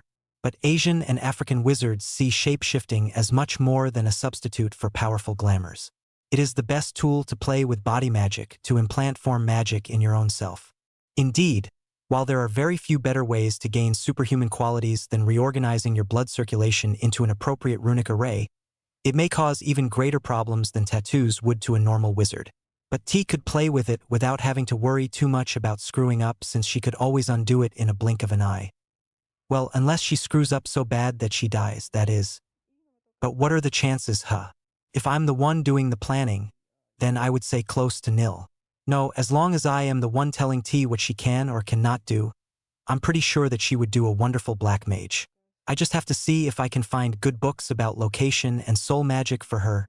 I am unsure if the Potter Vault's books are high level enough for someone with her obvious potential. Looks like the blonde one finally got the general meaning of my message. She seems really excited and quickly writes something back, which is almost bad, as I need to pinch myself quite hard to disperse the haze that her strange powers are starting to put me in. T translates the best she can. Praise to a providence. After much fight, a kindred spirit is found. The sharing of the tales is our goal. I beg you to bestow your wisdom upon me. I would be forever be strapped to you? That can't be right. I almost give my presence and position away by slamming my hand on my face. Of course it isn't right. Is she dumb? The girl obviously meant to say bound, not strapped. I definitely can't afford to associate with people with such lame understanding of runes. especially so if they are as old as T and take the elective. So she is totally joining B until I am not ashamed of knowing her anymore. That, and she'll owe me for it. Well, she looks like she gave up on translating for now. Look, how about we go talk about it inside? It'll be way easier. We'll go to an isolate corner I know about. Nobody will bother us there. My final translation comes out as, let us discuss inside the stronghold. I know of a peaceful place where no man shall intrude. The blonde agrees. Thank God. I'm glad it's over for me. It's downright cold around here and I can't feel my legs all that well anymore. Plus, we are technically in the forest and that doesn't sound good no matter how you put it. I let the both of them go ahead. It takes a couple of minutes for the younger girl's presence to vanish. I start heading back towards the castle. Hopefully there won't be any more incidents of the kind until I am as bored as I was today. I take the map from my pocket and look for B while I walk. There he is. It shouldn't be too long before I join him. I wonder why one Susan Bones and one Hannah Abbott are next to him on the map. Isn't Bones the name of assistant's aunts? Oh dear. Poor B. If he spent that much time with these two without any male around to give him moral support, well, that can't have been a very pleasant experience, can it? If you add to that the suicidal tendencies of the pair and where they are exactly, maybe I should walk a little faster, yes? I start running. No point in tempting fate. That, and the less time I am alone inside the walls, the better I'll feel. After all, I don't know how long the I was helping a student excuse will last with Hogwarts. Soon enough, I am tumbling down the final corridor. I can see B and the Hufflepuff girls sitting against a wall. Something isn't right here. Why is an assistant making my social skills teacher's ears bleed? Why are they all that pale? Did they just have an encounter with the Cerberus? That doesn't make sense. The girls already met with it and B knew about it at least. They shouldn't be like this. What happened?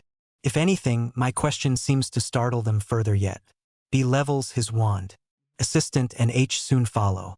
Show yourself, or I will start throwing reductos around. What? Oh, yeah. The disillusioning charm is still in place. Finite incaditum. Why isn't it working? Is it such an advanced charm that it needs a stronger counter? Well, better not to make them wait. My shields are good, but I'd rather not test them like this. It's me, Harry. Pink Prefect used the chameleon charm on me. That seems to cut the deal. The three of them relax instantly. I don't suppose that one of you guys know the counter? No? Didn't think so. I sigh. You'll be happy to know that the French girl's problem is over, by the way. So, what the hell happened here? You three don't look too hot. In fact, H is shivering. B is the one who answers. Harry, we just saw a professor being eaten by the Cerberus. Well, bugger. There is much to be said about arguing. Of course, there is much to be said about pretty much everything I care to think about, but right at this instant I feel like there is much more to be said about arguing than about the weird cake I just took a bite of. And that's saying a lot considering how the thing tastes. What do they even put in this? Is it even a real cake? No, don't answer that. I'm not sure I want to know. In fact, I'm pretty sure that I don't want to know. Unless it's poison. So yeah, after 3 days of arguing, I am starting to get a little tired. Keeping in mind that the people I am arguing with are purebloods for the most part, can you blame me? Well, if I am to take the odd looks I got for my last comment, they sure do. I sigh. It's been 3 bloody days since the foreigners arrived and we still haven't sorted the shit that came up. That's why I am firmly against democracy until such a day when we don't have crazy or stupid people on Earth anymore. I don't even know why I still care. Oh yeah, the possibility of either dying myself or being accused of murder. So, let's get this cleared. We aren't really clearing anything by discussing it again. But each minute I spend on condensing previous conversations is a minute they stop talking. I jab an accusing finger millimeters from B nose. You went there like we agreed you were going to, and obviously didn't find the girl since she was with me and Pinky there. I wave my hand in T's general direction before I turn my head sharply to look at assistant in H. Then, the both of you joined him because you missed the feeling of imminent death that a 2-ton Cerberus can bring. H looks ready to argue about that, which I understand. After all, I did send B to the very same place with only one runic dagger to protect himself. Granted, any hit from a blade of cold blood will put pretty much anything out of commission for a good 12 hours, but what if he had missed? But now isn't the time. We already argued about it maybe 4 or 5 times. After putting B through a good 10 minutes of verbal torture while he casts the point me spell from time to time, you see one of the new charms professors. I pause. It wasn't the old flame's wife, was it? Can't believe I never thought to ask that particular question before. Thankfully, assistant shakes her head no. Her name was Charity Headstone, I think. I sigh in relief. While I don't particularly care for the female relic, I really don't want to get on the ancient one's bad side. So I like it better when a nobody dies when the death in question can be linked to me. So suime. For some obscure reason, people seem to believe that Nick is a paragon of goodness, much like they think Dumbles is. As I say all the time, people are stupid. I seriously doubt that a guy born in the Middle Ages can be even close to good. Oh, he is pleasant to be around, that much I can't contest. And he really knows his stuff. But even if we take the common folks' views of goodness, he is gray at best. The Philosopher's Stone is the biggest example there is. While nobody knows the specifics, it is known that it is a catalyst involved in the creation of alchemical products such as the elixir of life. I don't know if it's based on body or on soul magic, probably soul magic since it's used to change common metals to gold too, which is clearly essence magic of the highest caliber. And that would make the stone an essence-oriented artifact while body magic tends to be closer to form magic for humans. In any case, it's clearly partly black magic with another part likely being white magic for restoration and simply to balance the thing. But once again, I'm losing myself. I eat a couple of crackers. I'm still suspicious of the perhaps cake. Yes, her. You see her walking calmly down the corridor. Of course, you all start stammering excuses for being where you are, save B who just twitched some, but she passes right by you without saying a word. She takes her wand and opens the door before going in. You three hear some shouted spells and a lot of barking and growls before the noise stops altogether. When B goes take a look, he finds the mortal remains of the professor and a now only two-headed, but still very much alive Cerberus. Does that sum it up? I only get a few nods as an answer. Frankly, I think I like it better that way, but I can't help but sigh again. Okay, did any of you manage to take a look at her eyes? This sounds like mind control, and the easiest way would be the Imperius. B gets thoughtful. I'm not sure. I think I saw a dazed look, which would fit with the Imperius if she wasn't ordered to act naturally, but I wouldn't bet my life on it. So basically nothing new. I think it's time for the debate to go forward. How about we just assume that she was controlled, or that she was doing someone else's binding? H interrupts me this time. But if that were the case, wouldn't Dumbledore know about it from the body's remnants and warn the students and their guardians about it? See what I have to put up with? The question that plagues my mind is it really worth it? B shows his skill by holding back his incredulous snort. Unfortunately, I'm not nearly as good as he is. Not that I would have tried to do the same if I could anyway. I think I need a third category of purebloods. I'll call it self-hating and easily enthralled purebloods. SHEP for short. The late Charity Headstone will be on the top of the list along with you, since I couldn't think of any E-word that meant gullible or naive. So maybe I went a little far with this one, but if they aren't used to it by now, then maybe it would be for the best if they left. I'm not the most pleasant person when under pressure. H doesn't look happy, but she doesn't try to assault me. Always a good sign, since she seems to be waiting for me to expand on the insult I keep going. Old Dumbles didn't even tell the school that a teacher got offed. I'm sorry to announce that Miss Headstone had to leave abruptly to take care of family matters. Seriously, even the guy who predicts the weather on the TV doesn't spurt that kind of bullshit. I'm sure he didn't lie. After all, joining the family grave must count. No? Do you really think that he is stupid enough to give people a perfectly good reason to ignore his political power and kick him out of Britain's most prestigious position? A position that he can probably keep until the day he dies if he doesn't manage to screw up big time? I bet that even assistant's aunt knows nothing about it. Nobody answers. Everybody here is bright enough to connect dots at this point. I think they all got some political training, so it isn't too surprising that they can all at least partly avoid the Dumbledore is God's gift to wizardkind effect. Only the stupid purebloods and the muggleborns fall for it completely. Though I would have myself if he hadn't messed with me directly, I think. Yeah, he is that good. Look, I don't know about you all, but I really don't feel like being at the wrong end of an obliviate, and I don't fancy the idea of being killed by whoever or whatever is trying to get past a fucking Cerberus either. So the next logical step is figuring out what is happening and trying to get away from it. I really hope that this was just a crazy woman trying to do whatever by herself. But there is just too much weird stuff going on for me to just assume it is. T speaks up. Well, if she was controlled, then the Cerberus must be guarding something. The only other reason for it to be here would be to keep the bloody thing itself safe, but I don't see how a dead Cerberus can be any help, and the woman took one of its heads away, so that can't be it. I nod. Yes, potions ingredients, while of high value, wouldn't be worth the risk of trying to kill it by oneself. Okay, new rule. No one tries to get past it to verify this theory. Whether T is right or wrong doesn't matter, as what we want to know is who is dangerous around here. Not what the dangerous people want. That isn't exactly true, but even H nods. The next thing is looking for information on the people who could be behind it. But we don't want to become targets either. If I were to guess, whoever is behind this mess, if we assume there is sentience behind it, doesn't care about Dumbledore knowing about there being something off. But this person likely doesn't want to have half of the government after him or her. He or she must know that as long as normal people are killed, Dumbledore will get rid of the evidence. So having a very strong public image would be a good bet to avoid being picked next. Who is an heir to an hereditary seat on the Wisengamot here?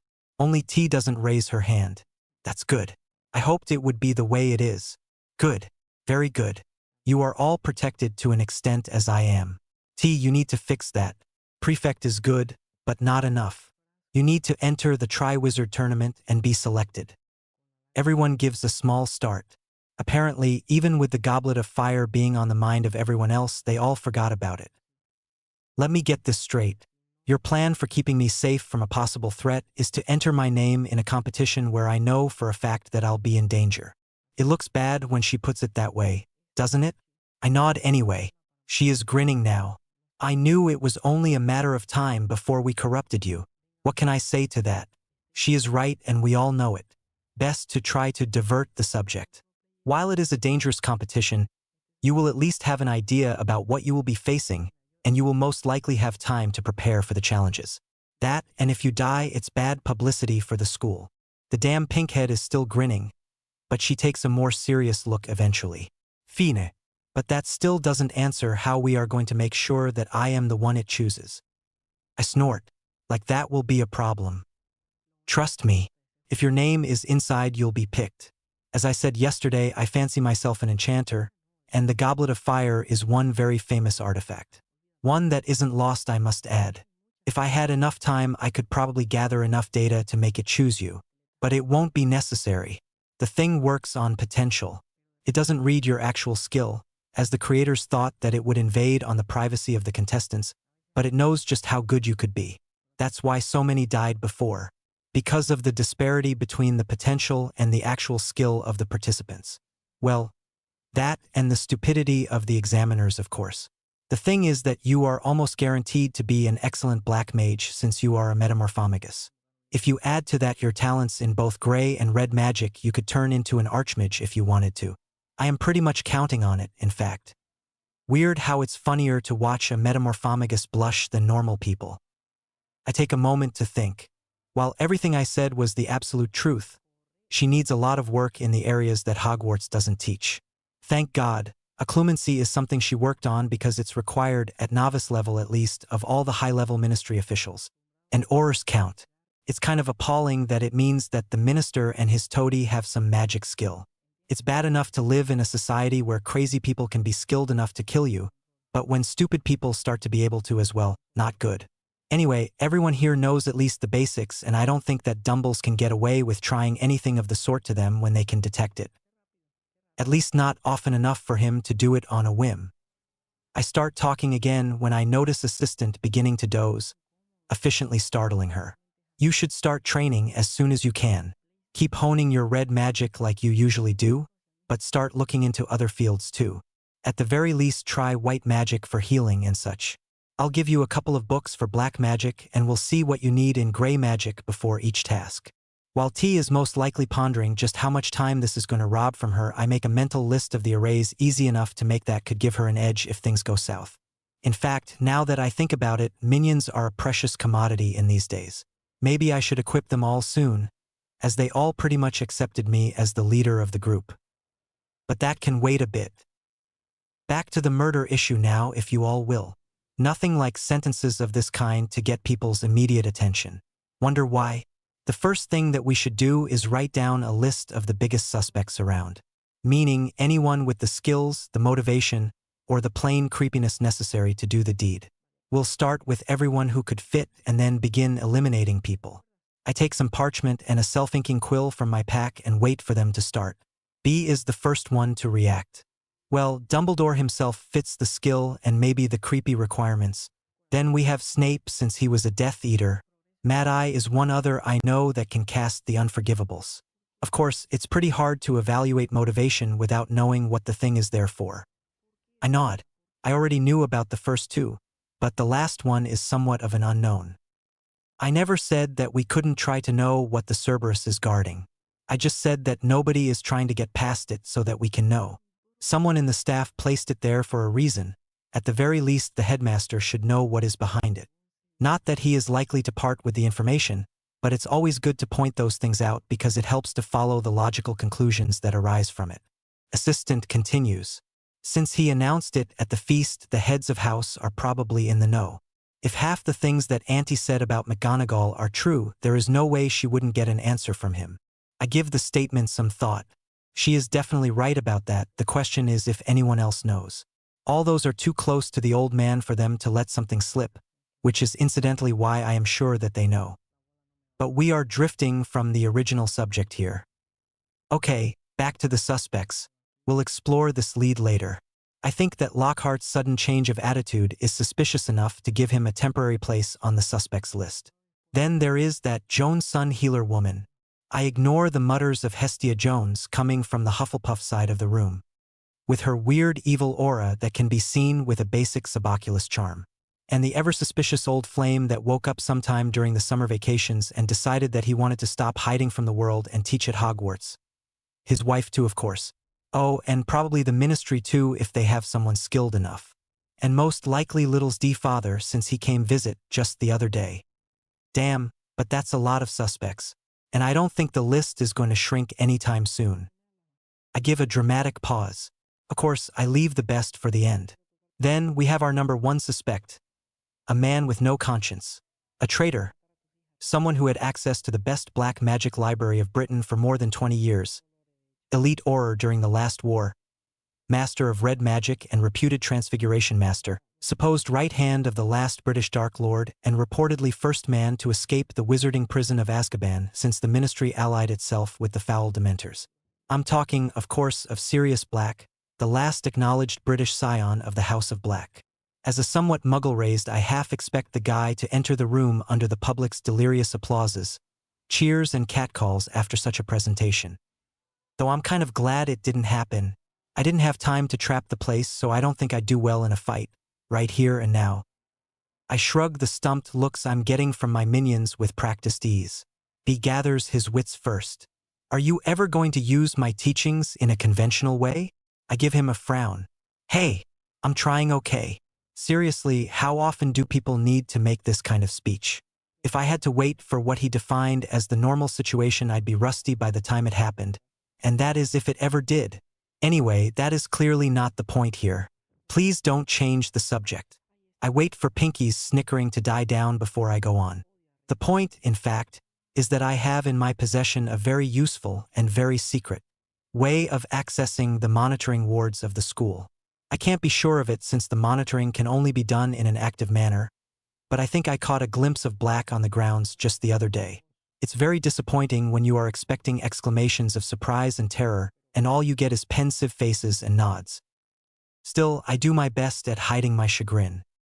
Assistant speaks first. It makes sense that he would be around. If we are to believe the papers, he is after you.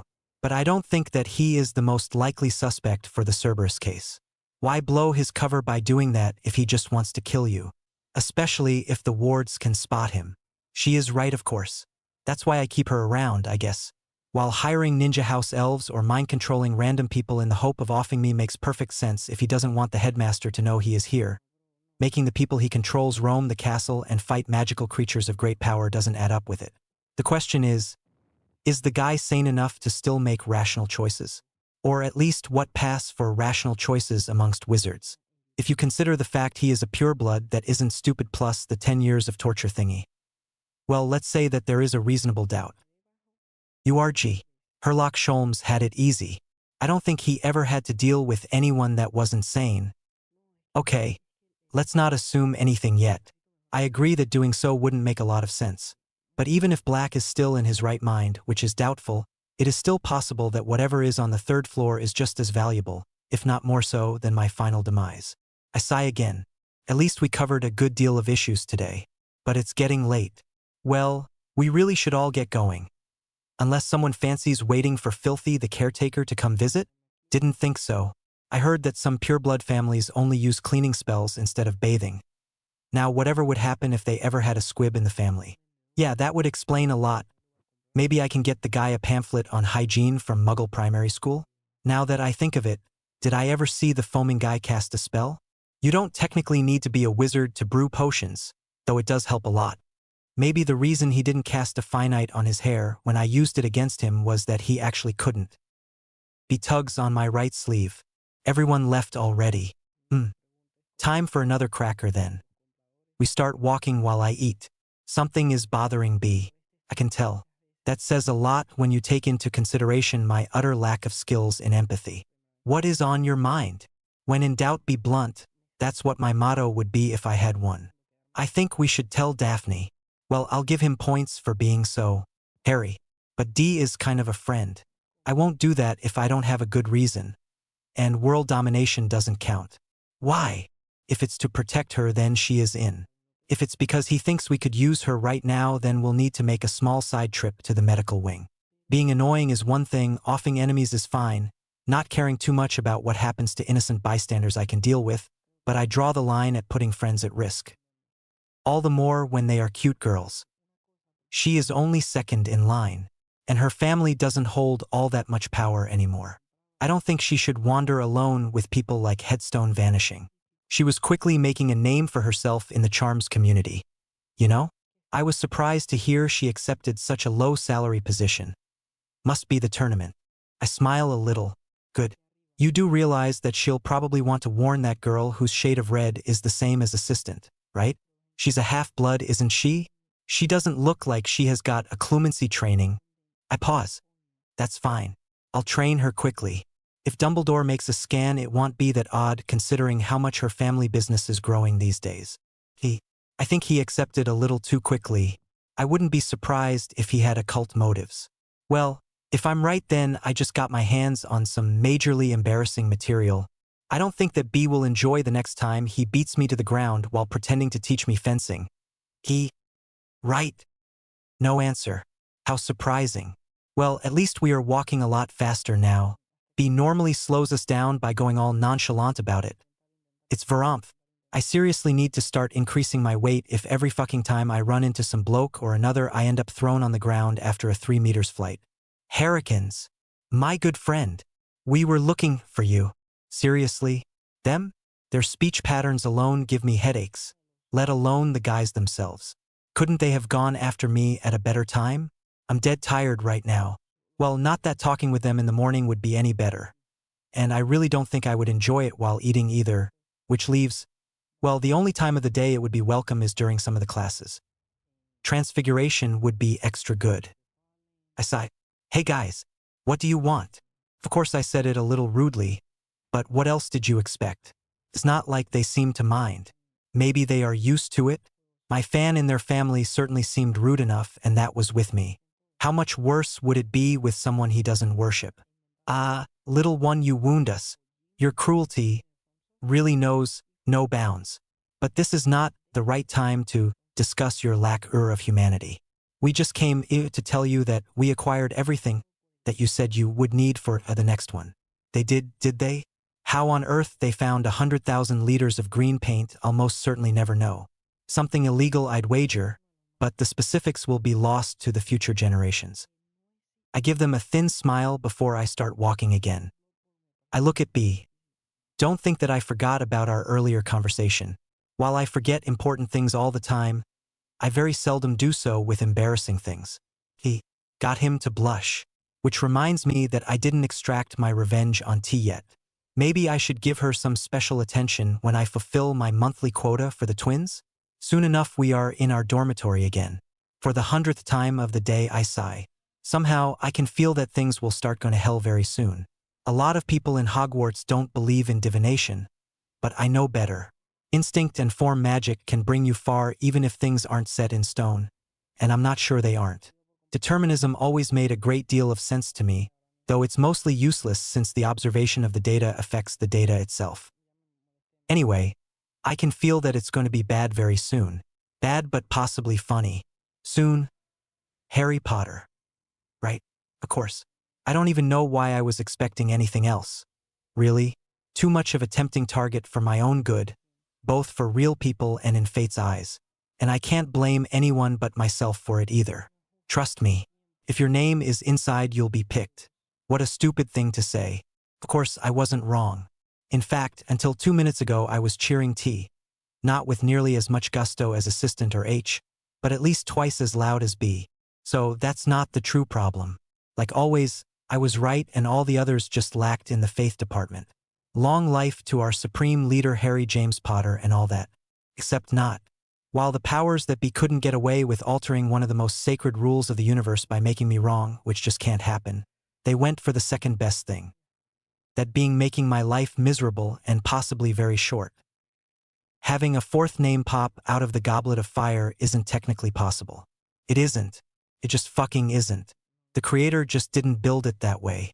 If you wanted it to do that, you'd need to build another one or bend the rules of reality.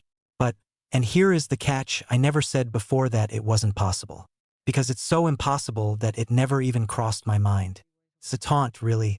Whoever was responsible for it up there did it to show me that unless I start stating every single impossibility out loud, I'm still under control. I'm sure of it, but that's not what is worrying me right now. The fact is that a real person must be behind this too. Someone wants me inside this dangerous event, and unfortunately the list of suspects is even bigger than the potential murderers list. Seriously, how is that even possible? Well, because when you face something as impossible as this, you can't ask yourself who could have done it. The answer would be that nobody could, but somebody did. So if you forget about the means, then all you have left is the motive. And pretty much everyone would enjoy seeing me struggle for my life. There are those who wish me harm, there are those who wish to test me, there are those who wish to make money on my back, there are those who wish to control me, and then there are those who just like watching the distress of celebrities. When I take into consideration that we are in the wizarding world, I wouldn't be surprised if some guys out there fit each and all of the categories. Fuckers. I wonder briefly if Sirius Black is involved this time. I saw him again on the map just the other day, still on the grounds, but he doesn't look like he gathered enough guts to enter the castle just yet. But I really don't have time to dwell right now. I think that the old bastard is about to call my name again, and that wouldn't go well with my public image. I prepare my unique form of occlumency, just in case, and start to smile thinly. Thank you. Thank you very much. My boisterous attitude seems to shake the twins out of their daze, and they quickly stand on their chairs and start to shout. Bravo. Most excellent. Remarkable.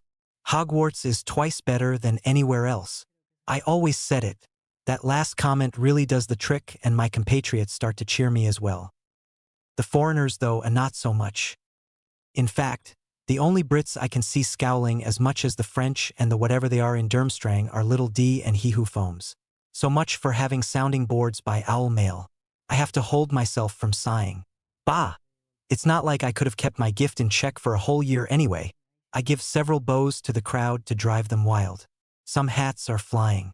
You never truly felt like an agent of chaos and destruction until you drove berserk a bunch of kids at least once. Mark my words. I keep waving while I direct myself to the room the other champions went to. I even blow a few kisses and send winks to some of the older girls. I do it all perfectly.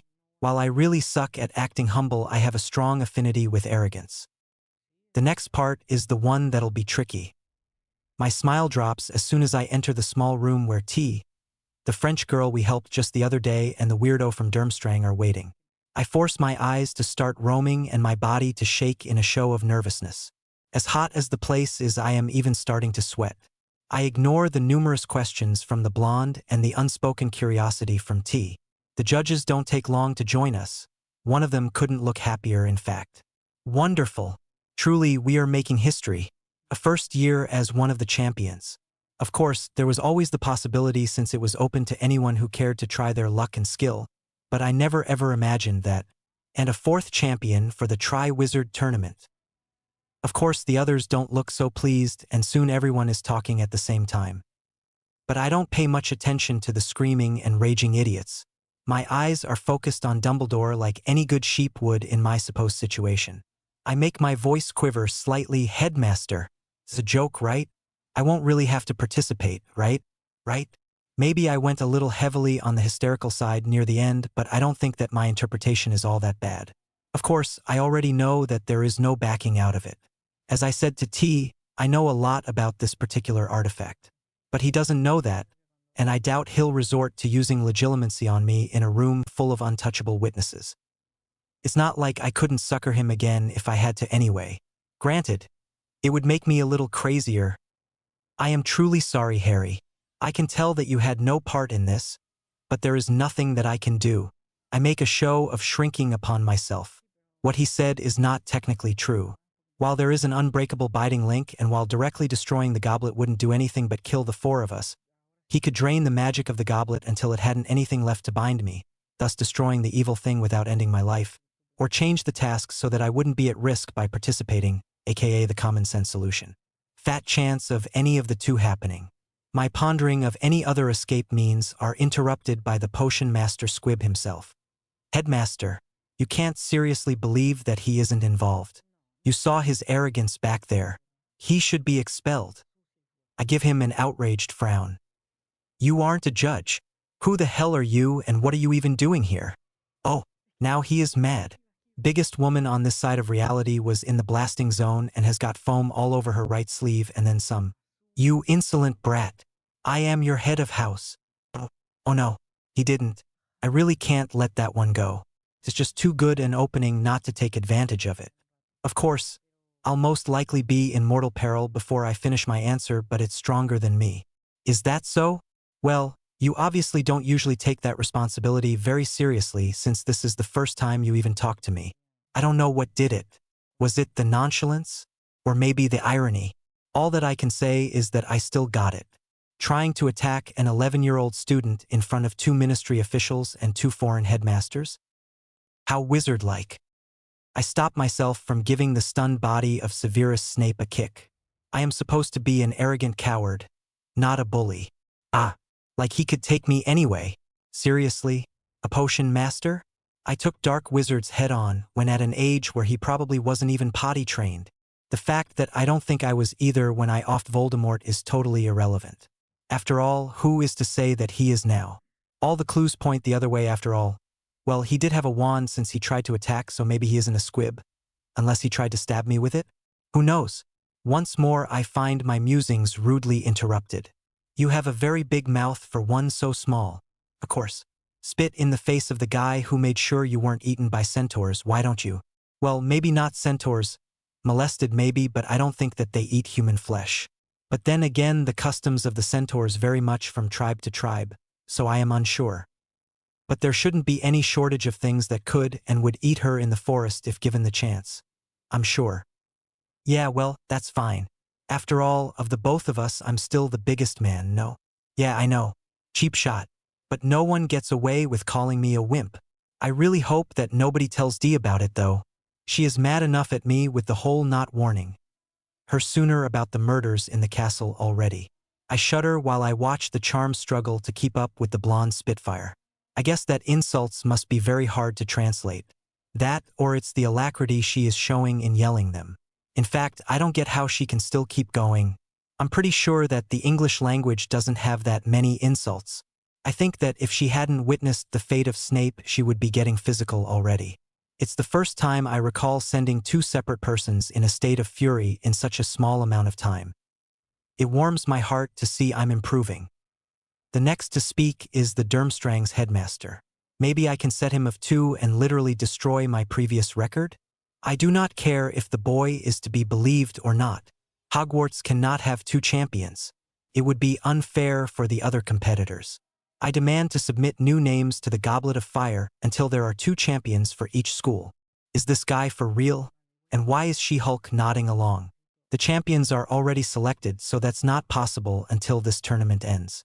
Seriously, I may dislike or hate as it is the old coot, but at least he knows how the artifact on which the tournament he accepted to participate in works, which makes him very suspect here. Well, aside from him showing no signs of wonder at the fact that there is a 4th champion being possible. Don't be a fool, Mr. Karkaroff. You should know that the nonsense coming from your mouth is not even an option. Wow. When did Lockhart enter the room? The situation is clearly getting less and less comfortable. His 180 still creeps me out, even if I have to admit that he is a good teacher. In fact, I'd say that he is the last person I want here right now, barred Sirius Black, since I don't know what to make of him. Kark whatever isn't looking so good right now. All red in the face, the poor guy. He looks like he want to draw his wand, but he isn't doing it. For now. And what would you know about that, you sad excuse for a wizard? We all know just how skilled you are here. I really don't think that I like the glint I just saw in Lockhart's eyes. I felt like he was a nut job for a second.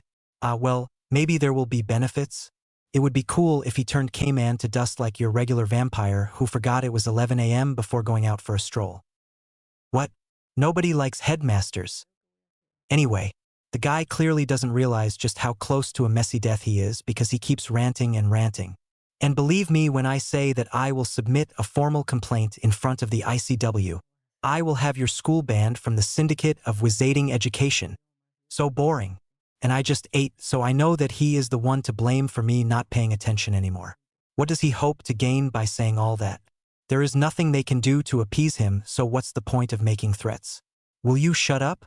I care very little of what a thug such as yourself, that didn't even have enough courage to stand by his accomplices when caught, may think of me. We all know here just how skilled you are at torturing defenseless children, that is. Now listen, what is your problem here? Hogwarts having an unfair chance, right? For some reason I really don't like where this is going. Not one bit. Of course it is. Well, I'll solve your problem for you then, since you can't seem to think for yourself. Mr. Potter and MSS Tonks will participate as a team in the tasks. But the tasks will be twice as hard for them. That would be fair, wouldn't it? Son of a bitch. Did he just put my life further at risk just to make that moron stop whining? I'll kill him. They are all smiling and bobbing their heads now. Fuck. Of course they are happy with the solution. As far as they can see, it's a 7th year facing a challenge twice as dangerous and having to drag a scared little firstie along. I feel oddly betrayed when Dumbledore accepts the proposal. I guess that it's the remnants of my occlumency stunt acting. Well, at least I am not your regular first year, so we could yet live if we play skillfully.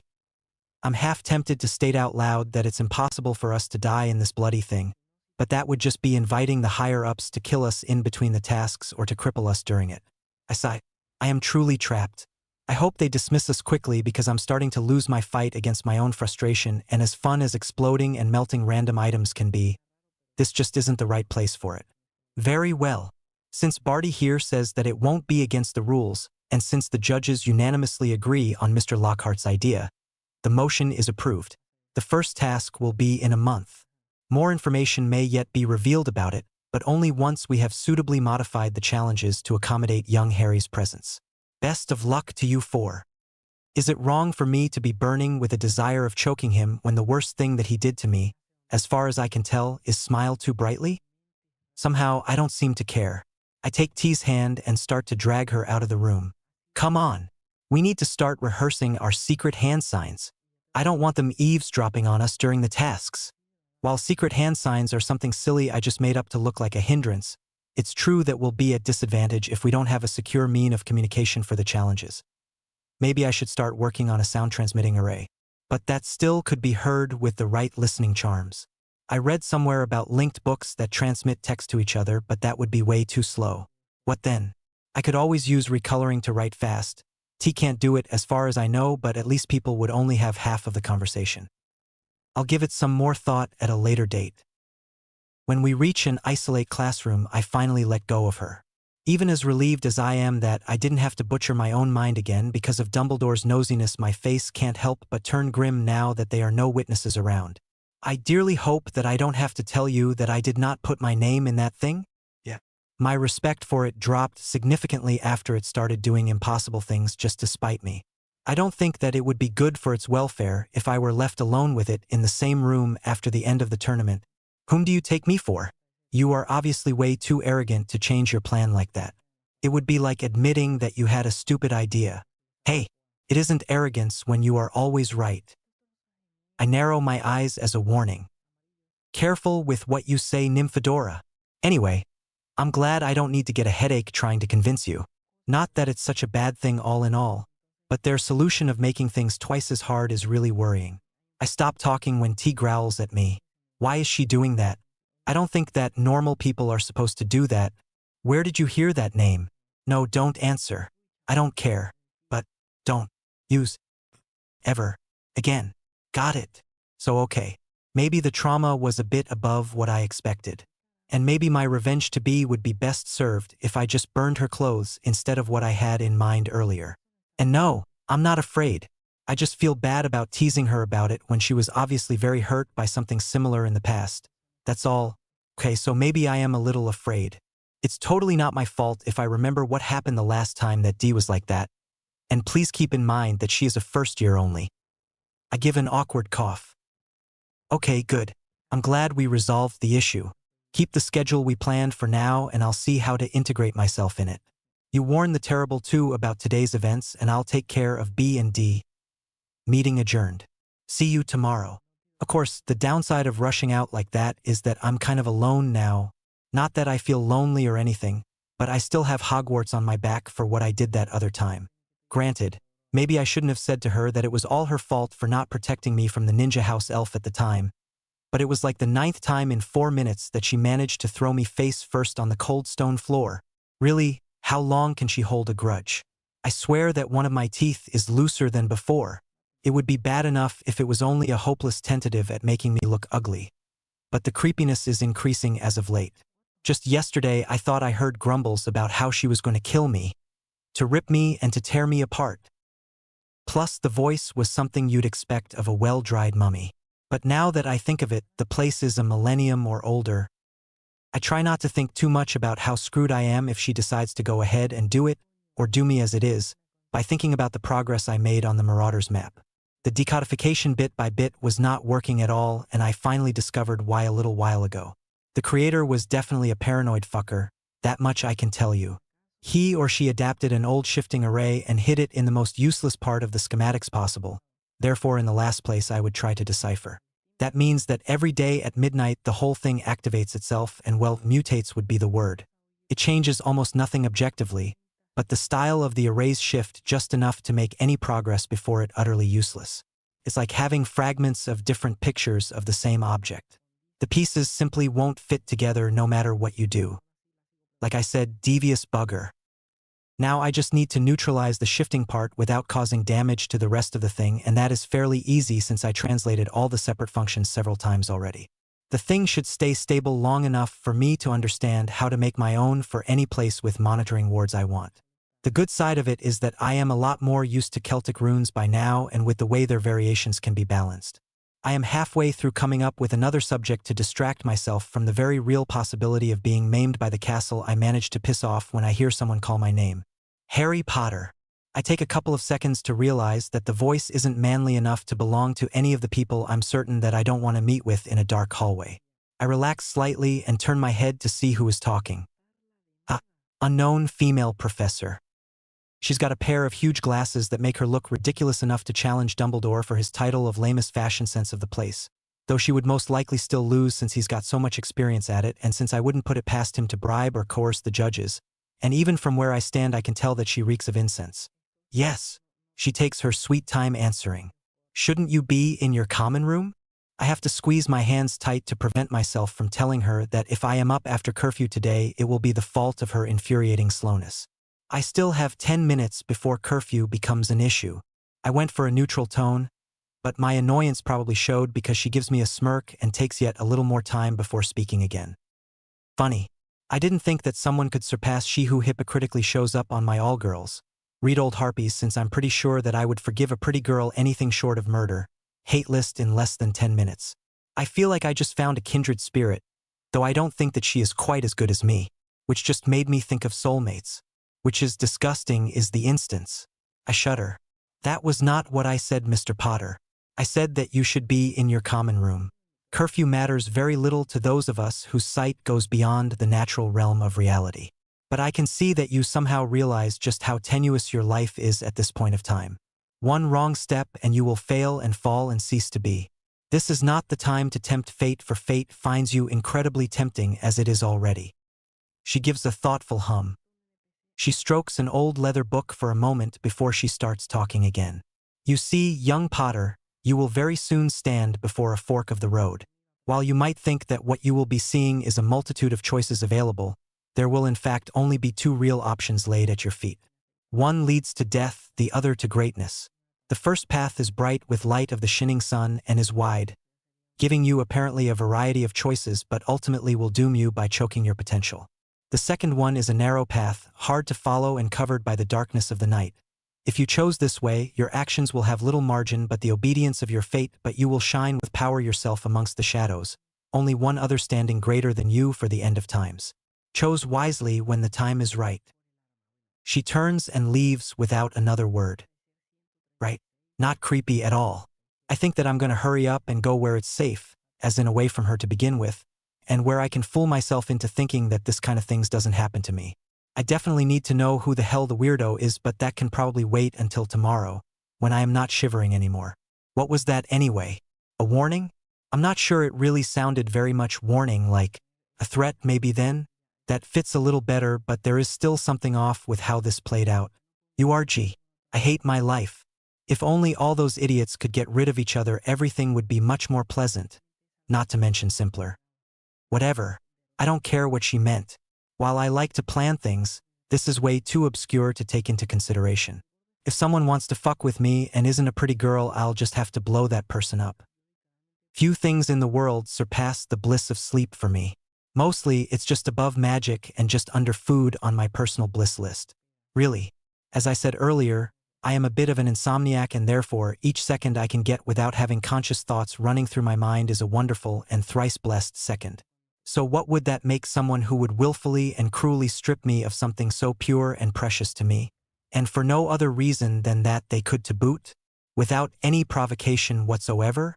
That would make them the devil incarnate, D for short, that's what. URG. Damn it. I hate my life. Screw my life. I hate the world. It would be so much better if there weren't people in it. What did I ever do to you? She raises an eyebrow. It's kind of sad to see that pretty much everybody sucks less at it than assistant. Do you want me to give you the exhaustive list by chronological order or by the increasing gravity of the offenses? There's quite a lot of it, so if I don't put some order, I'll end forgetting about half your crimes. Of course, that way we would have a decent chance of finishing before class starts. Considering it's Saturday morning, or is it? I certainly don't feel like we are past midnight yet and the fucking dungeons don't have windows. I think it's safe to say she is exaggerating, but I can't help but feel a little proud of myself. I quash the feeling quickly. I'm clearly not in an adequate tactical position to gloat about how infuriating I can be right now. Let sleeping dragons feel lonely and all that rubbish. Okay, what did my leg ever do to you then? My leg that she is still holding, by the way.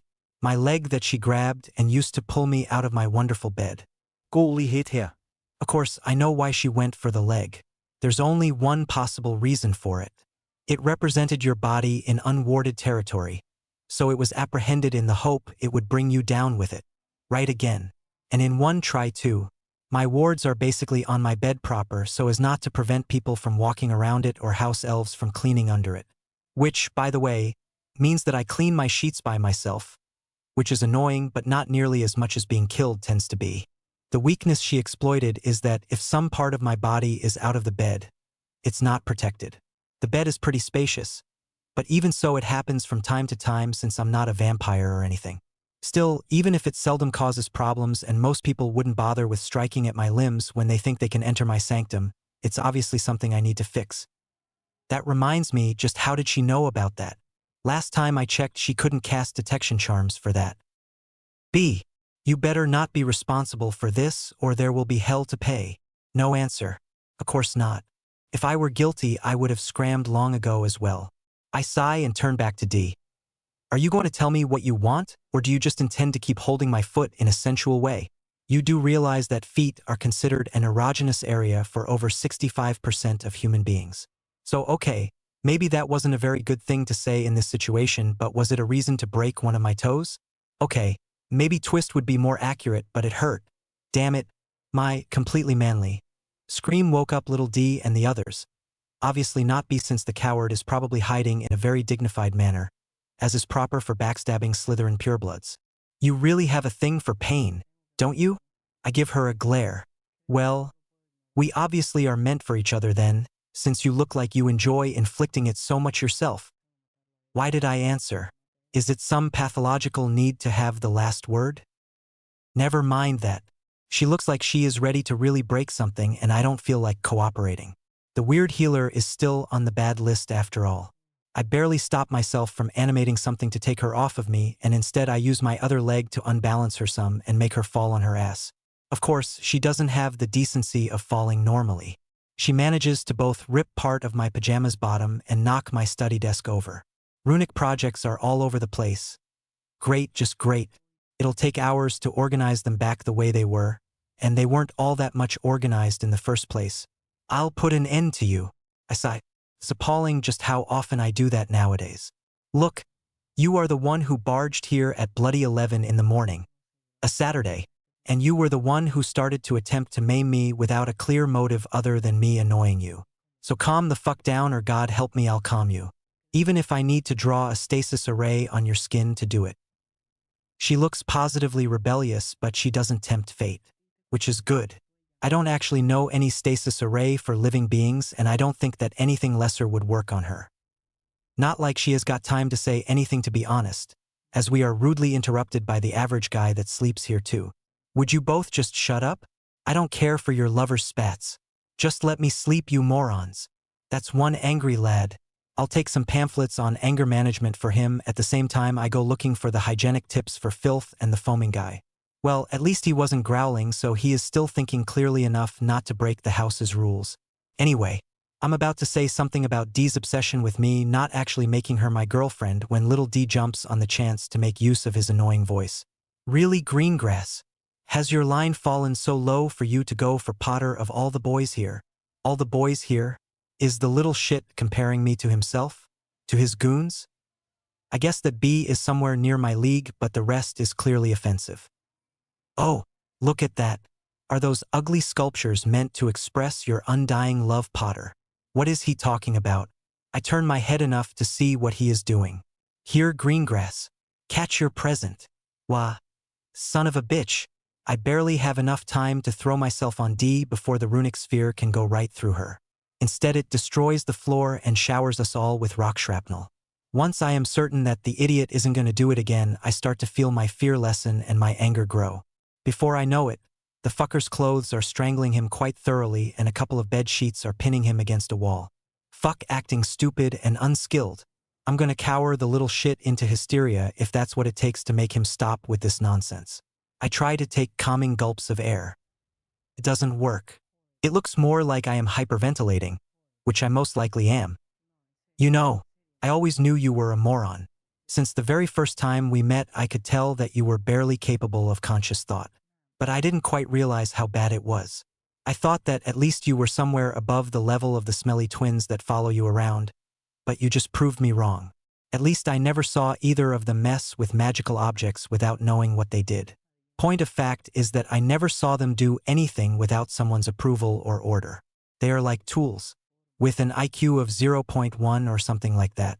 But you are beyond lack of cleverness. Where they don't have something positive, you are past that by having plenty of something negative. Sheer stupidity. Why else on earth would you throw a piece of runic magic you know nothing about? You aren't a muggle-born. You know what a runic array looks like. I finally managed to calm down enough to allow him to breathe again. I can tell that the message sunk in. He is so afraid that he can't seem to even talk anymore. Well, that and he is kind of recuperating from a near suffocation. Anyway, I need to relax a little. This is partially my fault after all. I did create the orb, and the wards on my desk were clearly inappropriate. I should have made it impossible for people to knock the desk over like that instead of just making it so that only I could take objects from it. Clearly, today isn't a good day for my ward schemes. 2 glaring flaws revealed in 10 minutes isn't a good score. Not in the least. Well, at least now I know that this final version of my work with the orbs does exactly what it's supposed to do. It's something I've been tinkering with for a while, but that took the lead now that I finished the work on the map and that I'm likely to confront unpleasant things in the tournament. The base concept is the very opposite of the grounding array I told you about earlier. Instead of nullifying forces that act on an object, it amplifies the forces acting on it. Of course, you can't do just that. For one, if I did that to an object with a factor of 10, I wouldn't even be able to lift it. And there is the small problem of the smallest force I applied to it ripping it from my hand with a chunk of meat trailing along. So I came up with one that would amplify forces applied to the object, but only when not in contact with someone's body. And make it unbreakable, of course. That way you throw it and then it begins to speed up. Still didn't work, though. Gravity, friction, and pressure were all tenfold too, so it was impossible to aim. But just this night, I came up with something very clever. A force direction changing part to the array. I got the idea from a gravity inversion spell I read about, you see? With it, the bothersome forces that would otherwise oppose the flight actually speed the travel by being directed the same way the main force is. I didn't apply it to all forces, of course, or the thing would never stop until it hit a live being of considerable mass, but I applied it to every force that would otherwise affect its course. Friction is still there, and so is the reaction from the things it hits, but gravity, pressure, magnetic fields, and such I turned into fuel for it. I'm really glad that the little Ponce barely tried to launch it, or that he was too weak to throw it faster, more likely, or D would be dead. Which reminds me that I'm still on her. Oops. I quickly get up and start acting as if nothing happened. I focus on the vermin pinned to the wall for now. As you are not the only one at fault here, I will not end your life just yet. I am going to release you, and you will do your very best to never give me a good reason to change my mind. Do we understand each other? Now out of my sight. I drop him unceremoniously on the ground, and he doesn't take long to vanish. I look at Dee while she gets up. I can see that Blaze's lessons aren't completely wasted on you. I don't completely manage to suppress my pout. That was raw talent coupled with my observations about your own style. B said that we'll get to threats in a month or so. She's almost smiling, which tells just how good a job I am doing at hiding my scowl. You do realize that being about as sharp as your average wooden spoon, Draco will try and claim vengeance eventually? He'll probably involve his father too. She's cute when she worries about me. Oh yeah, maybe he could have been forgiving if I had only killed his master and being responsible for him almost going to jail, but mocking his son? That's the last straw. Of course, who knows how the head of an ancient and most stupid pure-blood line thinks. Maybe it is a worse offense in his mind. But I'm pretty sure he already wants to kill me as it is, and that tends to only happen once, so it's not like I plan to give him more than one try either. That's what Vernon always said to Dudley. If you are going to try and do something you shouldn't be doing, then do it right and make sure you don't get caught. That, and if freaks were meant to be, then we would have more of them around. Sometimes I wonder about all those little pearls of wisdom that I missed by running away from number 4. Funnily, the last one applies to politicians as well. Anyway, maybe I should eat something right about now. Mini apple pies, here I come. Dee rolls her eyes. Hard to tell about what with her. So, before someone rudely tried to kill you, weren't you trying to tell me why in God's name you tried to separate me from one of the appendages I used to walk around? She huffs. That was for your sexist comment of yesterday. Your prefect friend came over to tell Blaze about it at breakfast, though I could tell from her glances that she really intended for me to find out. Is this some kind of conspiracy? First B and now T? Technically it would be first T and then B, but whatever. Well, you just wait for it. A couple of altered patterns, and we'll see if they feel like it would be enjoyable to keep playing. One of the reasons I accept Dee's presence so well is, I think, her own tolerance for maniacal laughter. Come on. I'll escort you to breakfast to earn your forgiveness then. Though I must admit that she is being more of an escort for me than me for her, since I know for a fact that I am on some people's hit list, including the very castle I'm in. Dee is quite chatty today. We mostly talk about the tournament and about runic arrays, but she even comments some about her life and her family. And that's why Astoria never drinks tea anymore. I'm pretty sure that her whole line fits in the insane category of purebloods now, but that's what I thought in the first place, so I'm not too surprised. And the moral of this story would be, what? Never ask a goblin what he would like to have. She doesn't have time to answer, however, since we are accosted by a seventh year from our house. Hey Potter, you are good with runes, I hear. I restrain the snort his euphemism deserves. Yeah? What about it? He gives me a calculating look but eventually goes on. I need help fixing an array I came up with for my trunk. People have been complaining about it. Well, I do have a lot of things to do, but you never know what will fan your inspiration, so I guess I'll take a look at least. Not for free though. Well, Mr. I pause. Patterson. A short nod. Mr. Patterson, I'm pretty sure that I could fix it, but why would I bother? Patterson frowns, but probably just out of habit. He's too old not to know how things work in Slytherin. What would you ask in return? Wow, the guy must be pretty desperate to give that kind of answer. It's almost the equivalent of signing a blank check. Luckily for him, I don't plan on filling it with zeros. I cast a small privacy charm. It's very easy to break, but not so easy to do without the caster noticing. I've recently realized that the Malfoy heir won't leave me alone unless he has better things to focus on. I would like you to bully him from time to time, let's say once a week. It would give him other things to worry about, and I'm sure that you could get some enjoyment from it. An examination of my words would give the impression that I made a request, but we both know that I am almost giving him a freebie. Little D's father won't like it, of course, but he'll never interfere with the inner workings of the house because, quite simply, it would ruin his family's image to do so. The Hogwarts years are considered political training for the Slytherins, and people just don't mess with the system. It's really too bad that it'll only last a single year. Oh well, I'm sure that I'll have collected some other debt by the time next year comes. At last, he nods. Well then, what are you waiting for? The scheme to wither from decay. What array did you use? The guy is lucky we are just near a large supply of food, because I would already be thinking about something else in normal circumstances. It reminds me of that old. But maybe just sitting in front of the food isn't quite enough. I quickly take a piece of toast. What? Now? My incredulous look seems to do it, because he eventually searches for a quill and a spare sheet of parchment and starts to draw. Here. I think that's pretty much it. With just one glance, I can tell that there are minor errors in what he is showing me. With a second glance, I understand why the guy needs me. He owns the crazy trunk in the 7th year dorm that tries to burn everything when disturbed. I sigh. Man, this array is a mess. And not just because he obviously couldn't remember the finest details of his work either. I know his kind. He probably works with the book open all the time. No talent whatsoever. But as I said, that isn't the true problem here. The first big mistake he did with this ward was that the base of the work is a magic detection monitoring array. My guess is that he wanted to avoid the issue of people firing spells at it from afar, but as the idiot's keying mechanism is locked and can't be altered, anything but what he keyed when he activated the array that is highly magical will set the thing on. I start voicing my thoughts in the hopes of teaching D a little something or another as I tackle the problem. The veteran Slytherin doesn't look pleased, but I really don't get why. Isn't he having a tutoring session with the great Harry Potter for free? Surely, being called a moron is a small price to pay for that. All the more when it's actually true. Anyway, his answer to the problem is really bad, because on one hand he can't even buy a new magical item without being molested by his own trunk, and on the other hand, if an intruder approaches the bloody thing while he is near, well, the sparks won't discriminate against either. But that isn't even the real problem either. The problem is the ward area.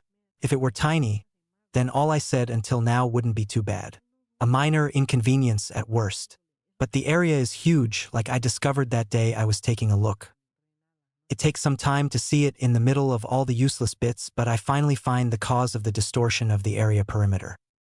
That idiot actually linked various parts of his array to a magic siphoning rune. That, my friends, is the real deal breaker here.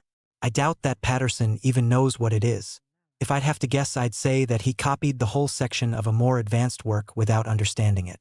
If we keep my flow of water and cavities metaphor, then instead of carving the ground and letting the water that is magic flow upon the cavities and have gravity fill them, he added a vacuum suction device at the bottom of his work.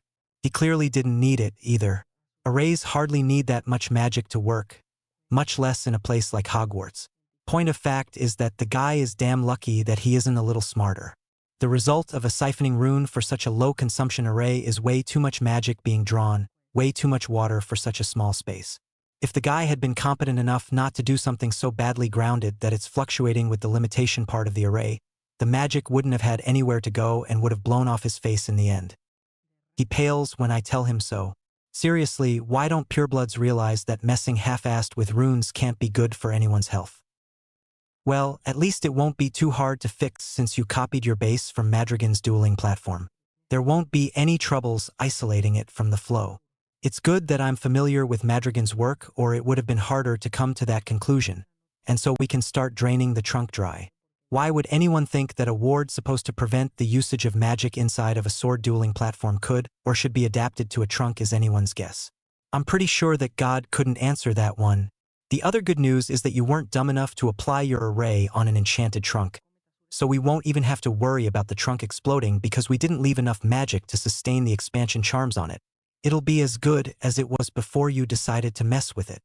The bad news is, of course, that he came up with a defense system that would have been dealt with in 5 minutes tops if his limitation ward had been what he intended it to be. But hey, we already knew he was stupid, right? Do you want me to fix it? You just need to draw a power drain and then disable the siphoning rune. It'll be trickier if I am the one to do it because the drain would need to circle the detection ward and it's huge. We would need to work outdoors. Thankfully, Patterson doesn't look like he wants to appear like any more of a moron. I really don't feel like spending half a day on something so stupid. No, it's fine. If it works, then I'll start my part of the deal in 1 or 2 days. I give him a nod. Feel free to ask for help again. Oh, and I would start working on it right away with the door locket. You never know when a random disturbance is going to come up. He doesn't get it, but Dee becomes suspicious right away. Once the guy has left, she takes a firm hold of my arm. At least she isn't trying to break it like with my foot earlier. What are you up to, Potter? I don't want to be part of the collateral damage of any disturbances that might happen. I give her a grin. Well, I probably could cast a liquid repellent charm on you. But you'd be very suspicious then, she growls. Poor dear.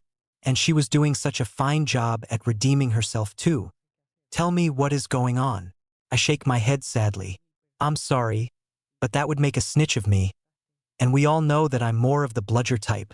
She looks like she's ready to argue, but she doesn't get the time. My notice-me-not charms fade to reveal something like 20 ugly containers scattered across the hall. Magically expanded containers since all the green paint would have filled the room otherwise. Of course, they don't stay intact for long. They explode rather quickly like the well-timed bombs that they are. Hilarious. Most would have stopped here, but I promised something grand, so that's what the twins will get. The head table managed to shield themselves, mostly Dumble's, Lockhart, and the Monster of Frankenstein's work, as did a good chunk of the upper years, and it would be really unfair if I left it at that. I clean my glasses idly. It's a good thing that the paint is just as harmless as water. I think that it'll be the last time they don't check for notice-me-not charms in the hall, so I'm glad I put everything I had into this prank. Dumbledore is about to start an amused speech when the second part activates. It went like, yes, yes, another wonderful show of magical skill. How of dash. When the runes I put on the ground the other day start to work. Those are derived from the inverted gravity charm as well. Basically, it's an array that is timed to invert gravity, but only for liquids and in a gradual fashion. Which means it's raining green paint up. It's a lot harder to dodge or shield, but a few of the professors do manage a liquid repellent charm in time. The visual effect of the paint hitting the enchanted sky is priceless in my opinion, though few are paying attention to it. Which means that nobody saw that there is a giant W-shaped spot on the ceiling that is paint-free yet. Oh well, they'll notice eventually, I wager. It takes some time, but finally, the last drop leaves the ground and reaches its little friends. Now comes the really hard part. I start animating parts of the paint and giving it shapes. I manage all right since there's nothing alive in paint. Frogs, rabbits, cats, dogs, pigs. Everything I can think of is dropping from the sky like some new and improved kind of Egyptian plague. In the end, I get impatient and start to pick bigger shapes to use up the material already. The young dragon took a lot out of me, but it's worth it when I make it land on Dumble's head. The agglomerates of animated paint are jumping and running everywhere, Following random patterns I came up with that will most likely sully the whole castle very quickly. Still, it could have been so much better. I sighed. If those were sentient, though, or even if they just could make noise. Well, maybe I'll take a look some other time. Seems like Dee managed to recover from the shock my awesome prank gave her. You are insane, Potter. This is madness. I swat carelessly at the hamster that tries to jump on my back, getting more paint on my already very green hand. Is that so? Well, you know what they say. The only way to have an idea of just how crazy you are is to look around and see the people you hang out with, and let's admit it. By these standards, we are all completely mad here. I keep the casual conversation as I leave the hall with Dee following. You know, the trickiest part was actually to get some of the paint to stay on the clothes after it hits and still be harmless in the eyes, mouth, or nose. Did you know that it isn't even possible to drown in that stuff? I have no idea where the twins found it. She just shakes her head and keeps following bemused. If I can shut her up, then I'm clearly making progress. Next time we'll aim for her pain thing. I give the pile of homework on my desk my harshest glare. Unfortunately, it isn't as effective as I'd like it to be. That, and I can't seem to shake the feeling that it's glaring right back. I hate my life. Well, not really. I'll settle for hating adults for now, I think, with maybe a little extra for my professors. It's not that I can't do the damn thing, I am a genius after all, but either they realized it too or they are that much of a bunch of bastards. I sigh. It's so unfair. Just when I get the hang of manipulating students, too. Of course, a lot of students are angry with me too. But it's manageable. T is taking care of Hufflepuff with admirable skill. Ravenclaw just doesn't care as long as Hogwarts is favored. I'm guessing that they'd turn on me if they knew that the task will be twice as hard for Hogwarts because of my participation, but hopefully that won't come up until we destroy the competition in the first task. Slytherin is divided between smugness and jealousy, and Gryffindor, well, Gryffindor is fairly against me with the notable exception of the twins, but that's pretty much the way it is since the sorting. That, and they are, quite frankly, the least dangerous house there is around here. Anyway, the teachers appear to be trying to bury me in pointless and time-consuming assignments. Thank God. The old flame isn't like that. I shudder when I think about just how much room there is for that kind of abuse with potions. Why, just listing all known ingredients from gardening will easily take me well into the next year. What really pisses me off is that most of the load comes from Professor Showoff. I mean, I totally understand the gardening professor being irate at the poor, orphaned firstie that obviously must have used his vast experience to cheat his way into the bloody, in both sense of the term, competition where he'll likely die. It makes perfect sense for her to make that sad soul waste his time doing meaningless things when he could be training and hopefully becoming less of a burden, therefore becoming less likely to drag her prefect in his death. What do you mean by no, it bloody doesn't? But anyway, why is the head of Gryffindor even nastier to me? Well, there is my house, of course. Kind of disappointing to see that even after 80 years in this place she's still prejudiced, even if I can't say that I'm all that surprised. Next, I guess that there is the blatant disrespect of the rules thing. While I definitely find it flattering that she thinks I can tamper with the Goblet of Fire without destroying it and without alerting any paintings, there is the little issue of it being impossible to make the thing pick 4 champions. The last thing, I guess, that could be enough of a reason for the disgusting pile of useless essays to be in front of me, because I simply won't admit that anyone could be so evil as to wish me this fate over not paying attention in class, is the way I played the crowd when my name came up, which is actually a valid reason since I wanted to appear self-centered and arrogant in front of Dumbledore. But she still gets to be on my people ID gloat in front of if I ever was there when they happen to die list. In the meantime, I'll have to settle for redirecting most of the paint wildlife hopping around to her personal quarters. It'll do her good to practice her vanishing and cleaning charms. Can't always rely on house elves after all. You never know when they'll turn against you. But it's good exercise anyway, if I may say so myself. I laugh some thinking about how sweet it will be to see her in class and at meals with a look that says that someone shoved yet another stick up her back door, knowing that vengeance was served. Of course, I do stop when I remember that she'll take that anger on me if I give her the slightest excuse. Still, it's not like I actually intend to do all this crap they are throwing at me anyway. Who did you take me for? It's not like they can expel Harry James Potter, defeater of the most evil and ugly Dark Lord in written history, or so they think since that ghost teacher guy doesn't even mention the others there was if T is to be believed, for not handing his homework over. Well, maybe if they had a couple of years to smear my name and show that I'm an evil spawn and all that, but the issue would be dead by then.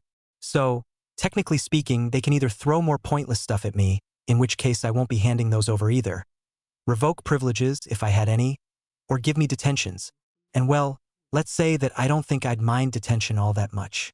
For one, it'll take a lot less time, and for two, I can skip those two if the need is dire enough. The only truly annoying thing is that it will probably be a good opportunity for Snape and Dumbles to take a peek at my mind, which means more occlumency and therefore more being a cocky, if skilled, moron who loves fame and Dumbledore. Though now that I think about it, I could try to skip these meetings too. I nibble ever so slightly on my everlasting sugar quill while I consider adding the fossilized foe on the sugar allergy list. This stuff is really good, but I can't help but feel wary of it since I don't actually know how it works and never had the chance to ask the vendor since it's, and some other sweets. From the twins as a thank you for this amazing prank, we are going to benefit from gift of sorts. And of course, since they sell it, there are a lot of obscuring charms on it. In fact, the last one I tried to cast a Magia Revelio, the subject of the experiment. Nothing alive, don't worry. Wait, do chocolate frogs count as alive? Just melted and lost all magical proprieties. I guess that I could try sensing its magic, but I'm not trying to replicate it, just understand how it works. Of course, most people who don't plan on churning out magical sweets don't care much about the hows. Well, like I always say, most people aren't smart, and even less people are geniuses. There are only two ways to explain how the quill may work that I know of. Either it regenerates itself, or it refuses to dissolve while still giving flavor. Though if there isn't any actual sugar coming from it, then it's a threat to magical dentistry and is kind of a not sweet and thus a disguised robbery. But either of these explanations raises a lot of questions. If it's a kind of regeneration, then what else can it be applied to? How about living things? I'm pretty sure that no simple spell can actually regrow whole limbs, as demonstrated daily by Professor Halloween Rules / Robot Pirate, but just a self-repairing door would be something impossible to blast past and therefore interesting to try and come up with. That aside, what would happen in either hypothesis if I were to swallow a substantial piece of the quill? It's not unbreakable. I've tried and succeeded in breaking parts of one. If it's the never-dissolving thing, then what? You stay with the sugar chunk in your stomach until you die or contact a muggle surgeon. And if it's a regenerating thing, would the charm still work on both parts? If so, would one have sooner or later a whole quill in the stomach? And even if the bit stayed that way, then would you be consuming sugar all the time and therefore be plagued by weight disorders and diabetes? And what about the permanent sugar rush? So yeah, wizarding candy really puts me on edge. But what can I do? I'm out of reach of regular sweets until such a time when there's no psychomass murderer after my hide. And they don't last long enough anyway. Unfortunately, my staring contest is interrupted. No matter, I'll vanquish that unholy thing later today. Well, not really, since that would involve boring work, but you get the meaning. Potter, it appears that I was right to think that you needed to be reminded about the meeting with Prefect Tonks, which is about to start. Try not to debase our house's reputation further than what Malfoy already achieved, with your lateness. I still don't get how Dee came up with her condescending tone. It's the best I was ever subjected to. Period. Still not enough to get at me, though. I blink at her a couple of times just because I know how irritating she finds it. Indeed? How time flies. I cut the bullshit pretty quickly, all things considered. In fact, the secret technique to get her really riled up is to stop just before she goes physical and then attack from a totally opposed direction. You know, I could say that I enjoy talking with you so much that I waited on purpose, hoping that you'd come fetch me. It wouldn't even be a lie. Seeing the shade of red going from angry to cute is quite literally fascinating. But I've got experience and I keep my concentration. But if I am to be totally honest with you, I guess that I'll have to admit that the fact there are at least 3 people in the common room that have been keeping an eye on me influenced as well. I pause just long enough for the red to turn from the guy I have wet dreams about is talking to me red to a solid embarrassment red before going on. I know what you are going to say, and yes, I am a dashing young man with a stunning personality, amazing intellect, and substantial bank account. But it took that into consideration. I counted 3 people observing my goings without counting the girls. If I start to take them into account, then we'd have at least a good 20 suspects. And here is the angry red again. That's something similar between Dee and Vernon. Neither will ever need to wear a mood ring. Anyway, that's hardly the main point here. You see, I simply refuse to believe that there could be so many gay pedophiles sleeping in the same place as I do. Doing otherwise would just kill the few hours of rest I do manage to catch each night. I nibble on my quill again. You think I'm bad now? Factor this. Even regular people go crazy real quick without sleeping. What do you think would happen to someone like me? I'll give you a clue: you don't apply the reverted theorem. I think that the occlumency thing started to mess me real good because I'm pretty sure that there was a time when telling a little manipulator in training that I'm certifiably insane would have at the very least bothered me. If you add to that the fact that I'm doing it just for the fun of being witty, well, maybe taking real lessons in the mind arts from B would be a good idea. So if they aren't madly in love with me, which they aren't, then I must conclude that all of them are horrid little spies. Or would be if one of them wasn't something like 1M90 to the shoulder. But telling that out loud would kind of break the vibe I'm going for. Foul creatures they are, hear my words. But I won't give them the satisfaction of finding anything to report to whomever. Not today and not in 1,000 years. Ha ha ha. They thought that they could best the great Harry Potter, sir? Well, too bad. So sad. All I need to do is to never leave this room again, and by extension they won't ever be able to exit the common room. I think that D is almost scared of me right now. A lot of philosophers discussed the whys of the human fear of things so blatantly crazy, but it can be shortened to just one sentence in the end. You never know what a really crazy guy might do next. I cast silencing charms at the door to the common room and sit on my bed with a smile. D looks at me strangely. What is going on, Potter? My smile gets a little larger. You didn't figure it out? Well, if there really are spies in the common room, what would screaming that I know about them in such a fashion achieve? She thinks about it for a couple of minutes. I guess that they'd spend the next couple of hours thinking hard about what they should do about it. I grin and nod. Exactly. Let it not be said that having no social skills apart from insults is the same as having no skills in manipulating people. Now, all I have to do is to put a notice me not charm on me, and without their minds focused on their task, I'll easily slip between them and go CT before she gets too mad. She tries hard to hide it, but I can tell I impressed her. I'll pass along to B and to you what I can after the stupid end of diner announcement about the first task. I apply the charm and have to actively restrain myself from skipping on my way to the unused classroom where T and I agreed to meet. Nothing brightens a day after a confrontation with an evil pile of semi-sentient homework like running circles around the poor non-genius people. Well, maybe a vivisection of said homework in the hopes of finally grasping the secret of magical imbued sentience would top it. But I'm unsure about how I'd go about that. I mean, sure, I can see how I could cut a magical painting in tiny bits and run diagnostic spells all over it, which I plan to do as soon as I find an annoying enough portrait. Or even how I could do the same with a chess set, which will happen to the pompous little things that be uses, regardless of need of knowledge. But how do you destroy homework? It isn't enough to burn the damn scrolls. They are just a representation of that evil in the material world. After all, just because you kill every single priest there is and burn every and each church you find, you won't kill God. Well, in theory, you may be able to end him if you kill everyone that knows about him if you follow that old paradox of the tree falling alone in a forest, but you'd have to kill yourself too. I stop that line of thought before things start getting out of control. T really doesn't like people making her wait. That and, while Hogwarts isn't tripping me or that kind of thing anymore, I'm still hearing that voice coming from the walls that likes to make really colorful threats from time to time. And I know for a fact now that black is in the castle sometimes. So stopping to think in the middle of a dark corridor doesn't sound like a very bright idea these times. Now that I stop to think about that, it's a bad idea most of the time. The exception, of course, being when you're the one doing the ambush. But I don't think I am comfortable with ambushing people right now. Maybe in a couple of occlumency experiments, who knows. Even as distracted as I am, it doesn't take long to reach the rendezvous point where T is waiting. She doesn't look too pleased with my lateness. I arg. What the hell? She is smirking now. So having my severed fingers drop on the cold floor is enough to make her happy? Good to know. Good afternoon, my cute apprentice. Since you took your sweet time to come, I thought that we'd get into the subject at hand straight away and make up for the lost minutes. I give her a stare. Of course. So you took my fingers away.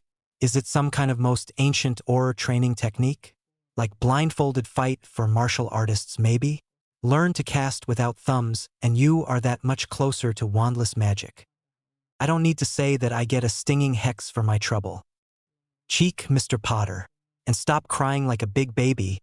It's just a dark, disarming curse. I'll counter it in an instant. I nod. That's rather interesting, I admit. Much better than the classical disarming charm since it prevents the target from going for a backup wand. I can see why it would be useful for an or, which doesn't mean that I really appreciate having it used on me, even if there's no real pain involved. Thus I melt the bottom part of her trainers. It doesn't take long for her to trip after that. Very funny. She undoes the damage, repairing her shoes. I thought that it only worked for broken things. Now, Hannah and Susan explained what you are all doing with Lockhart? Or at least what I assume you are all doing since you aren't in the same class. Which reminds me, why exactly are you wearing one of our house's ties? I blink. You don't tell. I actually am wearing a Hufflepuff-colored tie. Oh yeah, I remember now. Well, I guess it explains why I had to send 3 upper years to see Pomfrey since that day. Couldn't the guys be a little more specific with their anger? Really? I mean, there's only so much that even a genius child can deduce from invectives like Potter, you disgrace. I can't very well be asked to remember all those insignificant things by myself after all. No, I wasn't asking, it's a statement. I can't. T gives me a look that I feel holds some kind of deep meaning. I stare back. Oh wait, is she waiting for an actual answer? The truth is a beautiful and terrible thing, young prefect. Which is why it should be used sparingly. I nod to myself. She nods back. Yes, that much is true. Which kinds of goes against what you just said. Which would kind of make it a lie. Maybe I should ask this Daphne girl about her opinion on such matters. Why must people around me always resort to basic violence or to threats? It's barbaric, really. Now, let's not be hasty. See, I surrender? No need to involve torture at all. Unfortunately, her smirk only grows bigger. Why would you say that, I wonder? She is such a terrific girl. I can't help but mutter an answer. More like terrifying. Yeah, I know. That's just more fuel to the fire. But like I said, it couldn't be helped. It's simply not in my nature to let an offensive pun pass by me like that. She fakes a sigh. Poor Harry. Things are happening too fast for you, aren't they? In a couple of years you'll be all too happy to be the center of the attention of a bunch of girls like this. I'm not sure about your housemate, but I'm pretty sure that Susan and Hannah wouldn't mind playing with you a couple of times at least. It'd be a package deal though. 2 nights ago, I dreamed I was sitting on a bench in some kind of park, talking to a random man about the weather. It was wonderful, just having a normal conversation like that. Didn't you say that we were making up for the lost time? I'm not sure about how discussing you being a deviant qualifies. Not half as good as I can shoot in top form. But then again, having my fingers scattered across the room really did disturb me. Go figure. I give a tiny sigh of relief when T fixes me up with a smile. There you go. She sits on the ground. We won't really cast anything today anyway. We'll just be discussing standard aura spells and techniques for the time being since you are so quick to learn the practical side of magic. I ponder about telling her just why I can do that, but even B doesn't know about my ability to sense magic, so maybe later. She pauses and drops her smile. I've had access to manuals that should be a great help to anyone trying to become an aura. Stuff I shouldn't have, really? She takes a worn little book out of her bag. I know most of what's inside of this one already, and knowing how smart you are, there's no point in teaching you any of that if you can pick it up just as fast by yourself. So study it when you can and we'll have a go at each other. See if we can get a little experience under your belt. I take great care in ignoring her wink and skim through the contents of the small manual. It's a guide to aura tactics, which is gold in itself since I don't suppose that they give those to just anyone, not unless you are a heavy briber at least. But there are a great deal of extra annotations about useful tricks and tactics that were obviously made by the previous owner. Or owners, as a matter of fact, since I can distinguish 2 separate handwritings. Just how old is this anyway? I take a look at the cover. Printed in 1824. Recent stuff then. I wouldn't be surprised if nothing but a couple of paragraphs had changed since then. That's good. On the other hand, the stuff just under the date of publication is a little worrying. Propriety of Cepheus Corvus Black. To my great-grandnephew, in the hopes of seeing him soon in Hecor and finally being able to use the influence I gathered over the years for something other than bailing drunk relatives from jail. With moderately warm affection. Tsitsi B. P.S. Please don't read it where that boar Phineas can see you. I'm afraid that his time as headmaster of Hogwarts did little to smooth the edges of my older brother. Propriety of Sirius Orion Black. I take a couple of minutes to remind myself that panic is never the answer. Or not the correct answer at any rate. T. Dear, would you mind explaining why the name of the escaped mass murderer that wishes to end my life is present on the, admittedly thoughtful, gift you brought? She gives a wince. Because that's not a very easy question, is it? I force myself to calm down. It's not like the book can actually hurt me as far as I can tell. Still, it's upsetting. How about you start with a basic answer and we go from there? A small nod. Basic stuff, huh? Well, saying this without an extra explanation is going to make you flip out. But my mother's maiden name was Black. Metamorphmagus and Seer? Now, isn't that fucking impressive? And well, cousin Sirius wasn't always a psycho, you know? In fact, as far as I was told, he was one of the more decent guys in the family until that mess with your parents. At some level, I know that it must be true. My parents wouldn't have been friends with someone who didn't at least appear to be all right. But I can't help but look incredulous. Oh, don't look at me like that. It's not like you don't have black blood either. I relent. Okay. But that still doesn't explain why you have it. I stop myself from killing her when I only get a shrug as an answer. Good, well, more like skilled minions are hard to come by after all. And there are no troops around to impress either. Thankfully, she finally adds a comment. Because it had to go somewhere? Prisoners aren't exactly allowed to bring their personal libraries with them to Azkaban, you know. I guess that they gave his stuff to the nearest relative with a dirt-free reputation. After a small pause, she continues forward. And well, since it isn't cursed and since it's a real help with duels, I give a reluctant nod. This is gold. In addition to neat tricks like the dark disarming curse T just showed me there are other much more ruthless, if legal, pieces of magic like modified core piercers and even hat to anvil transfigurations. Plus, I guess that I can't go wrong following that old know thy enemy line. Okay, so what are we doing right now? A mock battle? Or are we actually going to attend that stupid announcement in the hall? I idly wonder if she got her wicked smirk from her cousin while waiting for her worded response. Well, it would be pretty funny to see the face of Dumbledore realizing that his own champions didn't bother to come listen to his ramblings about the tournament, so I think I should come up with some kind of onomatopoeia now, but my ears can't seem to settle on a particular one at this moment in time.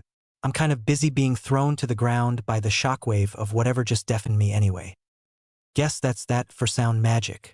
Never really had any talent for it if those guitar lessons I tried to take last year are any indication, but it still pisses me off. What the hell? I was going to be a bit more complete about it, but it's fairly close to what I had in mind. It's good to see I am in tune with my lieutenant-to-be at least. Indeed, I vote for going see what happened, or at least for you to get your bum out of my elbow before I find myself forced to dabble in how to enchant artificial members. Nothing like a quick little peek to feel alive after a near-death. Well, not really, but you get the idea, experience. I make witty comments, therefore I am. Did you just imply that I am fat? Of course, there's the reverse to consider. Best be on my way. Come on, I'd like to know if the castle is about to collapse on our heads. You know, so I can weep and moan about the unfairness of it all for a bit before it does. T nods. I take the map from my pocket. That can't be good. Indeed, she's right, it can't. I would probably go as far as saying it's bad and not in a badass way either. More in a bad for your health way, actually. The map is mostly a jumble of shifting lines and erratic dots with only a few lonely island of serenity here and there. The good news is that the room we are in is obviously part of those. The bad news, aside from the whole imminent death thing, is that the headmaster's office is exempt from the storm too. I'm afraid that I'm going to have to take that vote back. But staying here just doesn't seem like a very good idea either. It's a bit of a conundrum, really. Thankfully, the decision is taken out of my hands as stone blocks start to fall from the ceiling all around us. T doesn't hesitate. She grabs my arm and starts running for the exit, and I only have enough time for putting the map away before being dragged. As I suspected, bad was a gross understatement of my part to describe the situation outside the room we just left. I sigh mournfully as I say goodbye to the faint hope that the explosion had only messed up with the map. I know it was a long shot, what with the rain of stones being widely recognized as a bad omen. But what can I say? I'm just an optimist. On the bright side, bits of masonry aren't being thrown at us now that we are running down or up. I'm having a hard time telling the corridor. The downside being that everything else seems to be fair game as far as projectiles go, from armor suits to tapestries, passing by the odd and startlingly swelled house elf. T isn't being much help on the blasting past the flying obstacles front, and I'm often forced to stop junk wandlessly at the same time I'm casting reductos the regular way. Truth is that with the way the room is moving around randomly, I'm impressed that she isn't on the ground already when you take into account her balance problems. There. Let's jump from the window. She's yelling, but I can barely hear anything over the noise of all the collisions and the shrieking of the house elf. Is it me, or is it getting even fatter? I do my best to reach for the window and try to remember of a way to not die from jumping down an untold number of floors. While it was most likely told at some point, the place is looking more and more like a Dali painting, and for all I know we are already deep under the surface. Shit. Yeah. That's probably my fault. Really shouldn't have commented on how amazing it was that T wasn't tripping just earlier. Should have remembered about how much of a jinx that can be. And now we are about to be crushed by two converging walls and the window is nowhere in sight.